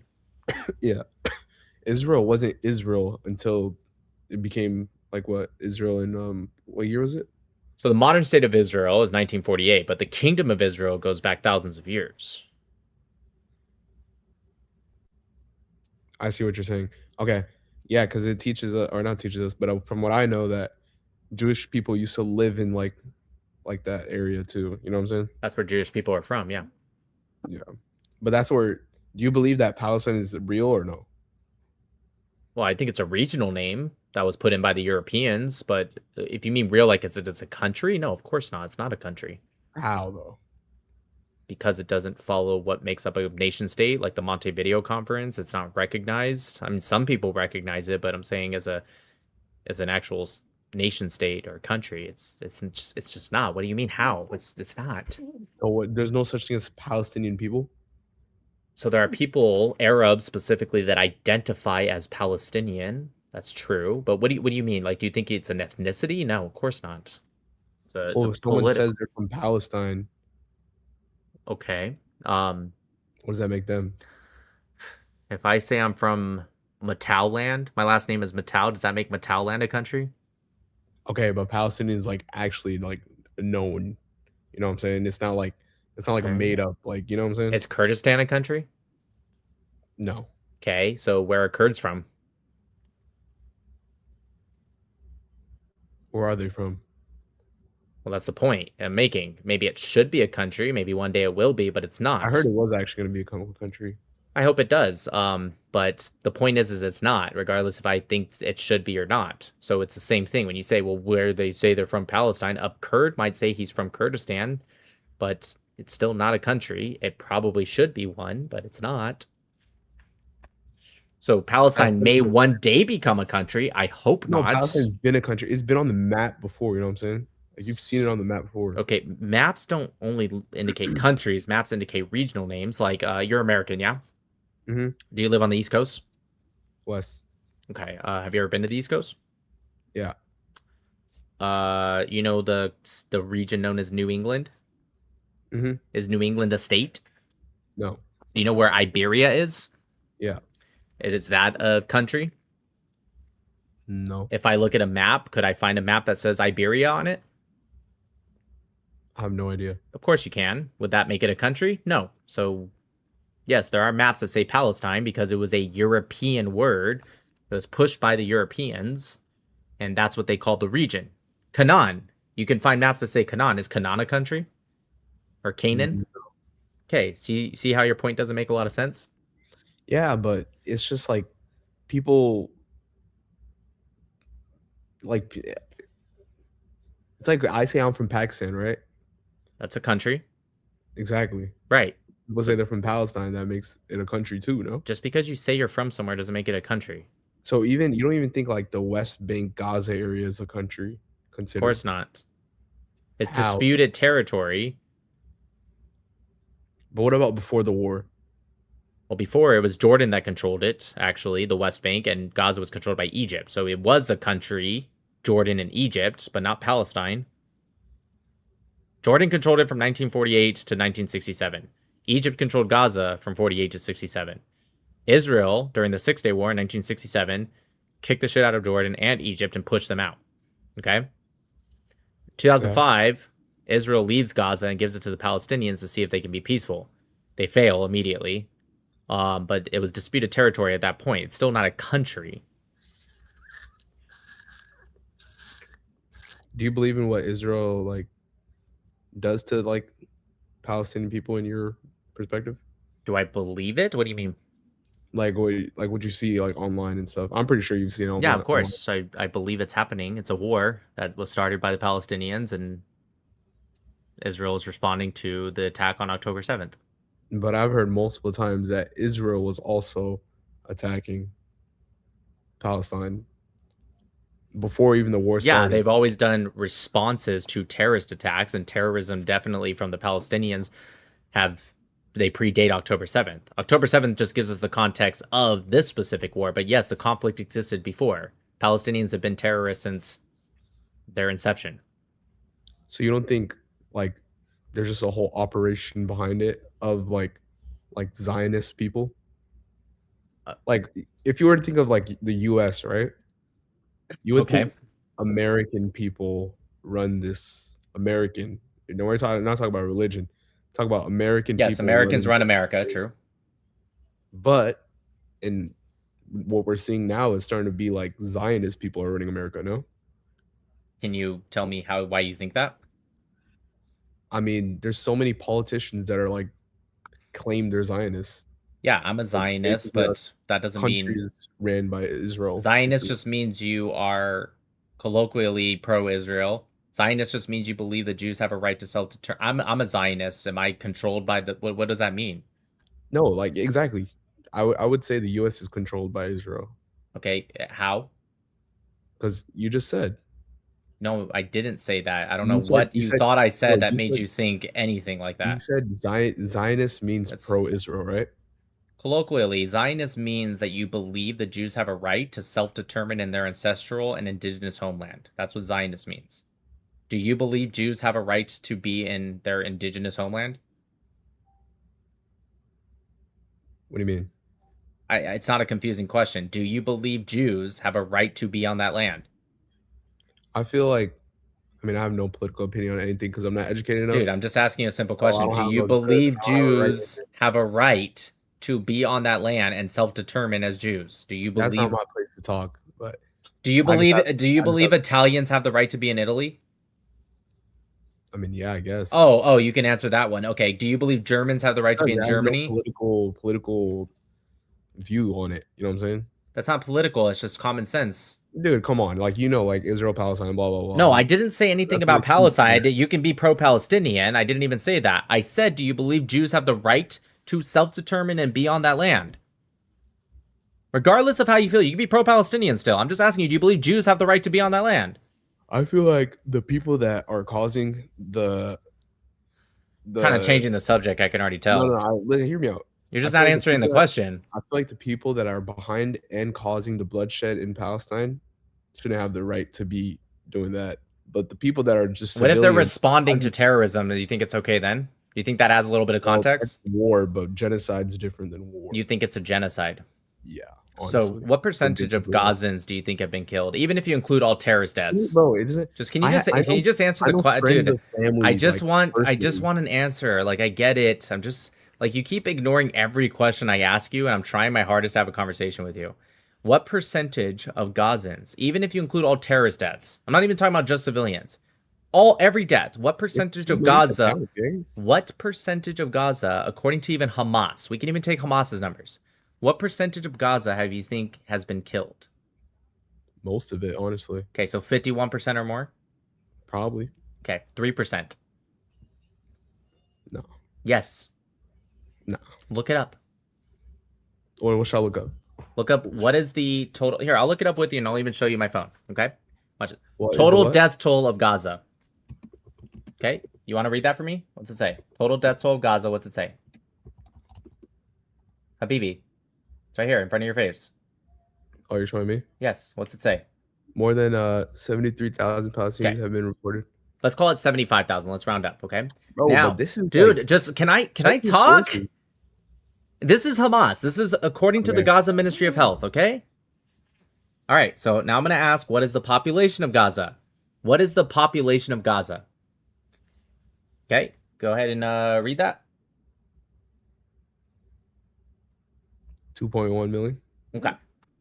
Then it says 2.2 to 2.3 million. Let's go in the middle. Let's say 2.2 million. Okay, so I'm going to do basic math here. I'm sure you know math, right? 75,000. Again, that's all terrorist deaths too. That's not, but let's count it. Let's just count all deaths. Are you with me? You with me so far? I feel like you're not listening. Yeah, I'm listening. Okay, so 75,000 divided by 2.2 million.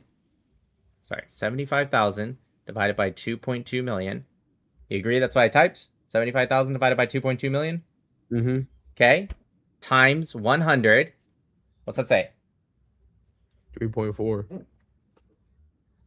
But the real question is, where are you getting your source from? That's Hamas's numbers. So if anything, it might be even less. Show me how that's Hamas's numbers. Sure, no problem.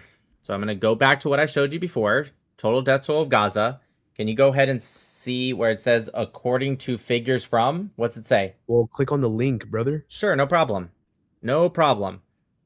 You know what? I'll do you one better. We'll look up OCHA's website. OCHA's website, okay? Who's OCHA? That's the United Nations. The Office of Coordination and Humanitarian Affairs specifically. But who runs that? The United Nations. No, I don't trust anyone. Okay. Outside of Gaza itself. Okay, the Gaza Ministry of Health. Okay, fine. Let's look at it. Like me personally, I don't believe what. Okay, so here's the source. Can you go? Here's the source right here. See? Go ahead and read. I'm gonna highlight it for you. Okay, I'm gonna highlight it for you.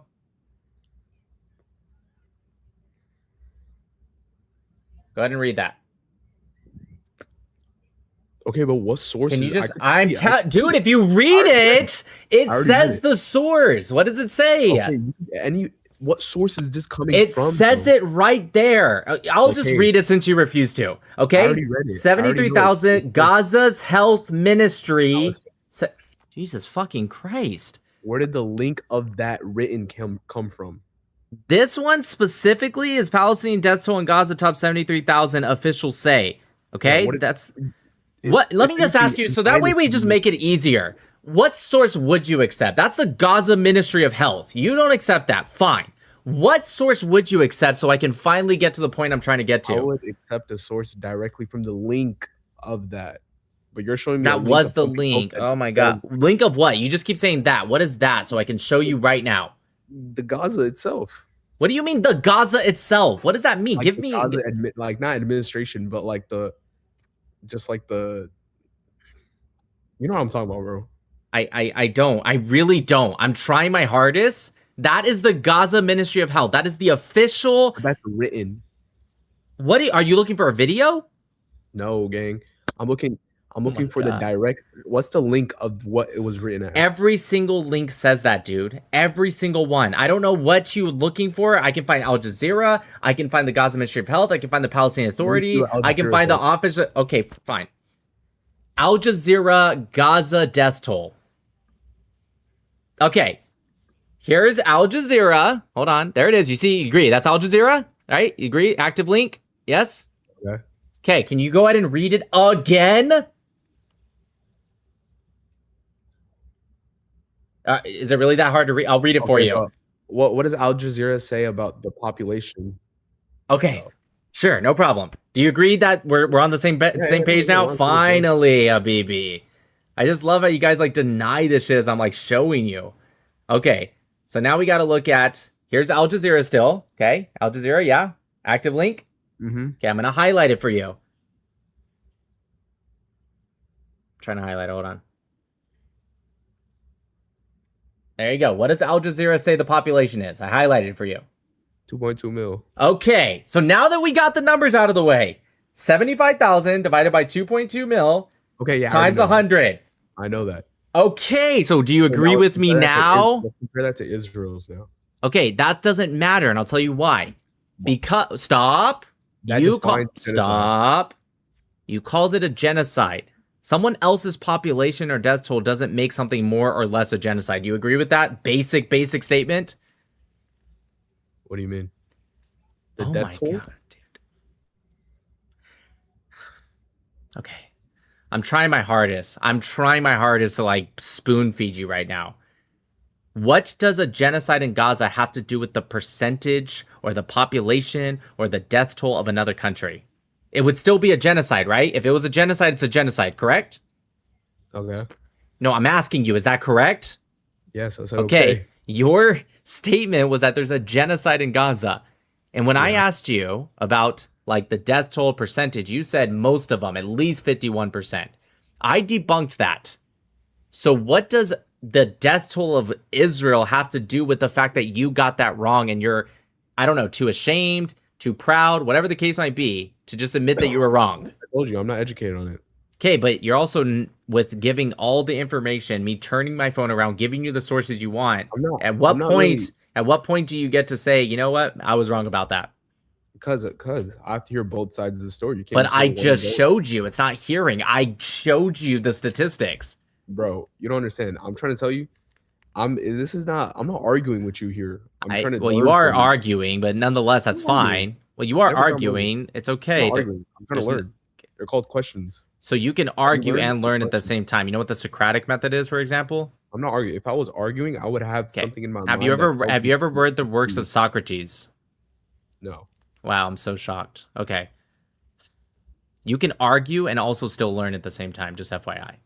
Okay, yeah, but if I had something in my mind that's going against you, and I'm not proving anything to you, by the way. I just didn't said a say, thing. well, you're never going to prove anything to me in this topic. I promise you. There's nothing you know about this topic that I don't know. Yeah, because most of the stuff we're probably looking at is probably fake. The news is fake.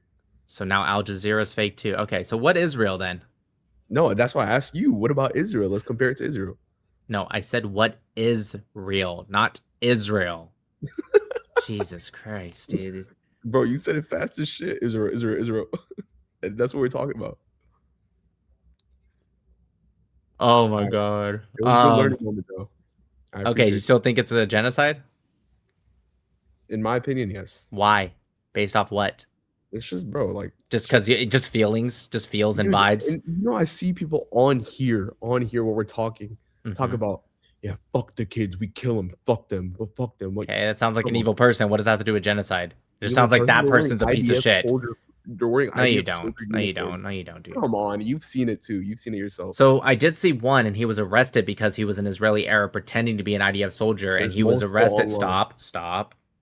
I'm not going to pretend like there's not assholes in Israel, just like any other country in the world. So if you did see that, which I'm going to assume you're making up, but nonetheless, even if you personally saw it, yeah, there are assholes in Israel. There are assholes in every country. You agree with that? Can we at least agree with that?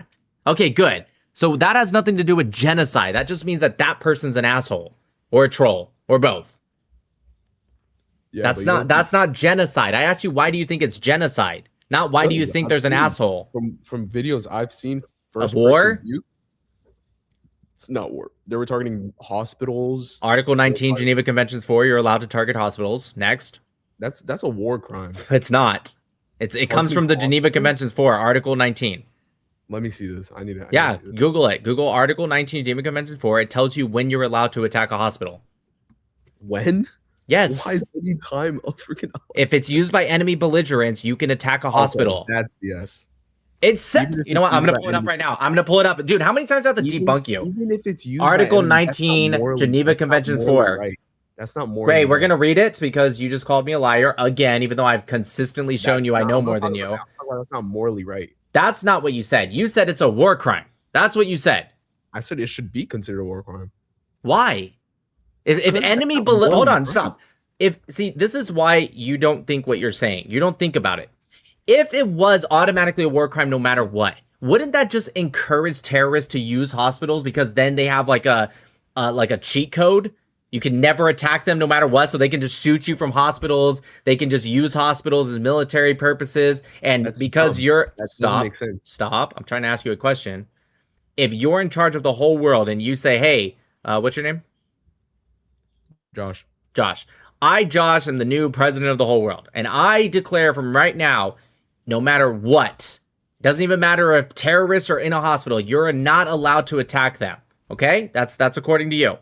Wouldn't that encourage a terrorist who's already a bad person? I'm sure you agree, right? You're not pro-Israel, but that doesn't mean you support terrorism, right? Mm-hmm. They're already a bad person. They don't follow laws. Wouldn't they always attack from hospitals because Josh just made it illegal to ever attack them back? Wouldn't that encourage them to use hospitals? Like, come on, put on your thinking cap. Just like answer common sense, okay? Wouldn't that encourage them to use hospitals? All right, but what about all Can you just answer yes or no so I know we're on the same page here? No. You don't think it would encourage them to use hospitals if they get to have free reign? Because morally, it's not right. They're terrorists, dude. Why the fuck would they care about morally? People in the hospital. I'm not talking about, that's not what I'm talking about. I asked you, would it encourage them? Holy fucking shit. Dude, that doesn't make sense. I asked you, would it encourage them to use hospitals? And you said no. Why would it not encourage them to use hospitals? Even if it would, but I'm asking you, would it encourage them to use hospitals? He just said no. He didn't. He said even if it would. Minions. If you say no, you're just like actually retarded. Of course it would. Why wouldn't it? It would be it would be a cheat code. They get to attack all they want and there's nothing you can do about it. How would that, like, dude, just use a little bit of common sense here, my guy. I'm using common sense. Oh my God, Jesus fucking your Christ. point of view on something. No, we're not moving on from this. It's super important. I'm asking the same question. I haven't asked all the questions. It's the same question.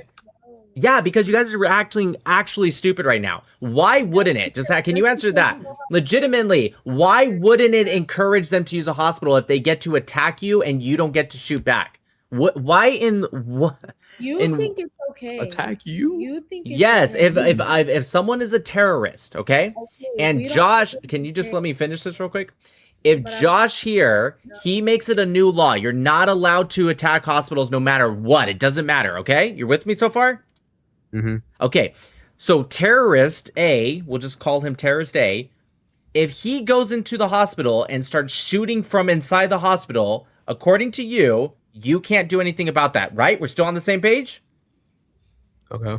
Okay, wouldn't that make him, the terrorist, wouldn't that make him want to use the hospital more? Because now he gets a bulletproof fucking sky effectively, because he can do whatever he wants. He can launch rockets, he can shoot, he can do anything he wants, and nothing gets to happen to him. Are we on the same page so far? That doesn't make sense. Because you're claiming it as a terrorist. Yes, I'm asking if the guy is a terrorist, wouldn't he want to go fight for their country? I'm not asking about that yet. We'll get to that in a second. I'm just saying right now, are we on the same page that a terrorist would do that? Yes? A terrorist would, yeah. Okay, good. I'm finally glad after fucking 20 minutes you finally got it. Great. So now as for somebody fighting for his own country. So first off, not a country. Second off, you still have to follow additional protocol 1. You don't get to just do whatever you want just because you say I'm fighting for my country. You still have to follow the protocols of additional protocol 1. You have to. Do you think you get to do whatever you want just because you're quote unquote fighting for your country? Do you get to kidnap? Okay, so can you just answer that question? Do you get to kidnap people if you're fighting for your country? Okay, did Hamas kidnap 251 people on October 7th and held them for years? Did Israel do the same? That's called a whataboutism, what you're trying to do right now. You're trying to get out of the question by saying, but what about this? And no, Israel didn't do the same thing. I said Israel did the same thing. Okay. Whataboutism doesn't mean you have to say the words what about. I know you did. Oh my God, this guy's actually retarded. Just so you know, a whataboutism logical fallacy doesn't have to say the words what about. I don't know if you understand. How old are you, dude? I'm 19. You made it to adulthood and you're like actually this dumb. You studied all this and you still like... No, this is common sense. This isn't studying. I haven't even gotten into statistics really other than the percentage thing. There's no studying here. This is common sense. This is very basic shit. Let me ask you a question out of all of this. Well, what's your belief in? Like, what do you believe in? Are you Christian? No, I'm a Noahide. What's a Noahide? I've actually never heard of that. I believe in the God of Abraham, Isaac, and Jacob, and I follow the 7 laws of Noah. You could have just said that. You wanted me to say all of that instead of just saying Noahide? So you're... Let me ask you, what are you? Follows Judaism? I do not follow Judaism. But you're a Jew? I'm not a Jew. I just fucking said I'm a Noah. If I was a Jew, I would have said I'm a Jew. What's the... Bro, that's like making up your own country. That's not... Well, first off, that's exactly what Palestinians did, so that's ironic that you said that. But second off, did you just say Noahides are like making up your own country? Noahide's a thing. Just because you guys are too ignorant to know about other beliefs. I see what Noahide is. Noahide is a non-Jewish person who follows the 7 laws of Noah and a set universal moral codes outlined in Jewish tradition, or according to Orthodox Judaism. Well, by Jewish tradition, you mean the Bible, the original Bible that Jews follow. Yes, that's true. But you asked if I was a Jew. I'm not a Jew. But nonetheless, well, I wouldn't call it the Old Testament. I would just call it the Bible. But Christians, yes, they call it the Old Testament. That's true. Let me ask you, what are you? I'm Muslim. Great. Now imagine if I said, what is that? Bro, what's the... How many people are Noahide? What's the No, popular? no, no. I'm not talking about that. I'm just saying if you were to tell me what it is, and I said, why didn't you just? Never mind. You're just not really getting it. Anyways, what makes you a Muslim? What makes me a Muslim? Over 20,000 people are Noahides. Cool. Anyways, what makes you a Muslim? Very small, actually. What makes me a Muslim? It's a monotheistic religion. Okay, me too. I believe in one God. Same. I believe in the Prophet Muhammad Sallallahu Alaihi Wasallam. Right? Why? Because his teachings are basically getting, like, what is it? What is the word? What is the word? He's basically predicting what's happening in today's world. Revelations. Wait. Yeah. Oh, like the Hadith. You know, like the Hadith. Like, have you heard of that? I know it more than you. Okay. I don't know. Or you flexing it, but yeah. So I believe in him. You Sunni or and Shia? I'm Sunni. Okay. So Sahih al-Bukhari, Sahih Muslim. Yeah. Okay. Only the Sahih. No, like whatever. Yeah, Sunan Abu Dawud, a lot of it's Sahih. Sure. Da'if hadiths. I don't believe in like those. No. I know some Da'if, but I'm talking about just Sahih. Like, Yeah. for example, Sahih al-Bukhari 5133, where Aisha was narrated saying she was 6 years old and he had sex when she was 9. Okay, great. I'm just giving That's you a an whole nother example. topic.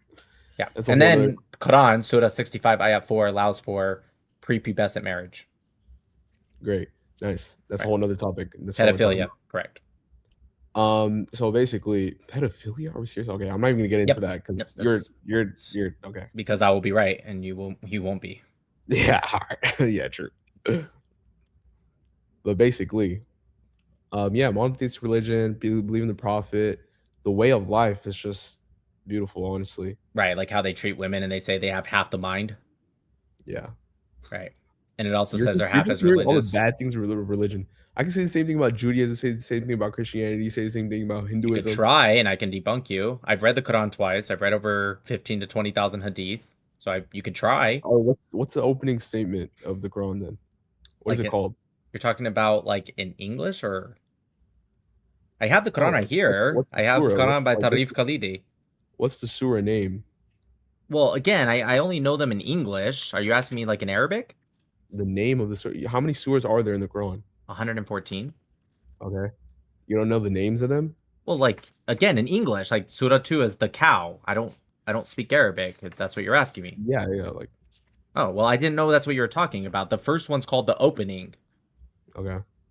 What, you think I'm lying, dude? I've read it twice. I promise No, you. I believe you. I believe you. I believe you. Surah 4, ayat 34 says if your wife is disobedient, to smack her Bro, or you're strike just her. reading all the bad thing, like. I've read the whole thing. What do you want me to do? I've read all of it. You're just reading all the things that people are arguing about. No, dude, you said it's a beautiful culture and religion. So naturally, I'm going to bring the things that Not debunk. culture. Don't bring culture into this religion. Okay, fine. Beautiful religion. So naturally, I'm going to bring the things that debunk what you say. Why would I bring the things that? Yeah, there's some things that are nice in Islam, like zakat, for example, 2.5%. Even though they lowered it, it was 10%. When you were bringing up the thing about pedophilia, right? Yeah. Tell me about what was it, Delaware or some shit in 19 something? Was anyone a prophet in Delaware in 19 something? But the law. Yeah, I'm against the law.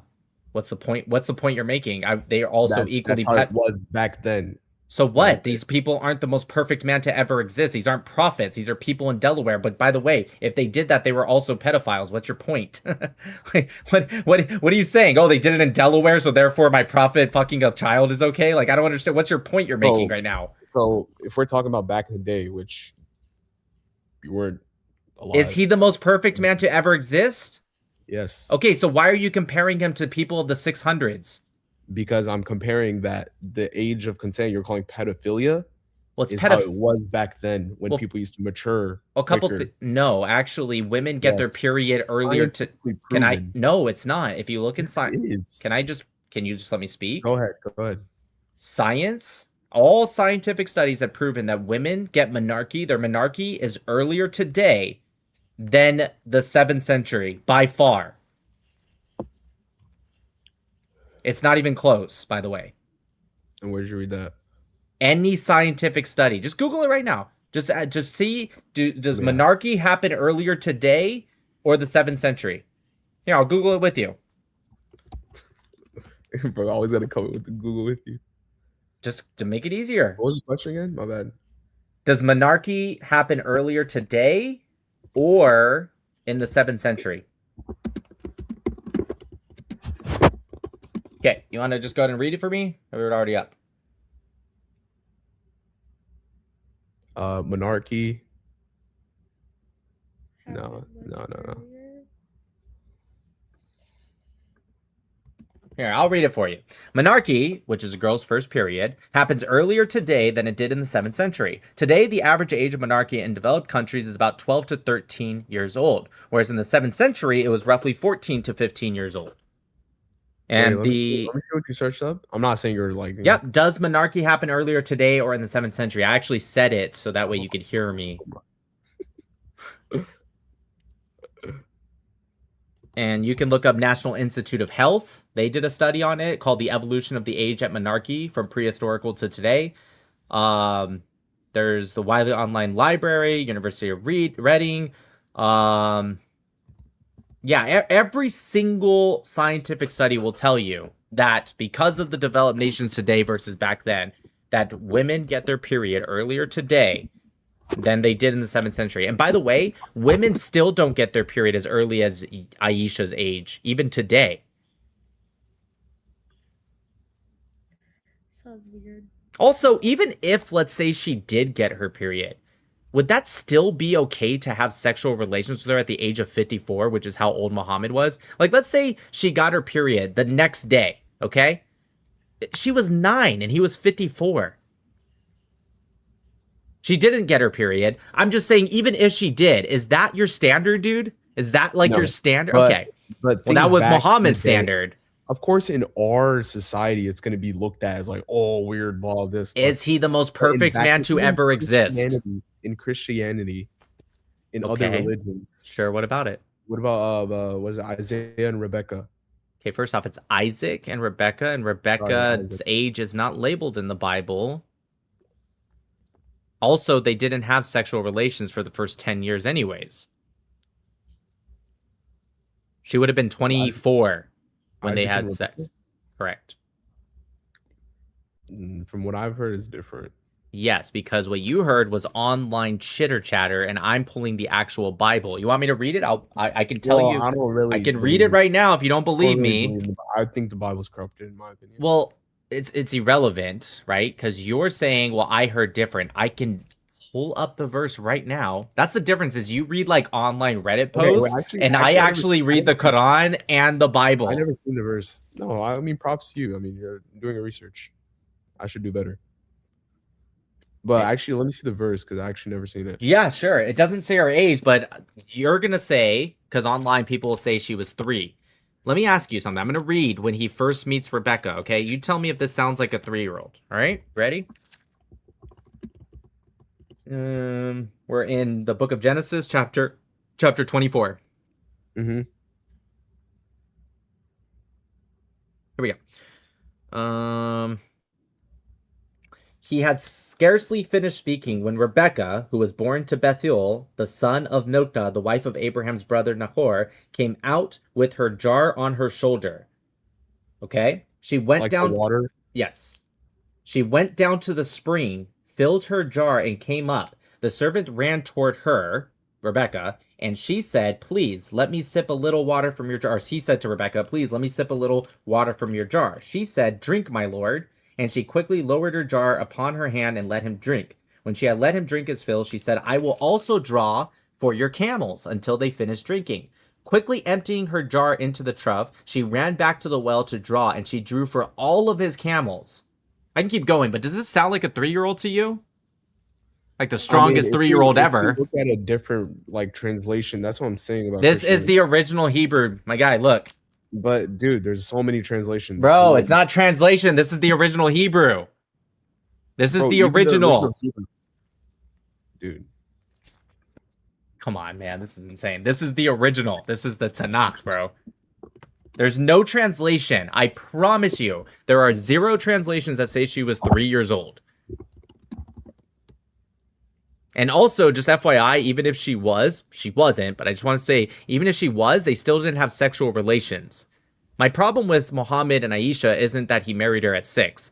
It's more about the sex at 9. That's what bothers me. If he married her when she was super young and he waited a long time to have sex with her, sure, it's still a little weird, but fine. No problem, right? It's the sex when he's 54 and she's 9. That's the part I'm talking about, Habibi. Dude, it's different. I'm telling you, it's different back in the day. Why does it matter? If he's the most perfect man to ever exist, why should it matter when he was born? Because what you're doing is almost blasphemy, and I'll tell you why. You're telling me he's the most perfect man to look up to, but you're also comparing him to some average guy of the 7th century. Which one is he? Is he an average guy of the 7th century, or is he the most perfect man you must emulate? He's the most perfect man. So then why does it matter when he was born? Like Christians, I'm not Christian. Christians say Jesus was perfect because they believe he's God. They don't go, well, he's perfect, but it was the 1st century, so he kind of did some weird... They don't do that. They say, no, he's perfect. I don't care if it's 2026. I never said You did. Actually, you did. You said it was different. Right, exactly. You did. It's different compared to our society. Right. You just did it again. Do you think Christians say that about Jesus? Do you think, oh, he did some weird things, but that's because it was different back then? Yeah, they probably do not. No, they don't. They believe he was perfect. No, they don't. Well, Christianity doesn't make sense because how could... I'm not saying it makes sense, dude. I'm not Christian. I'm not Christian. I'm not here to say if Christianity does or doesn't make sense. I'm here to tell you you're wrong when you say they do that also. I'm saying in our like society where like women are not mature at an age of 9 years old, of course. They're not mature at the age of 9-year-old in any society, dude. They don't have like the same responsibilities and stuff that. Oh, so that's what allows for a 54-year-old to put his dick inside of a girl? Is that she has more responsibilities? That's just one of many things. Okay, well, what were the other things? She was 9, dude. She was 9. Mature. What do you mean? Did her hips develop faster? Did her breasts develop faster? Or was she a fucking 9-year-old? What are you trying to... Like, I agree with you that they had a harder life back then. So she probably, street smarts wise, whatever, was probably smarter than a 9-year-old today. I'll grant you that. But what does that have to do with a 54-year-old putting his blank... And climate-wise, too, like, you're supposed to... What is that called? You're supposed to... what's the word? I don't know what you're about to say, but it sounds gross. You hit puberty earlier when you're in the Dude, we already debunked this 5 minutes ago. Did you already forget? You want me to show you again? Puberty is earlier today than it was back then. By far. Yeah, but... So it's the opposite of what you just said. Some people didn't hit puberty earlier and they Dude, do not. Girls today don't even hit puberty at the age of 9. Of course it's today. Right, and they get it earlier today than they did. If they don't hit it today, why would they hit it back then? They get it earlier. Do you know what the word earlier means? Of course, bro. So what do you say? They get it earlier today and they don't even get it at 9. So dude, this is... We're just talking about like the majority here. What about the minority? Okay, well then you would have to prove that somehow Aisha wasn't even in the minority. She was in the extreme minority and she got it between the ages of 6 and 9. You'd have to prove that. Except, wait a minute. The Hadith says she was playing with dolls, which is not allowed, but it was allowed for Aisha because she had not yet hit puberty. It says that in the Hadith. You want me to read it for you? Yeah, actually, let me pull up site. Let's look it up. Let's look it up together.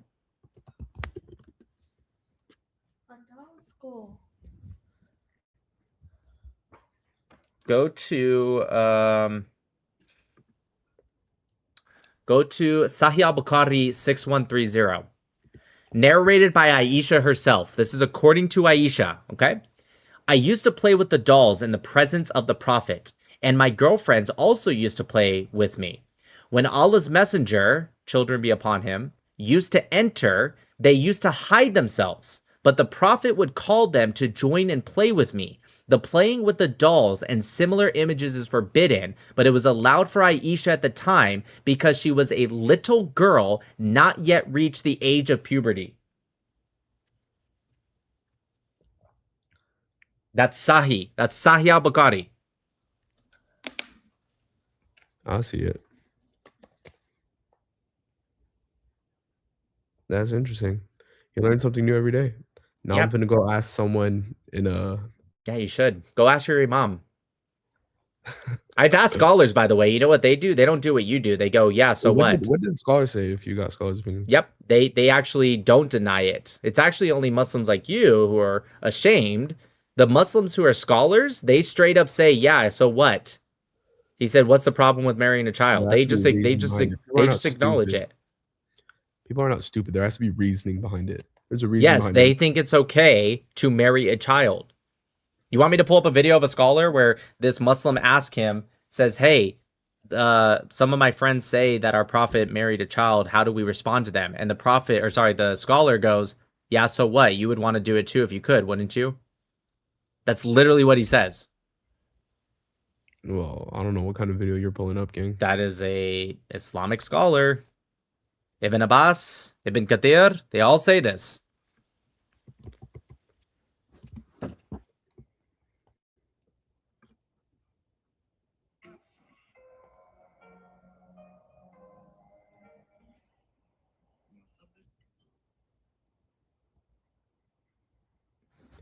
Yeah, I'm definitely gonna look more into that. But it still doesn't make me believe that he's not the perfect prophet. Because there's a reason behind everything, of course. And at the same time does not want responsibility of children. But he has a good feeling that he will treat his wife with love and care. Can he get married Dude, and not please have do kids? not Is this listen to marriage that haram, dude. halal, Please. or makruh? Who is this? Please don't listen to that guy. Who is Bro, this? he has no sort of... Of Who course is he has this? knowledge, but he Who is has this? no sort of... It's that one, what's his Indonesian sheikh or whatever? Indonesian? He's like Chinese or something. I don't know. He's not. Yeah, I know exactly who that is. With the He's Saudi gray beard. Arabian, bro. Dude, I know who that is. Come This on. guy. Do not. Yes. Do not. He's Saudi. Don't get validation from him, bro. Please. You just made that up? You don't know If you who he wanna see- is. Who is I know he? who he is. Who Of is he? course, You I'm just gonna- said he was Indonesian I or don't listen to his Chinese. stuff like He's that. Saudi. Okay, but like he looks like Indonesian or Chinese. He doesn't. He looks Saudi. No. Of course, because he's wearing that. Okay. He's literally Saudi. Wait, what makes him wrong? Wait, well, hold on. What makes him wrong? Right information. I'm telling you, if you want right information, don't get it from him. What? Why not? Because get it some people who have a He knows stance more than higher you knowledge. by far. It's not Yeah, even more than close. me, of course. But I He wouldn't knows go- more than 99% of Muslims. No. Okay, where are you getting that from? Well, first off, most Muslims haven't even read the Quran, so it's already not that hard. Yeah. But hold on, wait a minute. You haven't told me why. Why is he I wrong? haven't even read- You haven't told I mean, me I've read why. the Why is he Quran. wrong? Why is he wrong? Because he's never he's when you look at okay, you're gonna Come mock me on. then? Yeah, no, tell me why he's wrong. When you look at people to get knowledge from, you don't look at the people that are just practicing the religion and He's a learning. scholar. Obviously- He's a scholar A scholar from where? of Islam in Saudi Arabia. What makes Okay, him but- wrong? In Islam, like there's levels to it, if it kind of makes sense. Okay, why don't you just tell me? Watch this, you guys. Tell me who your favorite scholar is. Dude, I haven't got this deep into religion. Just give me your favorite one. How about you just give me one? Just give me one name. I don't know scholars like that. So how do you know he's wrong if you can't even give me one scholar? You see him on TikTok. Like if you talk about real scholars, you'll see real. He's scholars not on TikTok. People will post videos of him. Wait a minute. Wait a minute. Wait a minute. Are you telling me he's wrong because he's on a social media platform? He's trying to spread dawah, bro. Yeah, of course. So what makes him wrong? Don't just tell me because he's on social media. That's stupid. Tell me why he's wrong. I know why you think he's wrong, because he's about to say something you don't like. But you're not going to be able to tell me why he's I've never wrong. watched that video. How do you know he's wrong? He has sourcing. He explains his answers. Why What's is his he name? wrong? I thought you knew who he was. Yeah, I know him by face. How about you just tell me which one do you think is right? I've never got that deep into it, so I couldn't be able to tell you that. Okay. Okay. Which country's done? scholars do you think is the best? Huh? Which country's scholars do you think is the best? Oh, why you just asked me if I knew any scholars? I just said I didn't know any scholars. So how are you gonna ask me another question about scholars? You tell me not to listen to him, so I'm gonna find a different scholar for you. But then you're not telling me which one to look up, so it's like almost impossible. I would have to get back to you on that. Okay. No, Are you stop. done? Feeling better? Am I done? Yeah, I'm done. How do you feel about Islam as a woman? I thank you honestly because you taught me a lot of stuff. You know what I'm saying? I'm not looking at this as an argument, of course, because every day is a learning experience. How does she feel about Islam as a woman? I love my religion. How do you feel about how the Prophet said that you are half as knowledgeable and you have half the brain? Honestly, I believe that. You're bringing up. Because look at me. No, the women have half the brain. No, you're just bringing up the bad stuff, like. So what? So it's not valid because it's bad? Wait, why would the Prophet say anything bad? Well, I can't argue with people like this. The Prophet Muhammad also said that hellfire was filled with women because they're disobedient. It's also gonna be filled. I would give you some advice. I would give you some advice, and I would say, if you're trying to debate somebody, debate someone with knowledge instead of. Are you? You're an adult. You're Muslim. Yeah, but I'm not fully like aware. Of course, I believe my religion. I believe everything. I've debated so many Muslims. I've never seen a good Muslim debater because the best Muslim debaters, and when I do this for a reason, are just the ones that deflect to other religions. That's it. I've never had a Muslim legitimately stand his ground and defend his religion without bringing up something else. Well, in Christianity, well, in Judaism, I've never seen it. Okay, I'm gonna ask a what if question before you like bring it up. Like, let's say we're talking about your religion. We could maybe probably bring up something. Yeah. And you're gonna be like, okay, well, you're gonna bring up probably what, Islam or no, another no. If you ask me about my religion or my beliefs, I would just answer it.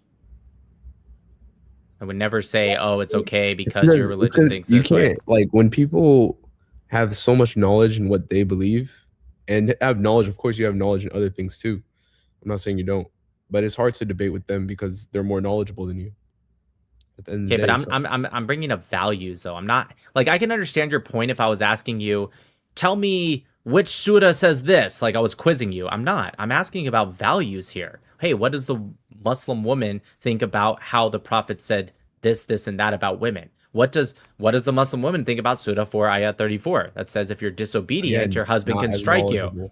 But I'm not asking you what does 434 say because that would be a pop quiz. I'm asking you, and now if you don't believe me, you could say that and I'll show you I'm not lying. But once I prove it to you, then it's just values. Do you think you should be able to strike? It has a reasoning behind it. You know what I'm saying?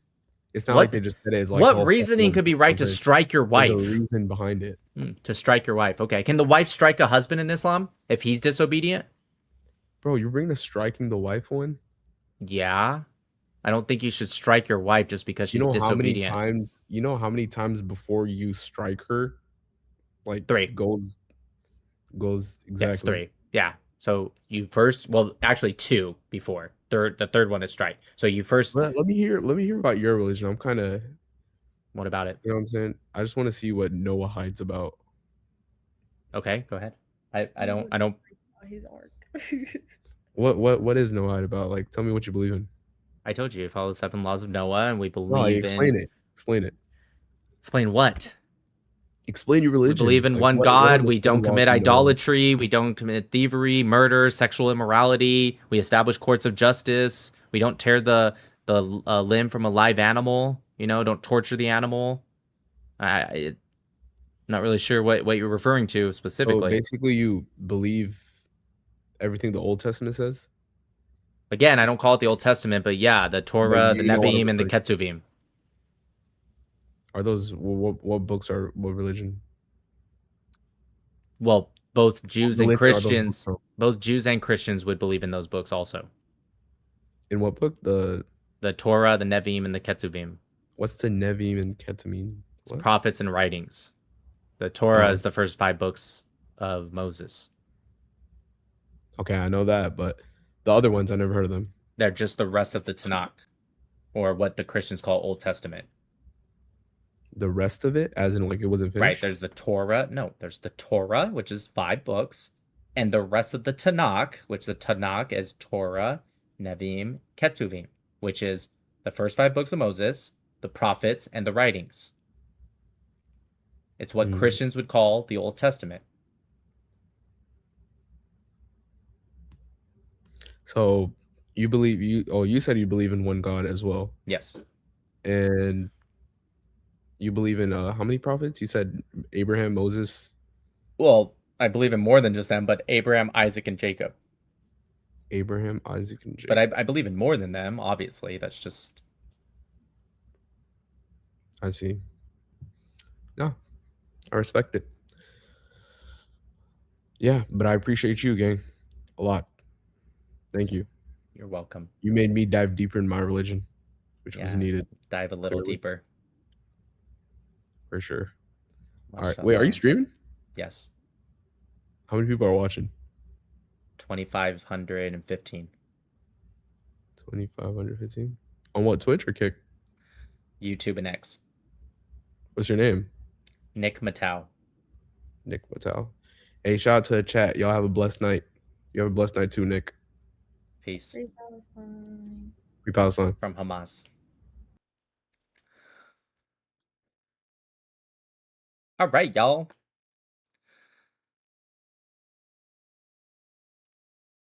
Let's catch up with these super chats. Bounce out. See y'all tomorrow. Let's see what we got here.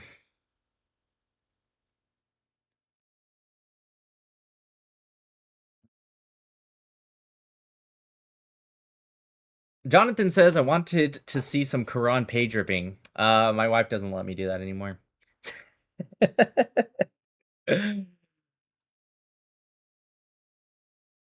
My wife's just like, nope. I don't blame her. Sammy says, Nick, haha, I really want you to learn more Arabic curses to trigger them. May your house be destroyed in Arabic is a really bad one. Legend says, son of beach, you Chatz Israel Islim. Ha ha ha ha.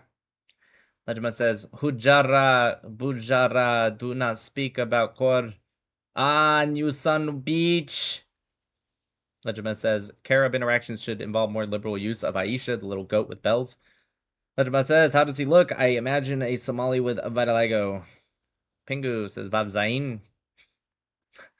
Vav Zain. GM says, Britolam, Organization for Noahides. Sharky is awesome. Jonathan says, no, it can't possibly be November 15th, 1988. Yair says, B'Tselem's 1-to-9 ratio counts terrorists killed by armed civilians as civilians. Many are listed as killed during combat. If a terrorist isn't in a known terror group, they are often counted as civilians. I didn't know that. Tran says, these Umingo streams really show the adverse effects of inbreeding. Nope says, W moderate, Israeli salad is the best. Tran says, even the second-gen Arabs in America are decades behind. This is insane. Tran also says, immigration is obviously still too lenient. Needs to be significantly reformed. Maybe a green card should require an IQ test at this point. Not a bad idea. He's nicer. Udu says he's nicer than the average Muslim, but just as dumb. And Warpaint says, are you okay with that happening to little girls today?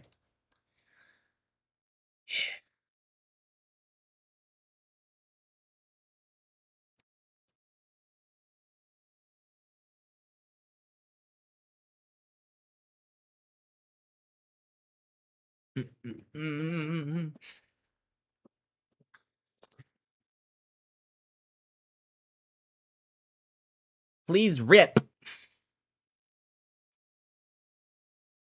You are for sure the most famous Noahide. Did you ever tell the story of how you decided to become a Noahide? I have. I'll tell it tomorrow again.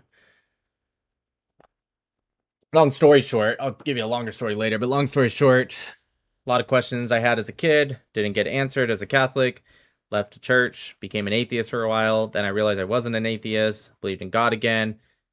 My buddy, when I first started talking about Israel, gives me the Torah with the commentary, the Stone Edition specifically.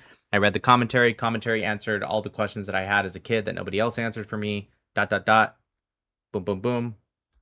Started looking into Noahide. Made sense for me. Rest is history. All right, you guys. Let's up. I'm Israel Chai. God bless America. See y'all tomorrow. I bought a lot of nice new clothes. You guys think, huh? Yeah, I'm gonna start dressing real nice. Look at this. Look at me go. Hebrew Hammer thinks this should be my new debate outfit. He says you can be the what's it called? This could be my debate of death or something like that. I don't remember what he said actually. Yeah, he did say Johnny Cash. He's like, I was like, I can't. He's like, you should wear this at every debate. You can be like the nickname. You could be the guy that's like instead of the Angel of Death, Debater of Death. And I was like, I can't always wear this. And he said Johnny Cash did, and I was like, yeah, all right, that's fair. But that's Johnny Cash. You know what I mean? This is actually really comfortable. It's a light one. I have, believe it or not, actually, if you go into my closet, I have like probably $15,000+ of clothes. It's really nice. I have a lot of nice clothes, but a lot of them are kind of heavier. So I bought this yesterday because it's hot outside. It's summer, so I needed more of a lighter jacket. You know what I'm saying? Yeah. Anyways, you guys, I'm Mr. Ochai. God bless America. I'll see y'all around. Peace.